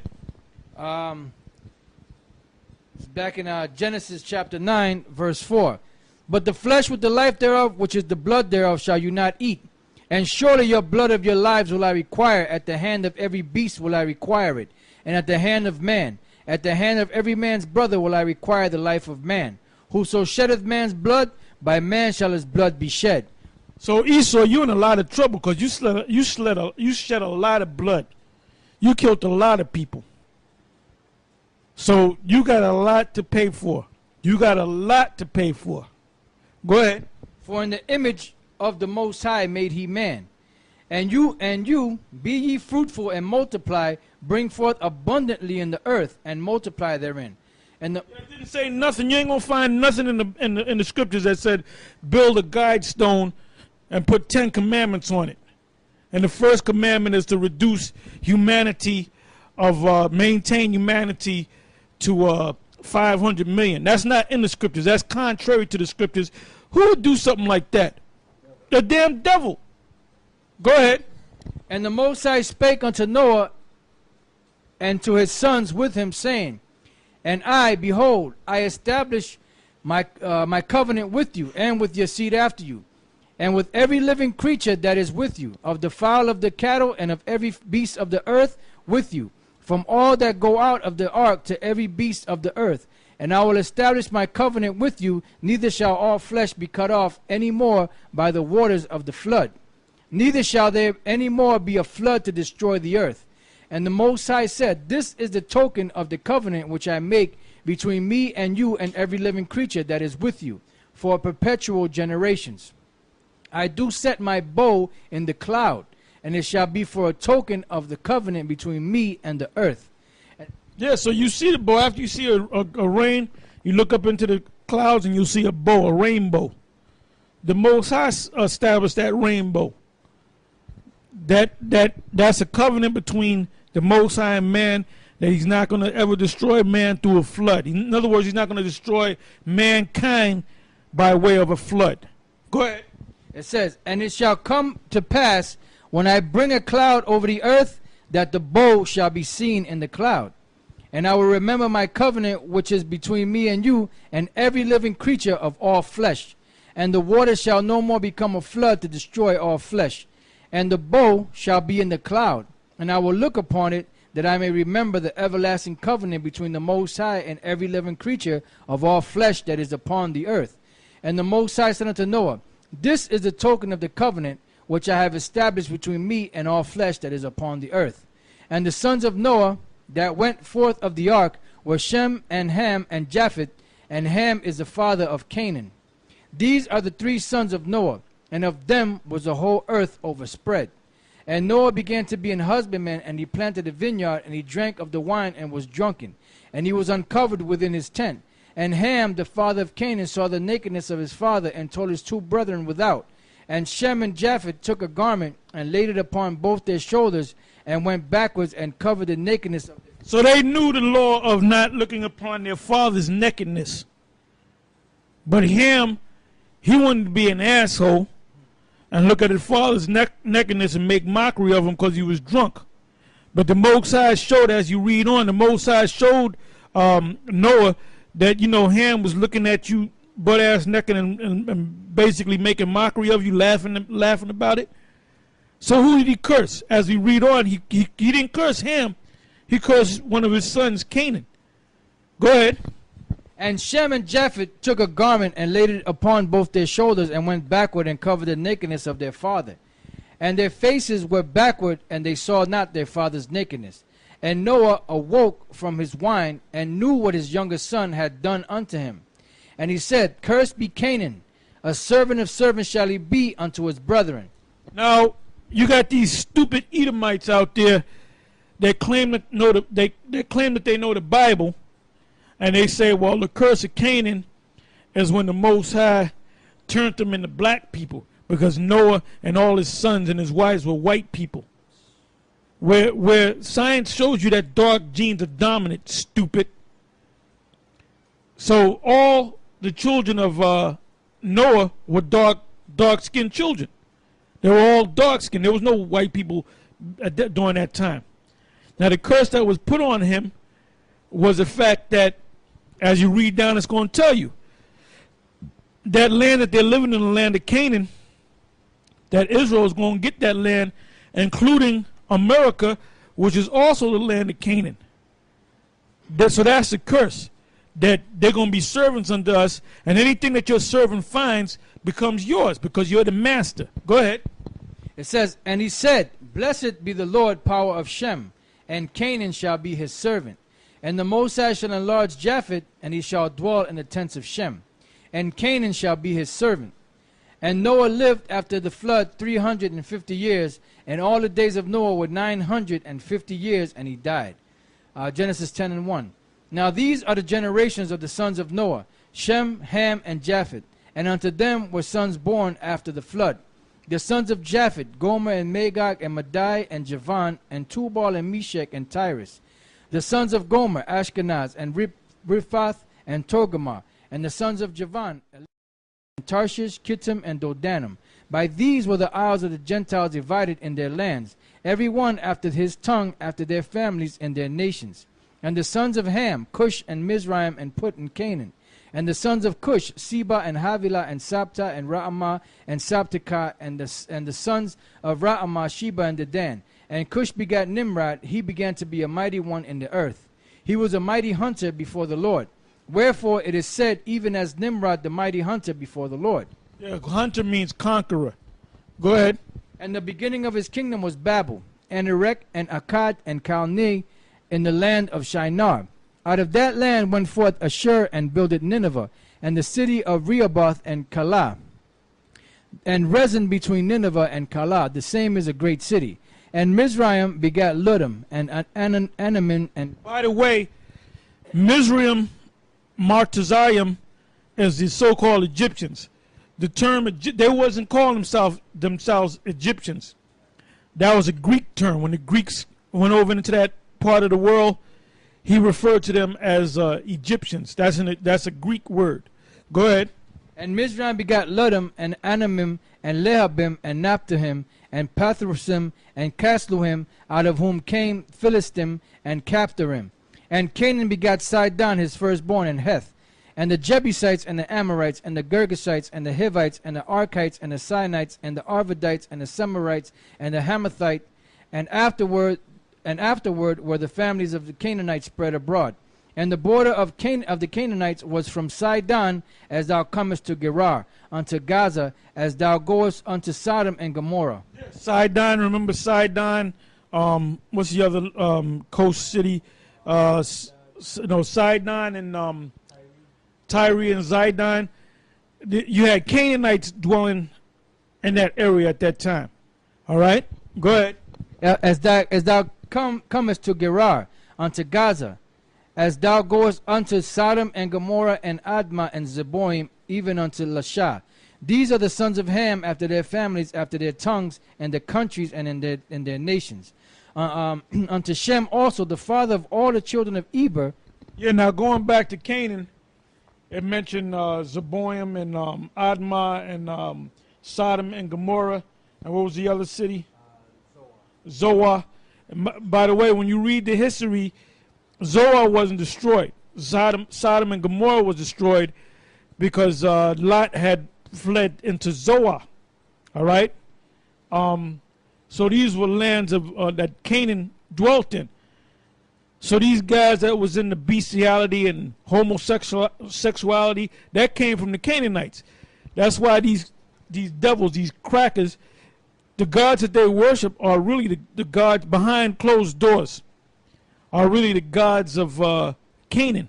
Which part of worshiping the gods of Canaan, you have to be a lesbian, you have to be a lesbian, a homosexual, and so forth. You have to be into bestiality, necrophilia, and so forth, because that goes back to the Canaanites, like the cremation of care and the Bohemian Grove, which we did a special on. Part 1 is up and running on GMS in Transit. The other parts will be coming up very soon. Anyway, those gods that they worship are Canaanite gods. That's why you have the Pope wearing a hat that looks like a fish with his mouth wide open. That mitre that he wears, that goes back to Dagon, the fish god, which goes back to them damn Hamites. So these gods that they worship are them Hamitic gods, them Canaanite gods. Go ahead. Okay, it says, unto Shem also, the father of all the children of Eber, the brother of Japheth the elder, even to him. Read that again. Unto Shem also, the father of all the children of Eber. Read that one more time. Unto Shem also, the father of all the children of Eber.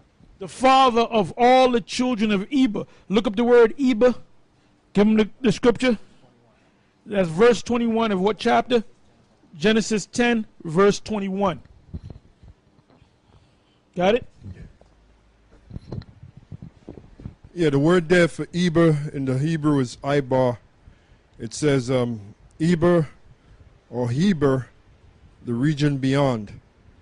Son of Salah, great-grandson of Shem, father of Peleg and Joktan, a Gadite chief, a Benjaminite son of Elpal, and descendant of Sharahaim, a Benjaminite son of Shashak, a priest in the days of Joachim, the son of Jeshua.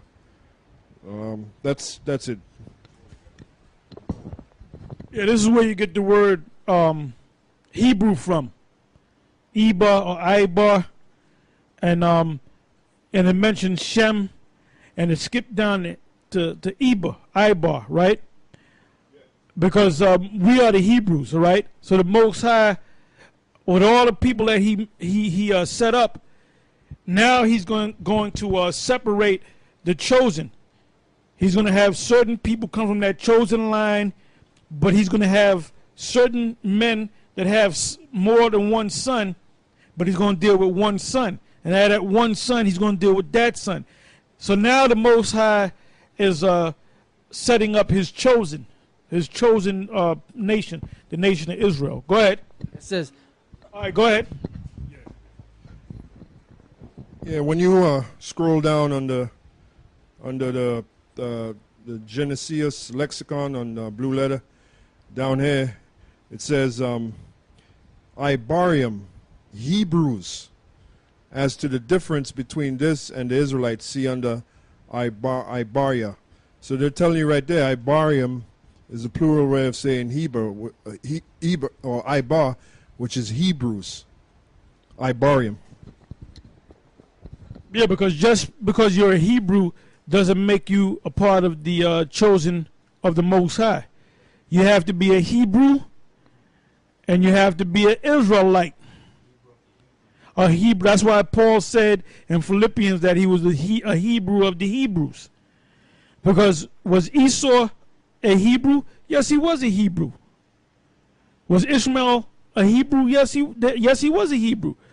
Were the 6 sons that came out of Abraham through Keturah, were they Hebrews? Yes, they were Hebrews. But there's a group of Hebrews that the Most High set up to be the chosen.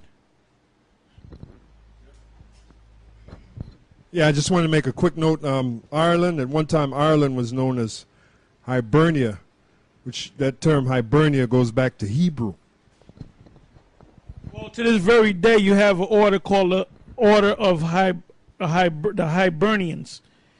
And if you look the word up, like the elders said, the word Hibernians mean Hebrews.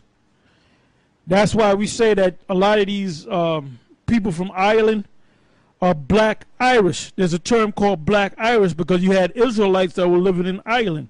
All right? It says, unto Shem also, Genesis 10:21.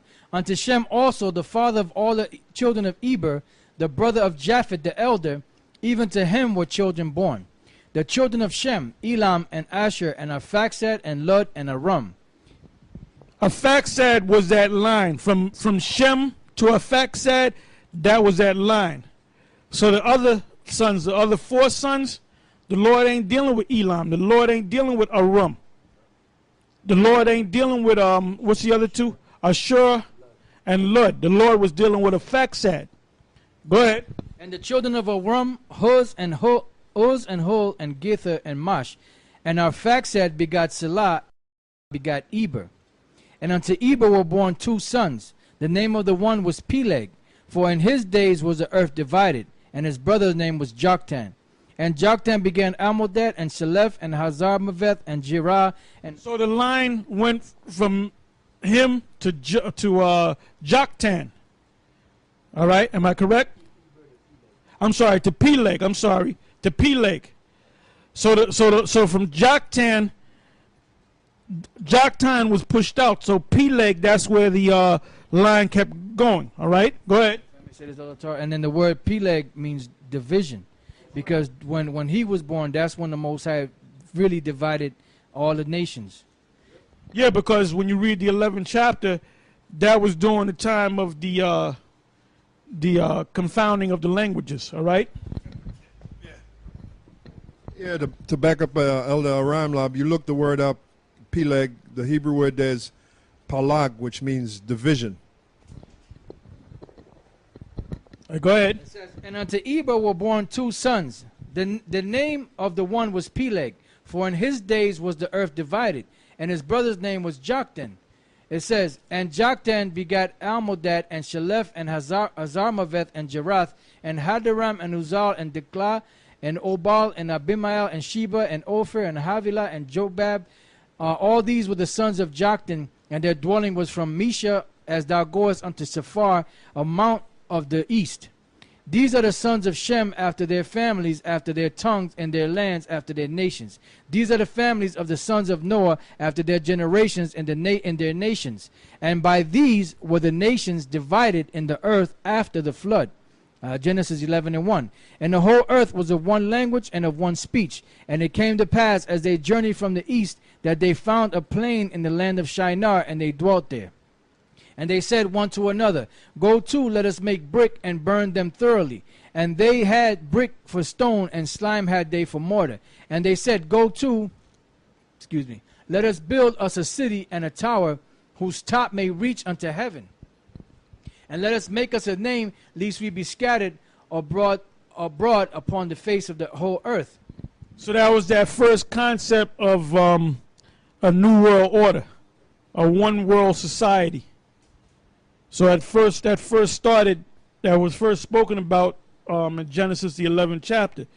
So you got this devil to this day trying to establish this new world order, this one world religion, one world government, eventually they want one language, all right, one world system.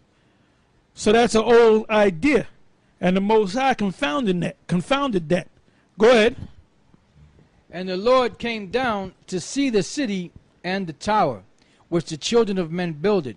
And the Lord said, Behold, the people is one, and they have all one world order. Go ahead. And they have all one language. And this they begin to do. And now nothing will now nothing will be restrained from them, which they have imagined to do. Go to, let us go down, and there confound their language, that they may not understand one another's speech. So the Lord scattered them abroad from thence upon the face of all the earth, and they left off to build the city. Therefore is the name of it called Babel, because the Lord did there confound the language of the earth, and from thence did the Lord scatter them abroad upon the face of all the earth. These are the generations of Shem. Shem was 100 years old and begot Arphaxad 2 years after the flood. And Shem lived after he begot Arphaxad 500 years and begat sons and daughters. And Arphaxad lived 530 years and begot Salah. And Arphaxad lived after he begot Salah 403 years and begot sons and daughters. And Salah lived 30 years and begot Eber. And Salah lived after he begot Eber 403 years and begot sons and daughters. And Eber lived 430 years and begot Peleg. And Eber lived after he begot Peleg 430 years and begot sons and daughters. And Peleg lived 30 years and begot Reuel. And Peleg lived after he begot Reuel 209 years and begot sons and daughters. And Reuel lived 230 years and begot Serug. And Reuel lived after he begot Serug 207 years and begot sons and daughters. It says, and Serug lived 30 years and begot Nahor. And Serug lived after he begot Nahor 200 years and begot sons and daughters. And Nahor lived 29 years and begot Terah. And Nahor lived after he begot Terah 119 years and begot sons and daughters. And Terah lived 70 years and begot Abram, Nahor, and Haran. Now these are the generations of Terah. Terah begot Abram, Nahor, and Haran begat Lot. And Haran died before his father Terah in the land of his nativity in Ur of the Chaldees. And Abram and Nahor took them wives. The name of Abram's wife was Sarai. The name of Nahor's wife Milcah. So now let's get into these names. Abram, matter of fact, look up the word Abram. Look up the word Sarah, Sarai, Sarayah. Sarai was a wife of Abraham. The word Sarai means, from the Hebrew, Sharayah. It's the feminine way of saying prince. So her name means princess, and the yah at the end makes it my princess. So instead of saying Shah, which is prince, you say Shara, which is princess, and the yah, like I said, makes it my princess. Whose princess was it? Abraham's princess, or Abram's princess. Now Abram's name was Abba Ram. Ram means, that's where you get the word ram from. Ram is usually on the top of the mountain. So the word ram means exalted or high. So Abba Ram means father exalted, high father. All right? And you notice that his name was changed to Abraham, Abraham, and his wife's name was changed from Sarai to Sarah, which means princess. So let's get these names together. Yeah, dealing with Abraham, or Abram first, the Hebrew word there is Abaram. Abaram, which means exalted father. It says original name of Abraham. And down here it says the founder and father of the Jewish nation, the son of Terah, born in Mesopotamia, and sojourned in the land of Canaan with his flocks in a kind of nomadic life. Now I'm going to go to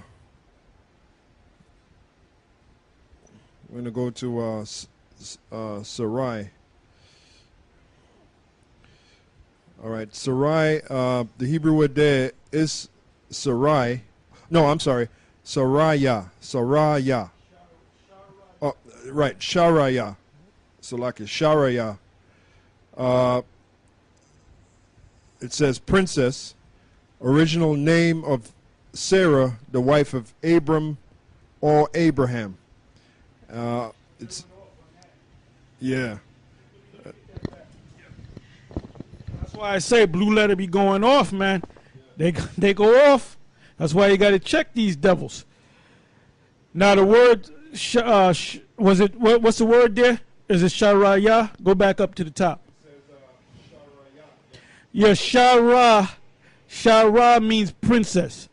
Sharaya, the ya at the end makes it my princess. So they're saying that her name was princess. They went off. All right? Yeah, because as you read down, it says they have Sharaya, my princess, but then they have a question mark at the end. This is like they're questioning. When you got a question mark at the end, that means you really ain't sure. You're taking a stab at it. Yeah, it says my princess with the question mark, like the brothers were saying, they don't know. Then it says nobility. Then it says Sarai, of the wife of Abraham, for which, however, afterwards, Genesis 17 and 15, another name, Shara, princess, was substituted. So. They trying their best. They trying their best. Go ahead. And Abram and Nahor took them wives. The name of Abram's wife was Sarai. The name of Nahor's wife, Milcah, the daughter of Haran, the father of Milcah, and the father of Iscah. But Sarai was barren, she had no child. And Terah took Abram his son, and Lot the son of Haran, his son's son, and Sarai his daughter-in-law. Now the Most High took Abram from Terah, his father, because his father was into them gods, those catered them. In other words, he wasn't following the Most High. So the Most High took Abram to himself to raise him up into the knowledge of the Most High, the knowledge of himself. All right? You got something? Go ahead. This is Joshua chapter 24, verse 2. And Joshua said unto all the people, Thus saith the Lord power of Israel, your father on the other side of the flood in old time, even Terah, the father of Abraham, the father of Nahor. Now the other side of the flood is not talking about Noah's flood. It's talking about when they left from Egypt into the wilderness. That's what that flood is talking about. Go ahead. Right. It says, even Terah, the father of Abraham, the father of Nahor, and they served other gods. And they serve other gods. What gods did they most likely serve? Them Canaanite gods that Esau's serving today. When they have their little secret meeting, like they had their little secret gathering over there in Sonoma County, the Bohemians. They're still over there. They're going to be there for the last 2 weeks of July. All right? Go ahead. Back in Genesis 11 and 31. And Terah took Abraham his son and Lot the... Yeah, because this guy Boner, they were negotiating about what's going to happen on August 2nd, whether they're going to default on their debt or raise the ceiling or whatever. And all of a sudden, this guy Boner just disappeared. Now he probably hopped on the plane and went. They probably said, "Get Boner, get your ass over here to the Bohemian Grove, right?" Because I wonder if I'm going to see him this week. Because most likely he's over there at the Bohemian Grove whether he went over there for a little while or he gonna be over there to do what they do, which they pop each other. They pop them little young guys and shit, them Edomite waiters and shit, and some of them jakes. They get real freaky over there. Go ahead. Faggy, real faggy. Some real faggoty shit goes on over there. And even Nixon said that. He said, you know the quote. You know the quote. Give me the quote, brother. Oh yeah. Nixon. He said it's the most goddamn faggy thing I ever saw. He's talking about because he went there in '67. Because there's a picture of Nixon and Reagan and I think Ford was in there too. So he went to the Bohemian Grove. So he had firsthand knowledge of it. That's why he made that statement. It's the most goddamn faggy thing I ever saw. Yeah, Nixon had his own mind. Nixon wanted to do his own thing, man. That's why I forget what year it was. I believe it might have been 70, 71. If you go, I believe it was in the Daily News. I'm almost positive it was in the Daily News, but if you go to your local library and you go to your microfiche machine and you go back to around 70, 71 and you take time to look at it, you can actually find that article in the paper. And I think he took out a big spread on one of the pages and he put the all-seeing eye with the pyramid. And I actually saw it when I was a kid, and the all-seeing eye, and he said, "I trust in myself." And shortly after that, they set his ass up and he got impeached. But they always respected the guy. That's why they didn't kill him. They had a lot of respect for that dude. He wasn't an idiot like these idiots today. I mean, this guy had his own mind. All right? Go ahead. And he said what he had to say about the Bohemian Grove. You don't say such things like that. But he said what the hell he had to say. He said that's the most faggotiest goddamn whatever the hell he said. All right? Basically, he didn't like being around them faggots. Go ahead. Genesis 11:31. And Terah took Abram his son, and Lot the son of Haran his son's son, and Sarai his daughter-in-law, his son Abram's wife, and they went forth with them from Ur of the Chaldees to go into the land of Canaan.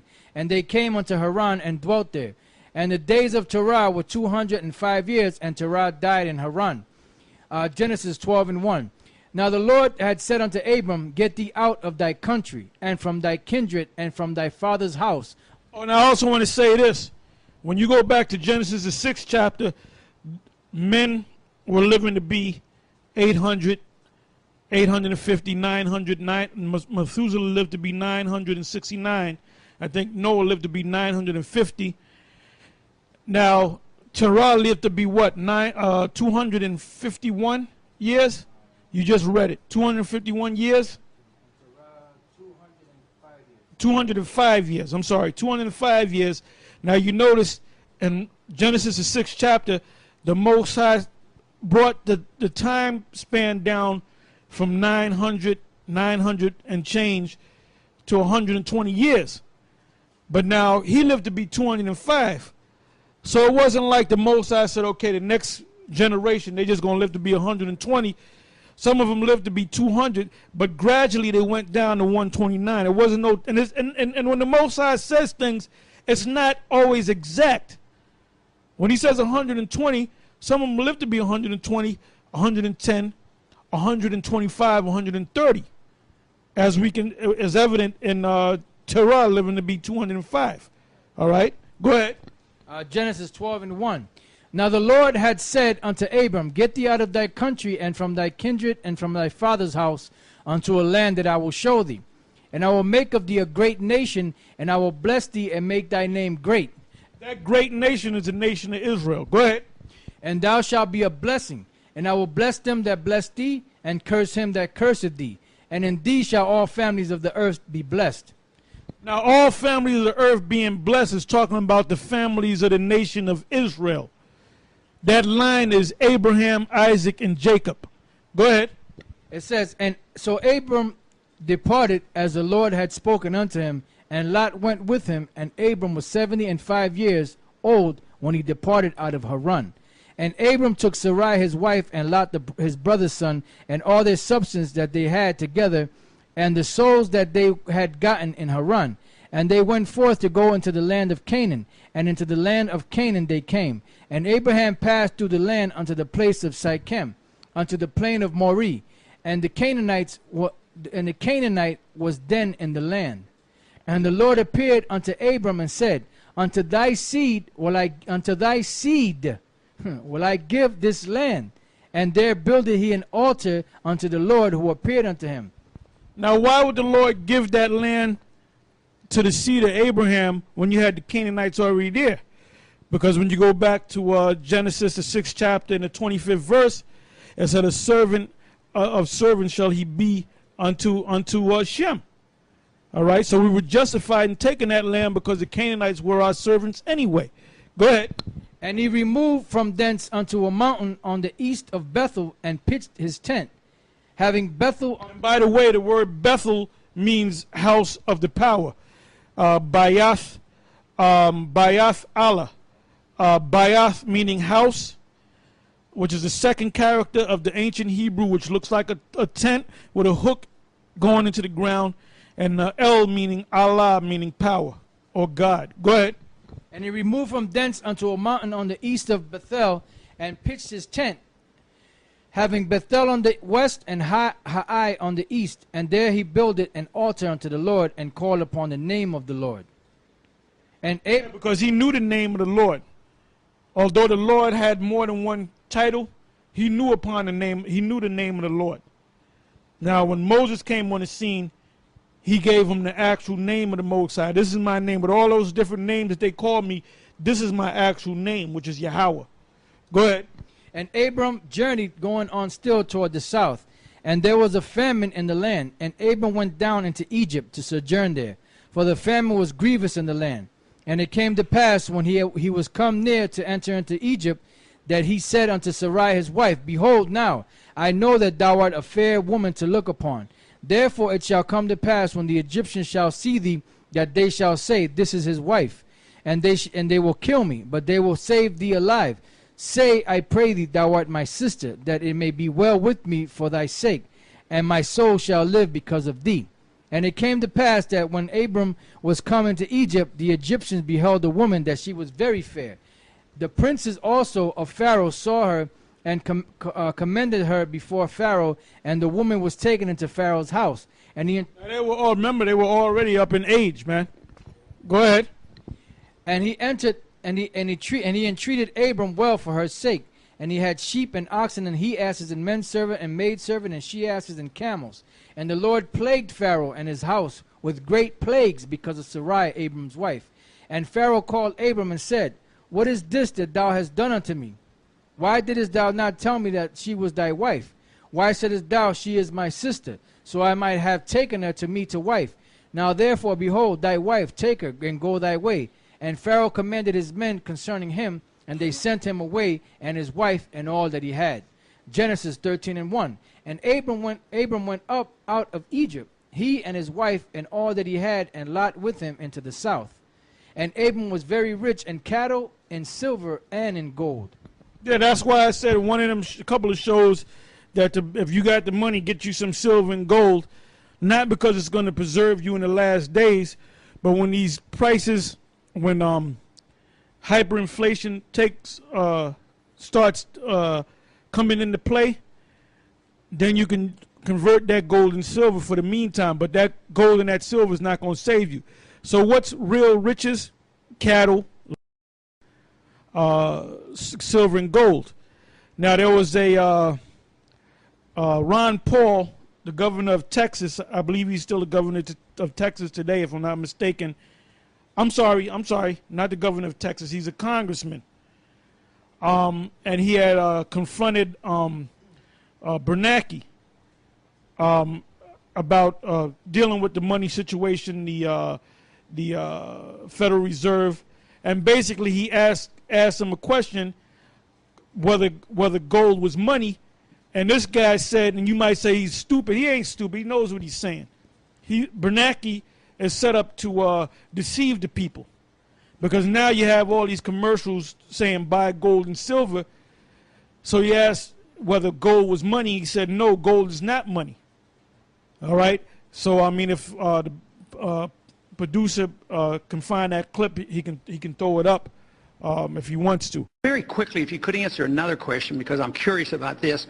You know, the price of gold today is $1,580. The dollar during these last 3 years was devalued almost 50%. When you wake up in the morning, do you care about the price of gold? Well, I pay attention to the price of gold, but I think it reflects a lot of things. It reflects global uncertainties. I think the reason people hold gold is as a protection against what we call tail risk, really, really bad outcomes. And to the extent that the last few years have made people more worried about the potential of a major crisis, then they have gold as a protection. Do you think gold is money? No. It's not money. Even if it has been money for 6,000 years, somebody reversed that and eliminated that economic law. Well, it's an asset. I mean, it's the same. Would you say Treasury bills are money? I don't think they're money either, but they're a financial asset. Why do central banks hold it? Well, it's a form of reserves. Why don't they hold diamonds? Well, it's tradition, long-term tradition. Well, some people still think it's money. I yield back. My time is up. Thank you. All right, go ahead. It says, and Abram was very rich in cattle, in silver, and in gold. And he went on his journey from the south. He didn't notice he didn't have no paper money, because that's not real money. That's called a fiat money, fiat currency. The word fiat is Latin for let it be, because the government and the Fed, which is quasi-government, a quasi-governmental institution, they basically said that's money. So people, the average person don't know. They follow the government. They don't know what the hell to do. Whatever the government says, they go by. So they say it's money, so therefore people think it's money. And they spend it in the circulation, but it's really not money. Silver and gold is real money. Go ahead. It says, and he went on his journey from the south even to Bethel, unto the place where his tent had been at the beginning between Bethel and Hai, unto the place of the altar which he had made there at the first, and there Abram called on the name of the Lord. And Lot also, which went with Abram, had flocks and herds and tents, and the land was not able to bear them, that they might dwell together, for their substance was great, so that they could not dwell together. And there was a strife between the herdmen of Abram's cattle and the herdmen of Lot's cattle, and the Canaanite and the Perizzites dwelt then in the land. And Abram said unto Lot, let there be no strife, I pray thee, between me and thee, and between my herdmen and thy herdmen, for we be brethren. Is not the whole land before thee? Separate thyself, I pray thee, from me. If thou wilt take the left hand, then I will go to the right. Or if thou wilt depart to the right hand, then I will go to the left. And Lot lifted up his eyes and beheld all the plain of Jordan, that it was well watered everywhere, before the Lord destroyed Sodom and Gomorrah, even as the garden of the Lord, like the land of Egypt, as thou camest unto Zoar. Yeah, because anywhere you have land and water, you have cattle to eat the grass, to drink the water. So that's going to bring fowl. That's going to bring bees to create honey and so forth. So he saw that land that was rich with water and soil. So he said, I'll choose that land. And Abraham gave him the first choice. You know why? Because Abraham knew that the Lord was with him. And no matter where Abraham went, the Most High was going to bless him anyway. That's called faith. Go ahead. Then Lot chose him all. That's a lesson to you guys that made that deal with that Faustian bargain with the devil. I'm talking about Comfy. You don't see Comfy no more. He's been totally exposed. General Yohana, he's next. He's going to get totally exposed. And the rest of you guys that made that deal with the devil, that's called a lack of faith. You didn't want to wait for the Most High. You wanted to take that money. So you're going to be destroyed along with that money and along with the elite. Go ahead. It says, then Lot chose him all the plain of Jordan, and Lot journeyed east, and they separated themselves the one from the other. Abram dwelt in the land of Canaan, and Lot dwelt in the cities of the plain, and pitched his tent toward Sodom. But the men of Sodom were wicked and sinners before the Lord exceedingly. Now remember, the men of Sodom were Canaanites. Go ahead. And the Lord said unto Abram, after that Lot was separated from him, lift up now thine eyes and look from the place where thou art. And by the way, this country right here is becoming a gigantic Sodom and Gomorrah, because they just passed that law that gays can marry one another in New York, and New York is a major state. So now they're gonna have this big thing supposedly come tomorrow, where you're gonna have all these lesbians and these homosexuals getting married on Sunday.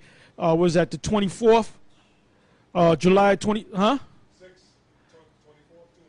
Right, that's right. 2 and 4 and 6, which can be the devil's number, and they're making a big deal about it. And then they were talking about the other day taking Jones Beach and making part of it a nude beach. So basically, they're corrupt. The leaders are corrupting the people.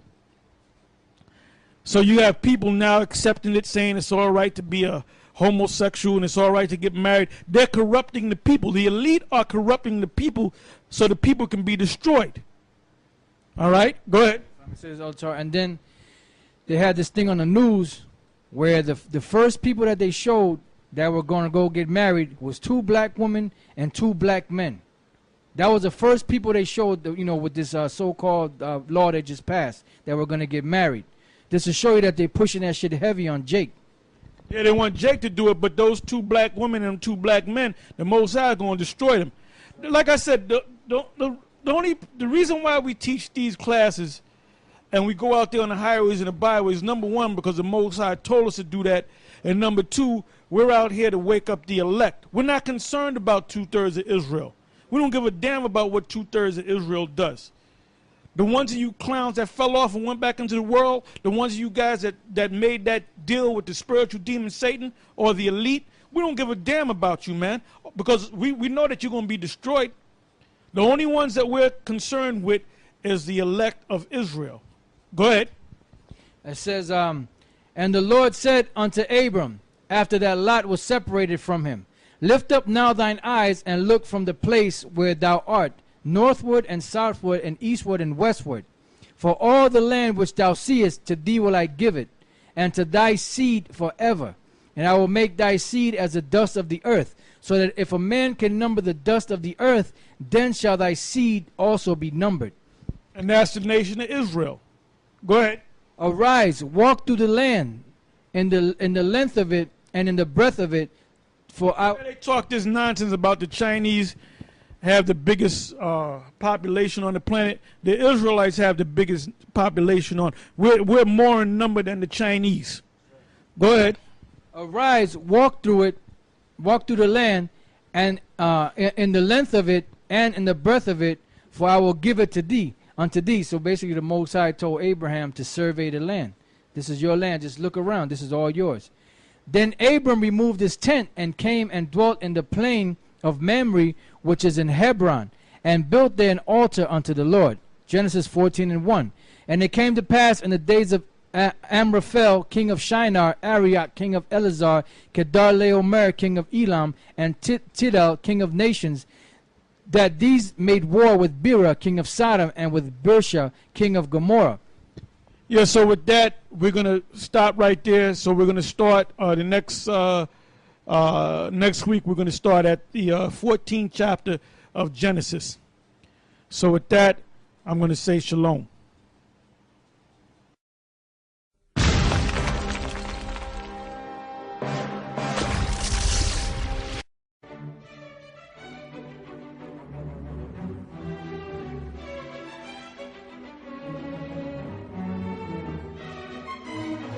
Shalom, and welcome once again to another episode of Elders of GMS, giving all praises to Yahweh Ba'ashem Yahweh Shai. And we're going to continue on with the book of Genesis, and we're going to start at the beginning of chapter 14. Genesis chapter 14, verse 1. And it came to pass in the days of Amraphel, king of Shinar, Arioch, king of Elazar, Kedar-laomer, king of Elam, and Tidal, king of nations, that these made war with Bera, king of Sodom, and with Bersha, king of Gomorrah. Shinab, king of Admah, and Shem-eber, king of Zeboim, and the king of Bela, which is Zoar. And these were joined together in the vale of Siddim, which is the Salt Sea. Yeah, so speaks about Sodom and Gomorrah, and there was three other cities: Zeboim, Admah. What was the other one? Zoan. And that's where, as you read on, that's where Lot had escaped to. And these cities, basically, like you got New York City, and you got the mayor. So you had what was called like city states, for lack of a better term.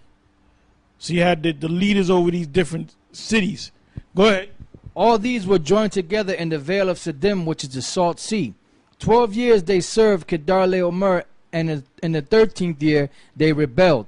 And in the 14th year came Kedar-laomer and the kings that were with him, and smote the Rephaims, and Ashtoreth, Karnaim, and the Zuzims in Ham, and the Emims in Shaveh, Kiriathaim, and the Horites in their Mount Seir, unto El Paran, which is by the wilderness. Yeah, because the first people to dwell in Mount Seir were the Horites, which are the Canaanites. As a matter of fact, to back that up, go to the blue letter and give them the exact verse, and let's see what the blue letter says about this. Genesis 14:6. Now, as you read it, these were Canaanites for the most part, and they were rebelling against each other. You had one guy that was over a certain realm, then you had a city-state, so to speak, come against that and set up a new king. So basically, that goes on throughout history, where you have these small cities and these city-states, and then you have empires, which take control of many city-states and take control of a whole realm, a large land mass, and then you have rebellions. So it's like a cycle. Go ahead, Ak. Yeah, the word there in the Hebrew is haraya, which says Horite, cave dweller, the inhabitants of Mount Seir, the inhabitants of Edom in later times. It says a troglodyte, cave dweller, a hole, a cavern, and a termination. Horite, of a people who in very ancient time inhabited Mount Seir, afterwards expelled by the Edomites. And they give you the scripture, Deuteronomy 2 and 12, verse 12 and 22, Genesis 36, 20 to 30. Hori of several men. That's all they have there. Yeah, because the Horites, when you go to the genealogy, they go back to the Canaanites, the Africans. All right? Go ahead. It says, and the Horites in their Mount Seir unto El Paran, which is by the wilderness. And they returned and came to En-Mishpat, which is Kadesh, and smote all the country of the Amalekites, and also the Amorites that dwelt in Hazazon Tamar.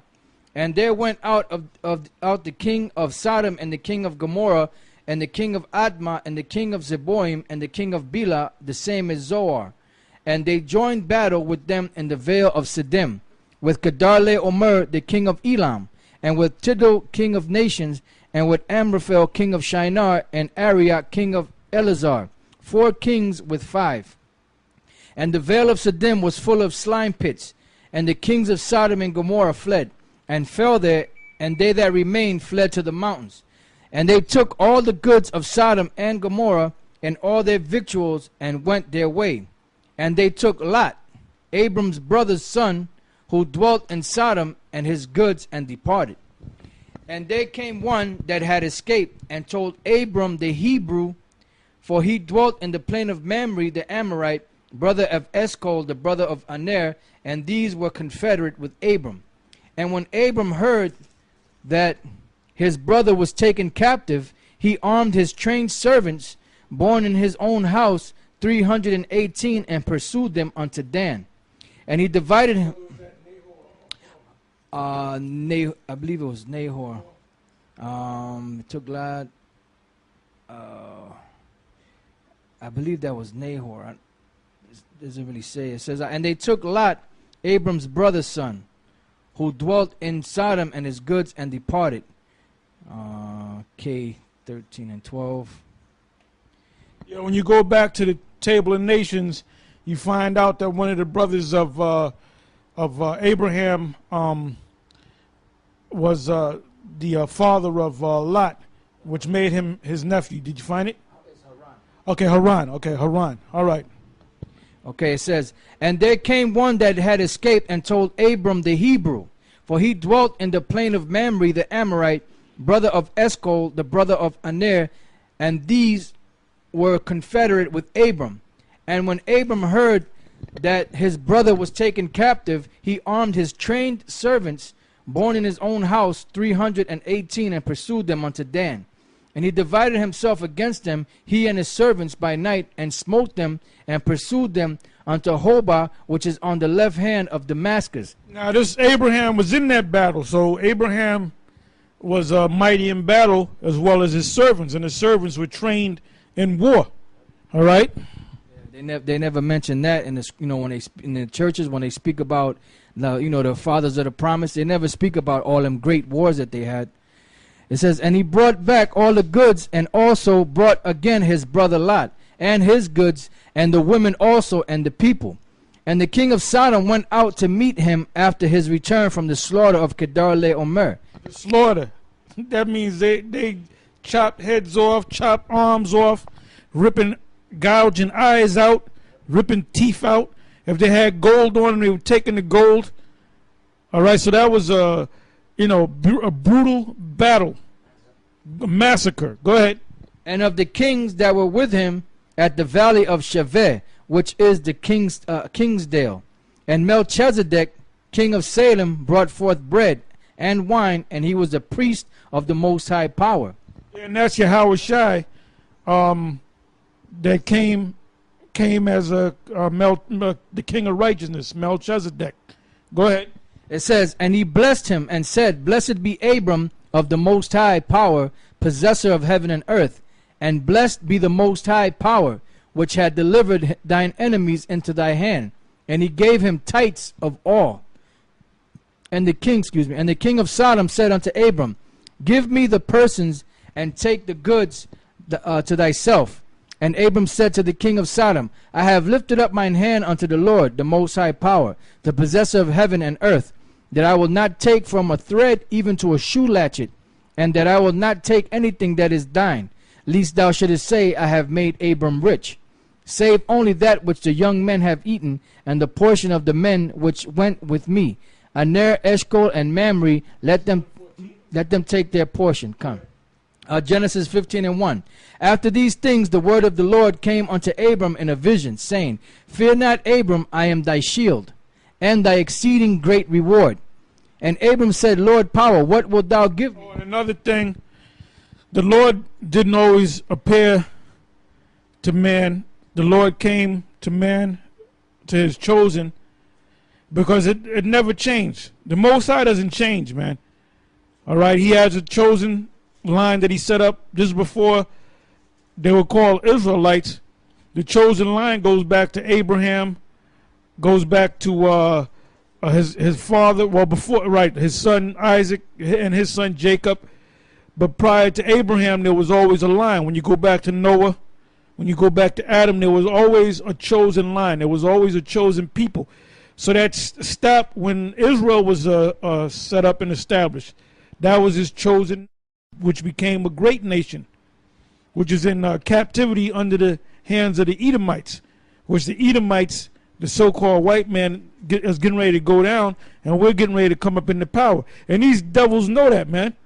These elite scholars and the Rothschilds and the super rich, the warlocks and so forth, the elite, they know what's going to happen. They know exactly what's going to happen, but they're stupid because they're trying to stop the prophecies of the Most High.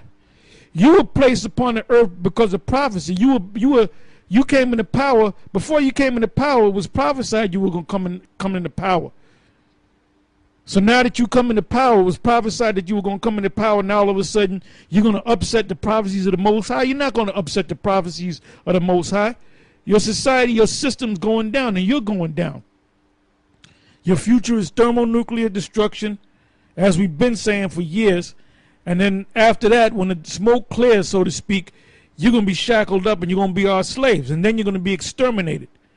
That's the order. You want to know your future? I just gave you your future in a nutshell.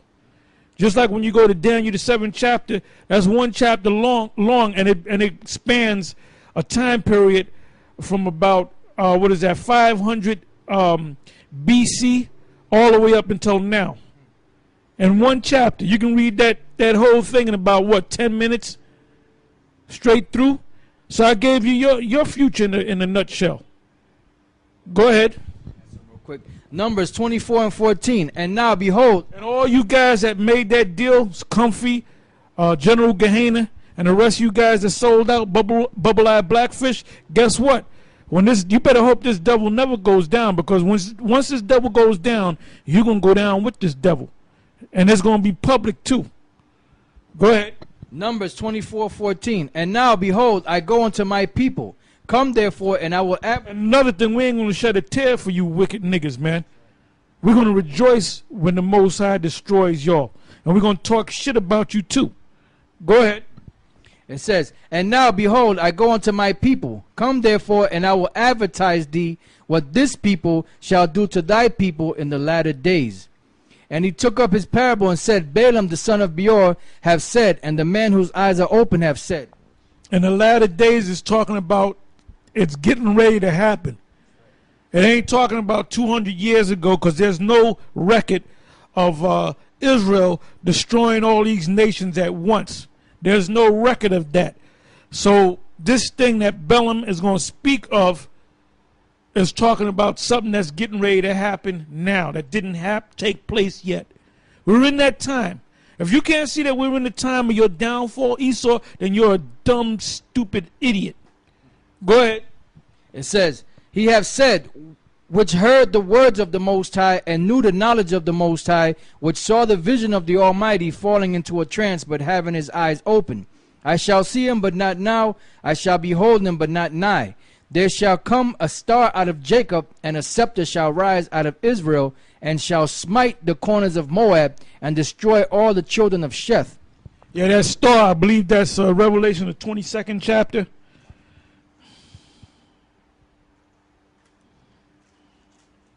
You're right about there. Go ahead. Revelation 22 and 16. I, Yahushua, have sent mine angel to testify unto you these things in the churches. I am the root and the offspring of David, and the bright. I am the root and offspring of David. So that kills that madness about the virgin birth. So anybody that's teaching that, they don't understand the scriptures. They're lost. And the Most High is going to destroy them too. Because the scriptures tell you that. You might not have made a deal with the illuminated ones, but because you breaking down the scriptures the wrong way, destruction is already set up for you. Give me what is that? 2 Peter, the 3rd chapter, and I believe it's around about the 16th verse.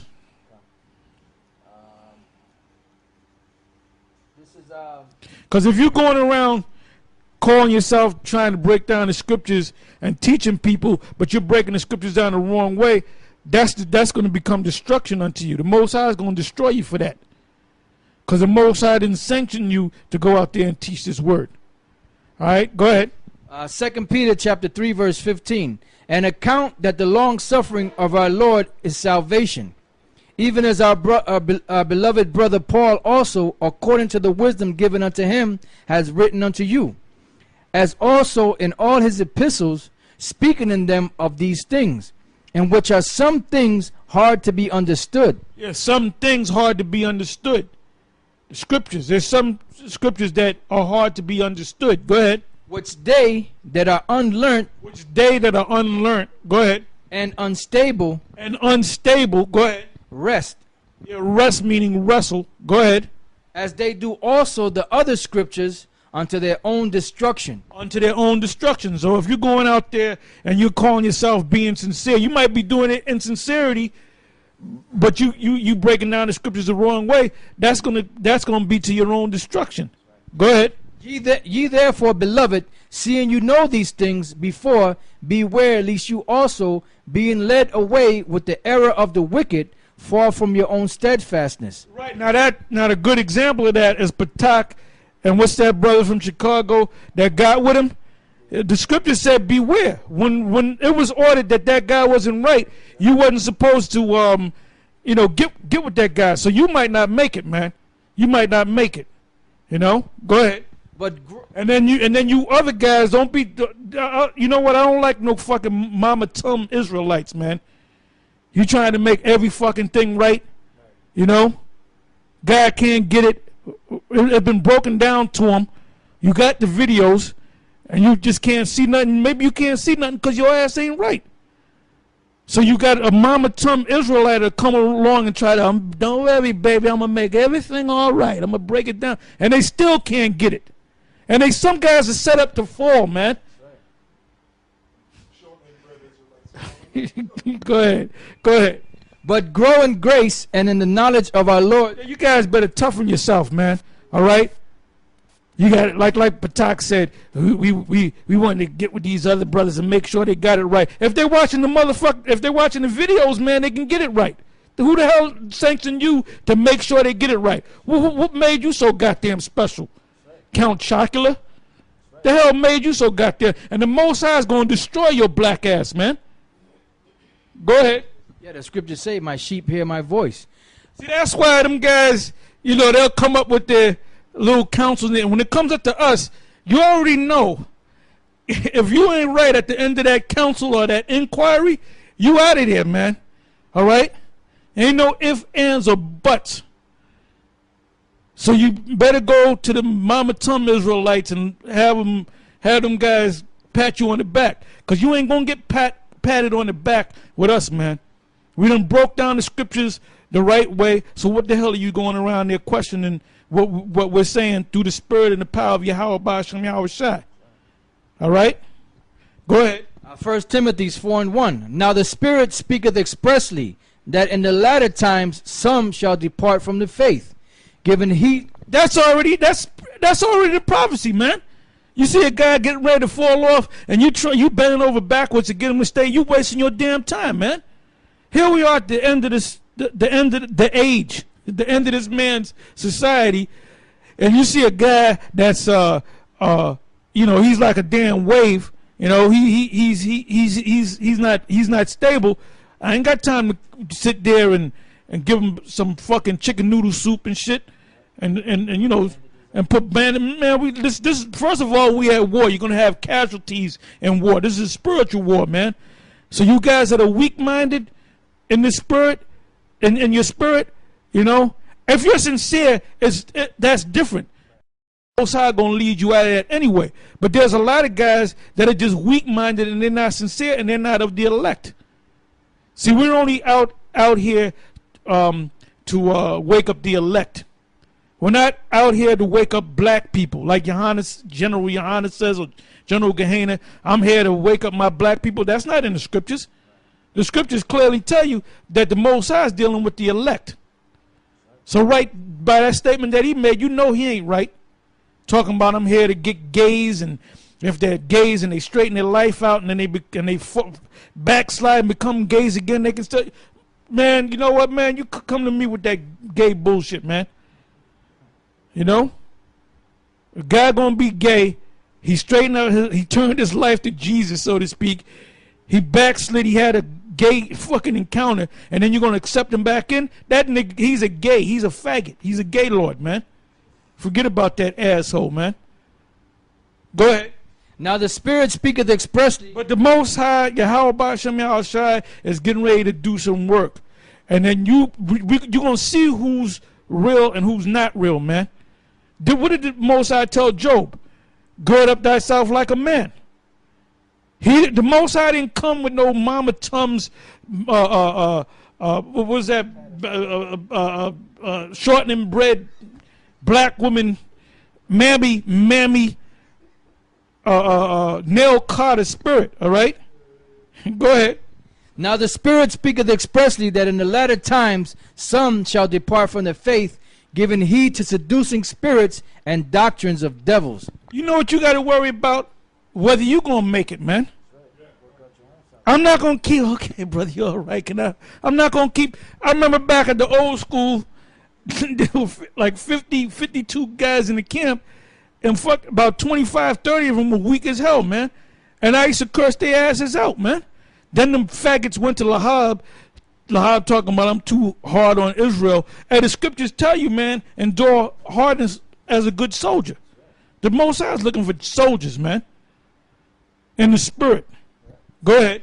It says, speaking lies and hypocrisy, having their conscience seared with a hot iron. That's right. And Lahab, too. I'd be remiss if I didn't mention Lahab. Lahab, let me tell you something about Lahab. Mr. Darth Vader himself. Okay? Everybody feared that guy. I saw right through that clown, man. I said, this guy ain't shit, man. This guy. And even my woman years ago, I said, oh, this is Lahab. And she told me later, she said, that guy looks big and bad. But you know what? I bet you his wife, his woman tells him what to do and slaps him around. And then later, he told me himself that his woman, Aurora, used to slap his ass around. So she was right. You know? Go ahead. Revelation 22:16. I, Yahushua, have sent mine angel to testify unto you these things in the churches. I am the root and the offspring of David, and the bright and morning star. And y'all brothers should do like a special on how not to be a Mama Tums Israelite. You know? Go ahead. Numbers 24:17. You can't worry about these weeks. You know, it says the strong bear the infirmities of the weak. Basically, you got brothers that are not as strong in the faith as others, but they're sincere. You work with guys like that. But you don't work with these, you know, you walking down the street and all of a sudden you look and the guy's not there and the guy's laid out, spread eagle on the floor. And you say, what happened, brother? Oh, the sun hit my face and no, you don't deal with no weak nigga like that, man. Every 5 minutes you gotta physically pick this nigga up. Most I ain't dealing with a nigga like that. Now when that chip comes, which General Gehenna says that's not talking about the actual chip, the mark, we're gonna see who's real, man. We're gonna see who's real. When them crackers pull them motherfucking, when they pull them whatever gun, whether it be an M16 or a AK-47 or a 9 to your temple, I'm gonna see whether you're gonna take that. I'm gonna say, you know, blow my goddamn head off, bitch. You Edomite bitch. You better man up, cause you're gonna be tested, man. Go ahead. Numbers 24:17. I shall see him, but not now. I shall behold him, but not nigh. There shall come a star out of Jacob, and a scepter shall arise out of Israel, and shall smite the corners of Moab, and destroy all the children of. That star is talking about Yahushua. Go ahead. And Edom shall be a possession. Seir also shall be a possession for his enemies, and Israel shall do valiantly. Out of Jacob shall come he that shall have dominion, and shall destroy him that remaineth of the city. And when he looked on Amalek, he took up his parable and said, Amalek was the first of the nations, but his latter end shall be that he perish forever. And he looked on the Kenites and took up his parable and said, Strong is thy dwelling place, and thou puttest thy nest in the rock. Nevertheless the Kenites shall be wasted until Ashur shall carry thee away captive. And he took up his parable and said, Alas, who shall live when the Most High doeth this?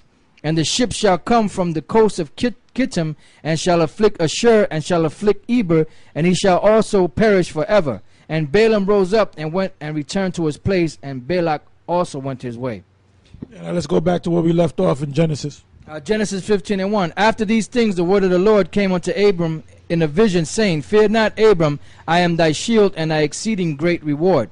And Abram said, Lord power, what wilt thou give me, seeing I go childless? And the steward of my house is this Eliezer of Damascus. And Abram said, Behold, to me thou hast given no seed, and lo, one born in my house is mine heir. And behold, the word of the Lord came unto him, saying, This shall not be thine heir, but he that shall come forth out of thine own bowels shall be thine heir. Excuse me. And he brought him forth abroad and said, Look now toward heaven, and tell the stars, if thou be able to number them. And he said unto him, So shall thy seed be. And he believed in the Lord, and he counted it to him for righteousness.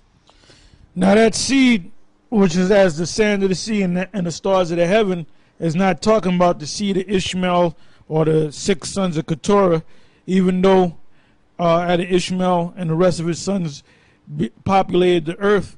It's talking about the nation of Israel. That's what seed it's talking about. The seed that went through Isaac, the one seed that went through Sarah to birth Isaac, and that's from that seed Isaac laid with Rebekah and had Jacob, and then out of Jacob became what's known as Israel today. That's the seed that it's talking about. Go ahead. Exodus 32:13. Remember Abraham, Isaac, and Israel thy servants, to whom thou swearest by thine own self, and saidest unto them, I will multiply your seed as the stars of heaven, and all this land that I have spoken of will I give unto your seed, and they shall inherit it forever. Back in Genesis 15:7. And he said unto him, I am the Lord that brought thee out of Ur of the Chaldees to give thee this land to inherit it. And he said, Lord power, whereby shall I know that I shall inherit it? And he said unto him, Take me an heifer of 3 years old, and a she-goat of 3 years old, and a ram of 3 years old, and a turtle dove, and a young pigeon. And he took unto him all these, and divided them in the midst, and laid each piece one against another, but the birds he divided he not. And when the fowls came down upon the carcasses, Abram drove them away. And when the sun was going down, a deep sleep fell upon Abram, and lo, an horror of great darkness fell upon him. And he said unto Abram, Now know of a surety that thy seed shall be a stranger in a land that is not theirs. Now, what I got to speak on is this. Nate Satan had did a video a couple years back, but I think he was reading out of Acts 7, which Stephen was, or Stephen, some people referred to him as, mentioned, reiterated what the vision that Abraham got in Genesis 15 chapter. And Nate Satan, that unlearned clown, all right, said that that's talking about America, all right? It wasn't talking about America. It was talking about Egypt. Go ahead. And he said unto Abram, Know of a surety that thy seed shall be a stranger in the land that is not theirs, and shall serve them, and they shall afflict them 400 years. That's Egypt. Mizraim. Ancient Egypt, so you can understand. Go ahead. And also that nation whom they shall serve will I judge. And afterward... And the Lord judged that nation. Go ahead. And afterward shall they come out with great substance. And thou shalt go to thy fathers in peace. Thou shalt be buried in a good old age. But in the 4th generation they shall come hither again, for the iniquity of the Amorites is not yet full. Yeah, because you had the Amorites of Canaan. The Amorites came out of Canaan, so there were Canaanites that were in that land. So Israel, when they left the land of, they left the captivity of, delivered from the captivity of the ancient, so-called ancient Egyptians, they had to have